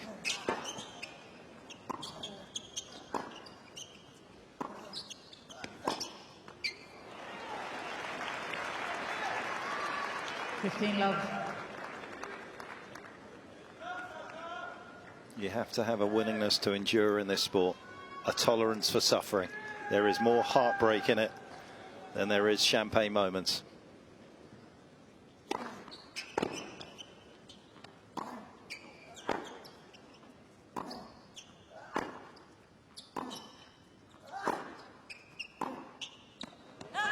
resilience, Mark, isn't it? If you are not endowed with resilience, I think it's very hard to be a professional tennis player. There's so many matches you lose. You can win 4 matches a week and still lose the final. Tough school.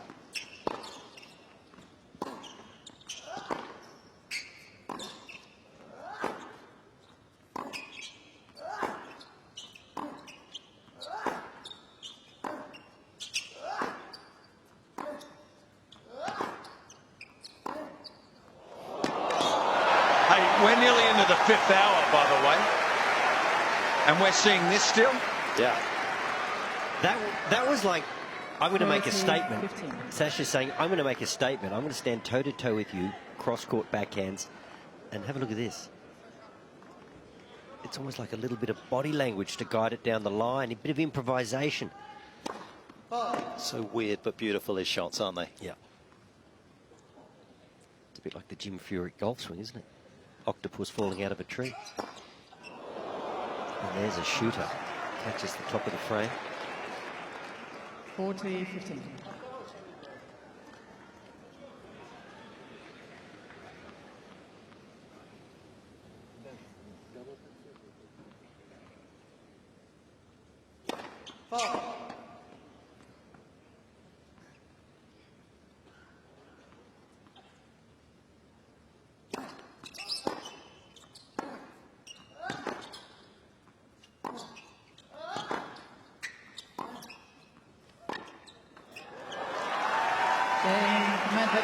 And that's what I mean about getting to the side of the ball. Did you see that? It was his right foot crossed over his body, and then he didn't finish past the point of contact, and then he's dragging himself back to the middle of the court as he's making contact, and just starting to see that a little bit from Sasha as this match has gone on. But who could blame him?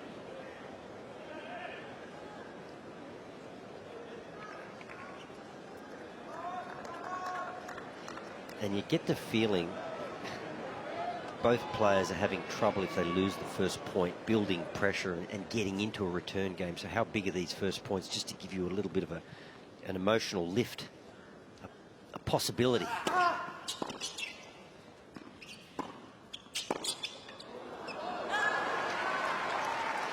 He'd be disappointed. He almost conned him into coming back to him. A bit of time on the forehand. So there it is again, first point for the server.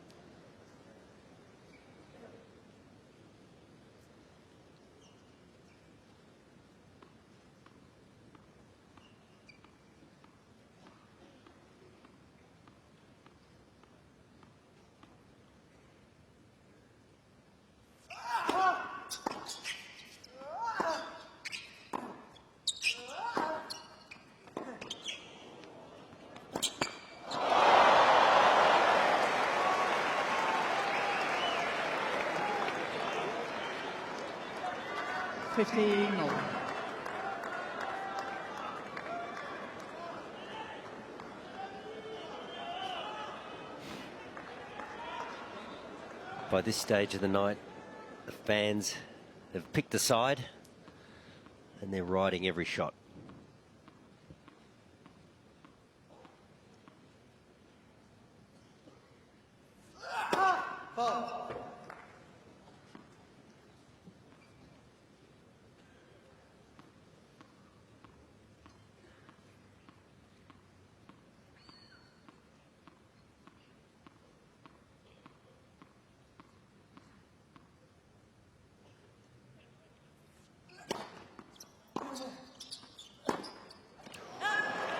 Two forehands off slower balls. 15-13. Those tough losses he had in 2023 against Medvedev, are they coming back to haunt Zverev's mind right now?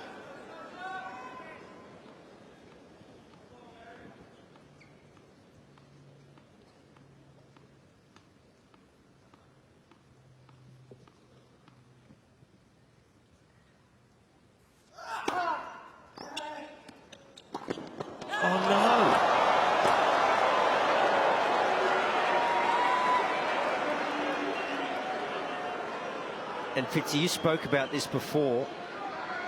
15. He 14. charges the volley and he's Foul moving so violation, fast, unsportsmanlike conduct, warning, the racket doesn't Mr. catch up. Zverev. I think Medvedev wants the net. Doesn't he want the net message? Yeah, I think that's what it is. I think he wants to check the net. Well, he hits the ball so flat, he's got no margin. He wants this absolutely on point. Yeah, he didn't stop. He ran straight through that volley, didn't he, Wally? And sometimes he does that. Sometimes he loses his technique. Gee, this has been a tough game for him if this costs him.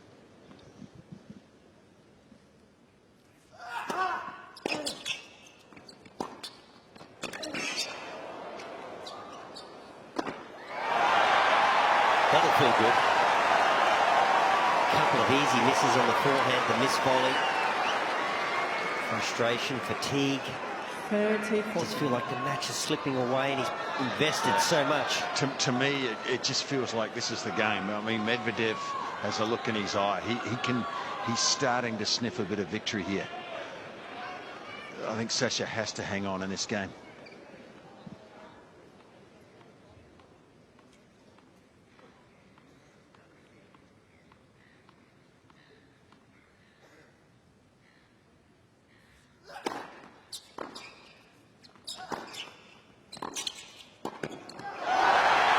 Tell you what, talk about backbone.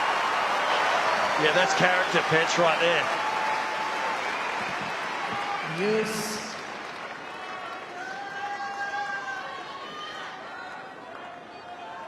That backhand skimmed the net. It probably touched it as it went over. The fine margins.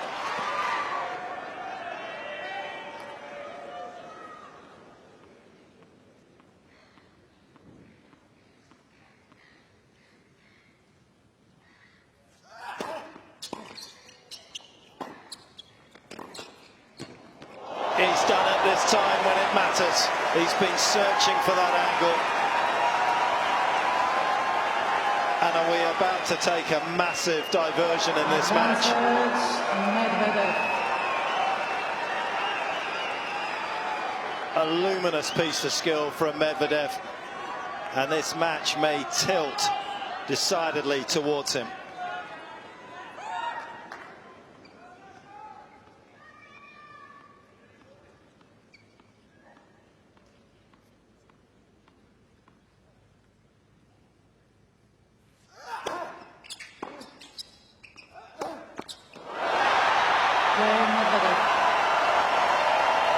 The early game errors cost him. The final one fatal. And Medvedev gets the break, 3-2. Medvedev is by 3 games to 2. Boys, that was fatigue. That was heavy. Heavy arms, heavy legs. Just errors as a consequence. 4 hours and 3 minutes battling Medvedev, and not to mention his road to this semi-final. You know what? what? It was a tired game. You know, Wally, he kept himself together here, though. He wanted to. I think he wanted to put this racket out of its misery at the end of the game. He nearly went over the edge, but he kept his emotions in check in the end, which still gives him a chance, I think. But gee, it's tipped heavily in favour now. Should he have got a warning for that, given that he fixed the net? Time. What do you think? He should have got the warning and then got it reversed once he'd hooked it back in. For good work. That's mean- right. I mean, it wasn't too bad, was it?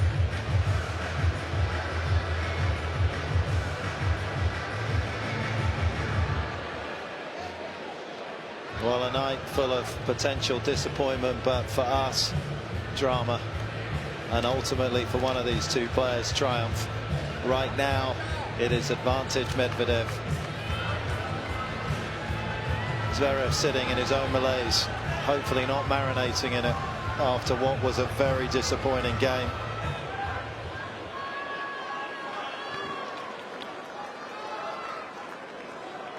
Can he recover?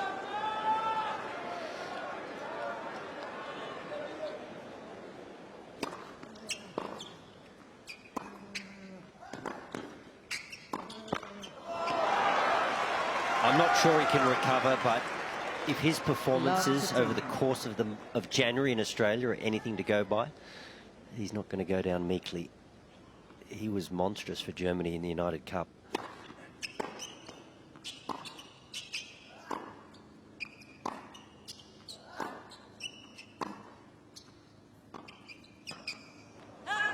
That's the feed again, isn't it? If you don't get to the pitch of a slow ball, you drag the racket across your body with you. Takes it wide.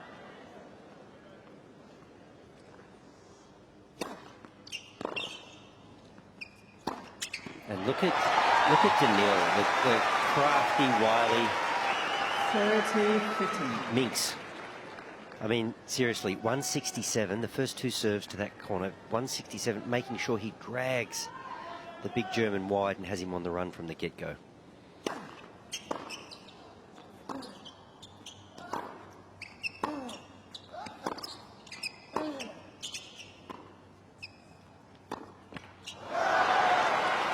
And there you see Medvedev falling back to the middle of the court. 30-all.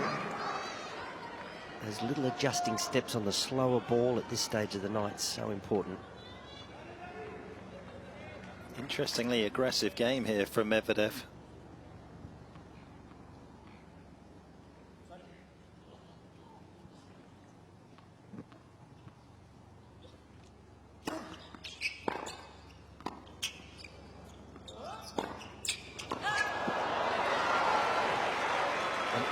Isn't it interesting that the errors are coming off slower balls? 40-15.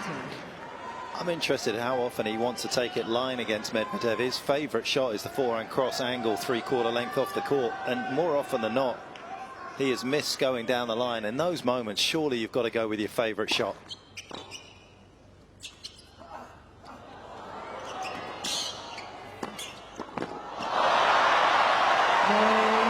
He's got a bit of a forehand grip on it, hasn't he? It's a very square racket face. The bevel's not there just to open the blade. I mean, you have the right grip there and you don't have to do anything. It just pops upwards first off the strings. He actually has to use his hand to volley. And with poly strings on a cool night, you get nothing. You have to hang on to the volley with the racket face. And it's hard to fault him, is it? I mean, once again, he was in a great position. Just not quite the execution right at the end of the point. But the guy's running on fumes. Still in it, just the one break.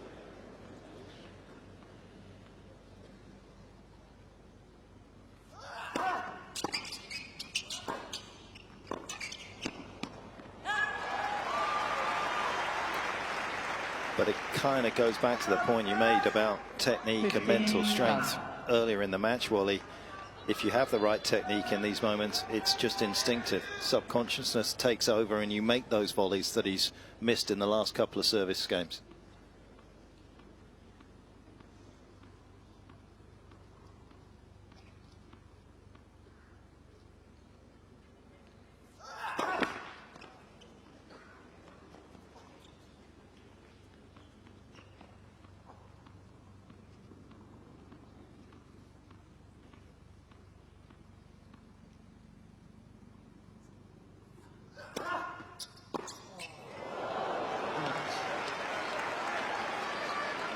Fooled, bit of height on the bounce there off that second serve, different shape, got up above shoulder height.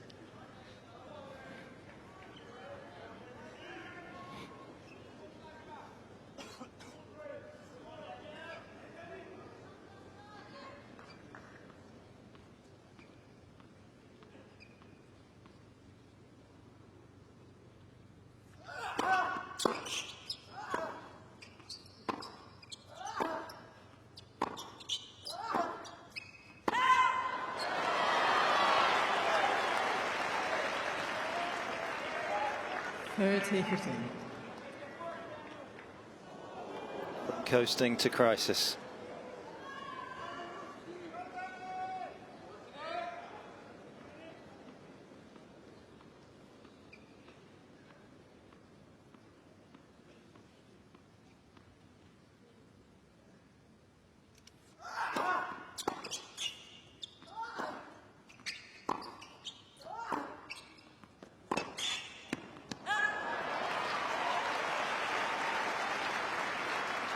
40-15.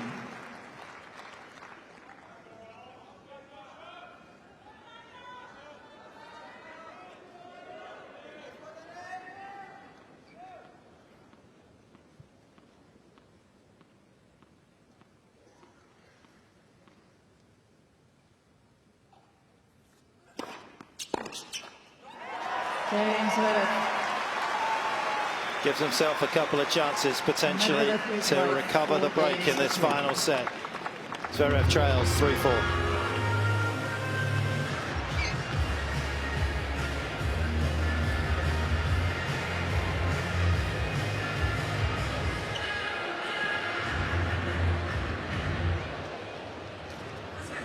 Well, there's always the thought that perhaps if you can push it to the forefront of your mind, that now your opponent has something to lose for the first time tonight. Obviously, Medvedev was just trying to claw his way into contention in this match in the third set, but now with the break in the fifth, he does have something to lose.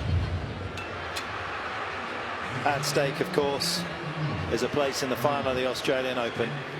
Nights like this, mornings like this, in a moment, don't come any bigger.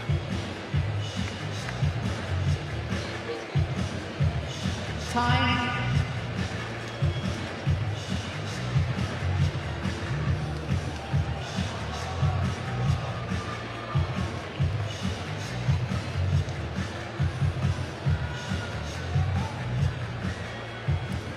The last player to play 3-5 setters en route to the final at the Australian Open was all the way back in 2006. Marcus Baghdatis, biggest moment of his life, lost in the final to Federer that time.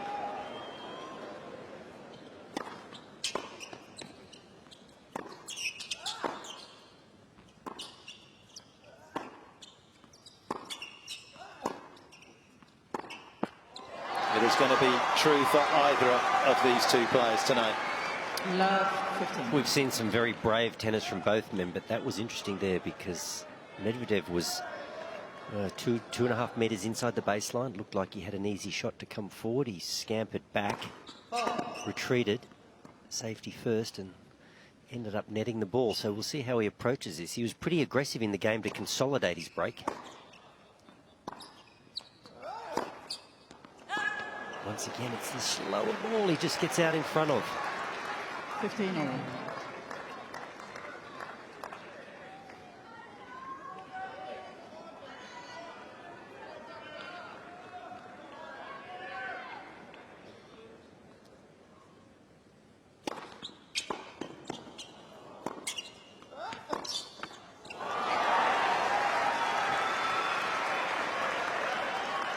Clarity 15.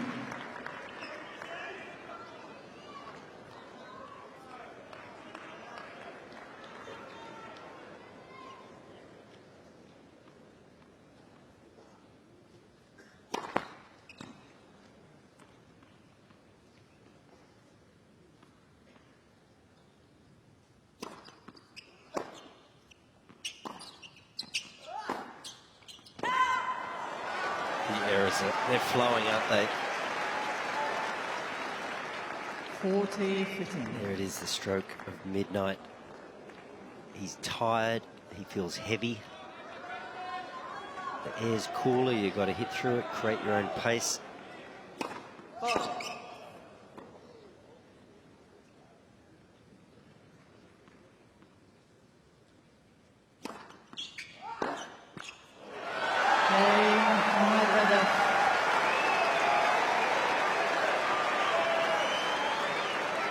Matches like this, your greatest ally at times is just pure hope. Doesn't win you the match immediately, of course, but it certainly sustains you. Now, if I'm invested in a player and they're in this situation, I want them to extract a little bit of pain in this game, not just walk through the game thinking I'm going to hold. I want like a full-out assault in this game. We'll see how Medvedev approaches it.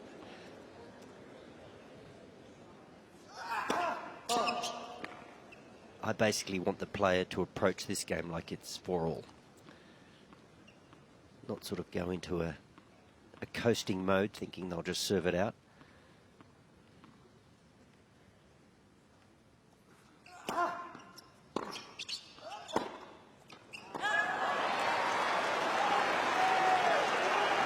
And that's those little steps, isn't it, Fitzy? Just a bit close to that ball, just not adjusting.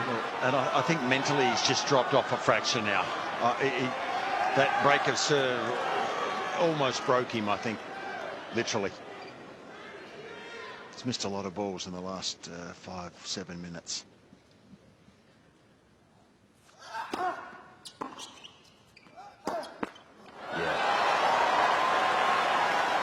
And he's going to change rackets, which I don't think he's broken a string, has he? But it's almost like the ball is falling off his racket at this point. Maybe not a bad little play, just to... Yeah, he probably needed a break, but he didn't break a string, that's for sure. Change the tempo.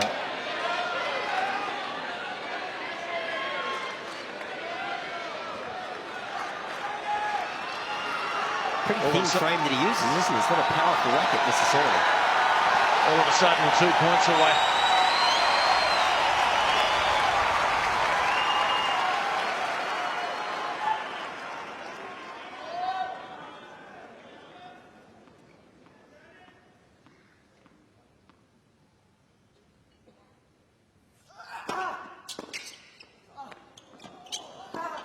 Might be just what he needed.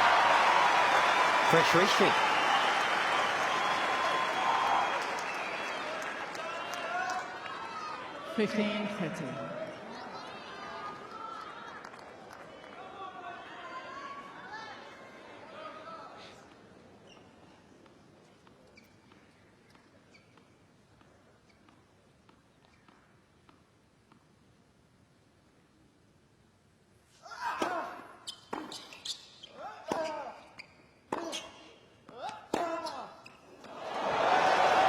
Drilled it. Those are dried up. He'll hope the floodgates open again. What a game. Another half inch. And Medvedev's got 2 match points. 158 Ks. That's impressive.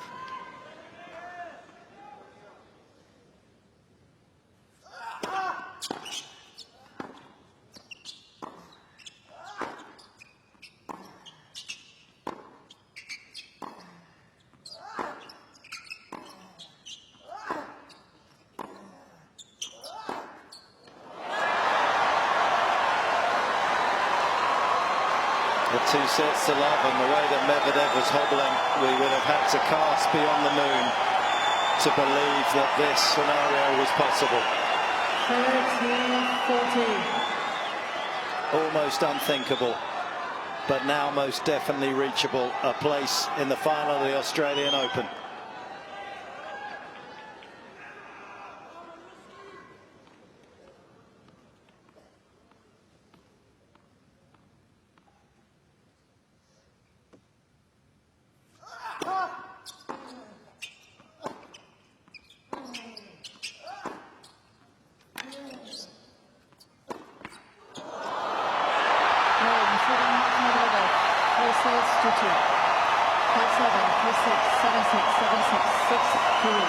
Just another memorable Melbourne night.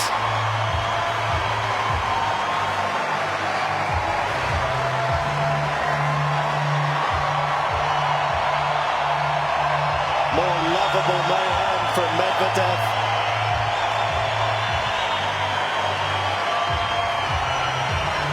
And this Australian Open seems enchanted.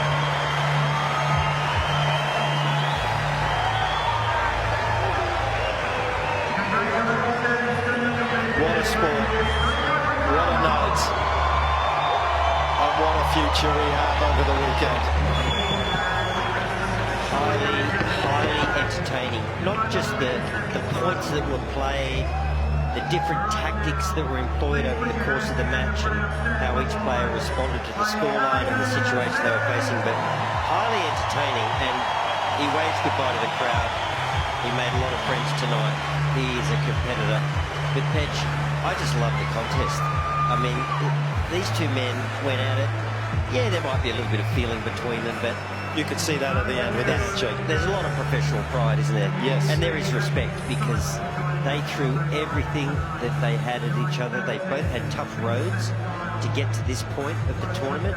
But the other night we saw Alcaraz try to put on a bit of a show, but he forgot the contest. But this was a great contest, and it was a great show. Fitzy, a quick word. Well, I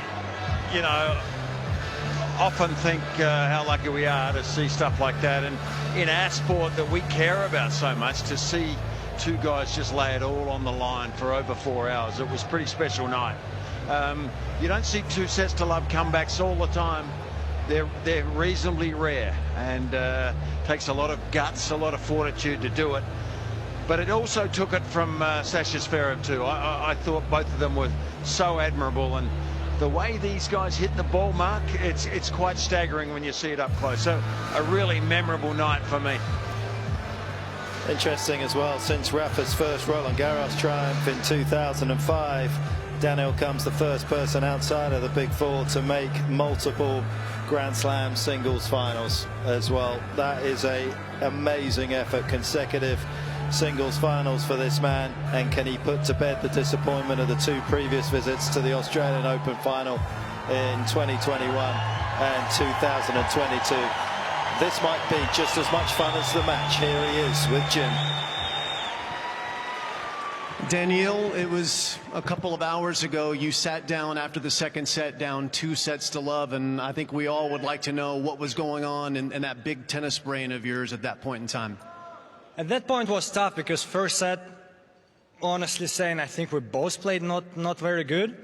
Second set, I felt like I played actually a bit better than first set, but he played very well, so 6-3, 2 breaks. I don't really have chances on his serve, so I was a little bit lost. But during the third set, I started saying myself that if I lose this match, I just want to be proud of myself. I want to fight till the end, fight for every point, and if I lose, I lose. And I managed to win, so I'm very proud. You should be proud of that for sure. You're known as one of the best tacticians in men's tennis. What changes did you need to make to turn this match around? Yeah, at one moment in third set, I felt like I was tired physically, and looking at him, I didn't feel it.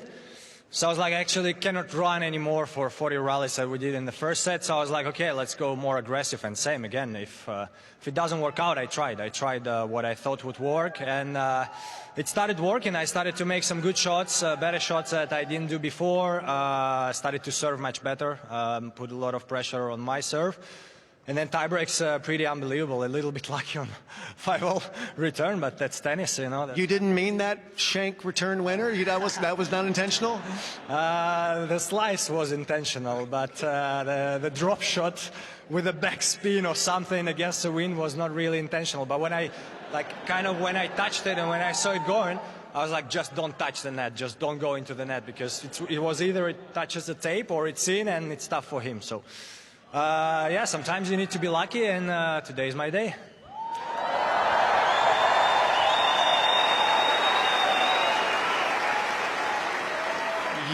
You are a very experienced competitor in major tennis. You've gone deep at majors, you've won a major before, but I want to know if you've ever had to dig as deep as you've had to physically and mentally in this tournament. You've been down 2 sets to love now twice and come back and won, and you found your way to the final, but it's been a long road for you.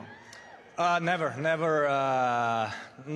made it that tough, and happy about it, because before my statistics in 5 sets was not good, and yeah, physically and mentally it's tough, 5 sets, and many times in the 5th I was not strong enough.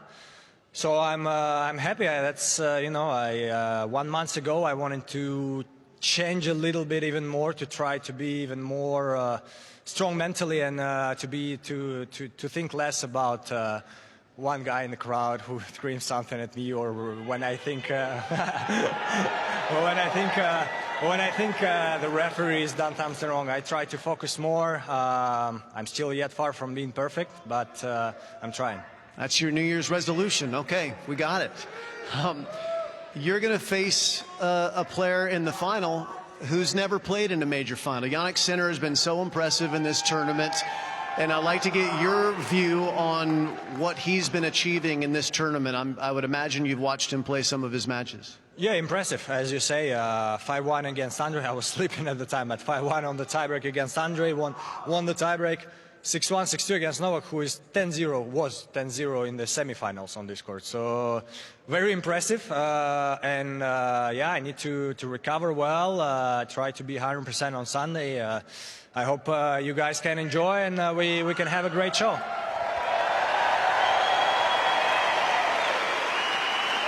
So this will be your third time playing in the final here at the Australian Open. You've won a U.S. Open, but not here. What would it mean for you to win on Sunday night and take an Australian Open title home with you? Well, first of all, we say third time lucky, so let's see. I can say by experience it's not always like this, but hopefully here it works. I don't know if you guys in Australia have this phrase. Hopefully, yes. Why are you looking at me? I'm from America. Yeah, no, I'm asking them. I cannot get an answer like this, but do they have this in America or no? Oh, yeah. Yeah. So they have it here, yeah, for sure. But yeah, it will mean a lot because actually saying, I would say this court is not my best court in terms of my performance and my actual self-esteem, I would say, on the court, and that's why many times I had to dig deep during these tournaments. So I'm going to be the happiest man on the planet, but for this I need to play pretty well and win 3 sets on Sunday. Well, we're going to look forward to that match. Ladies and gentlemen, another show from Daniil Medvedev. This is where you earn your reputation.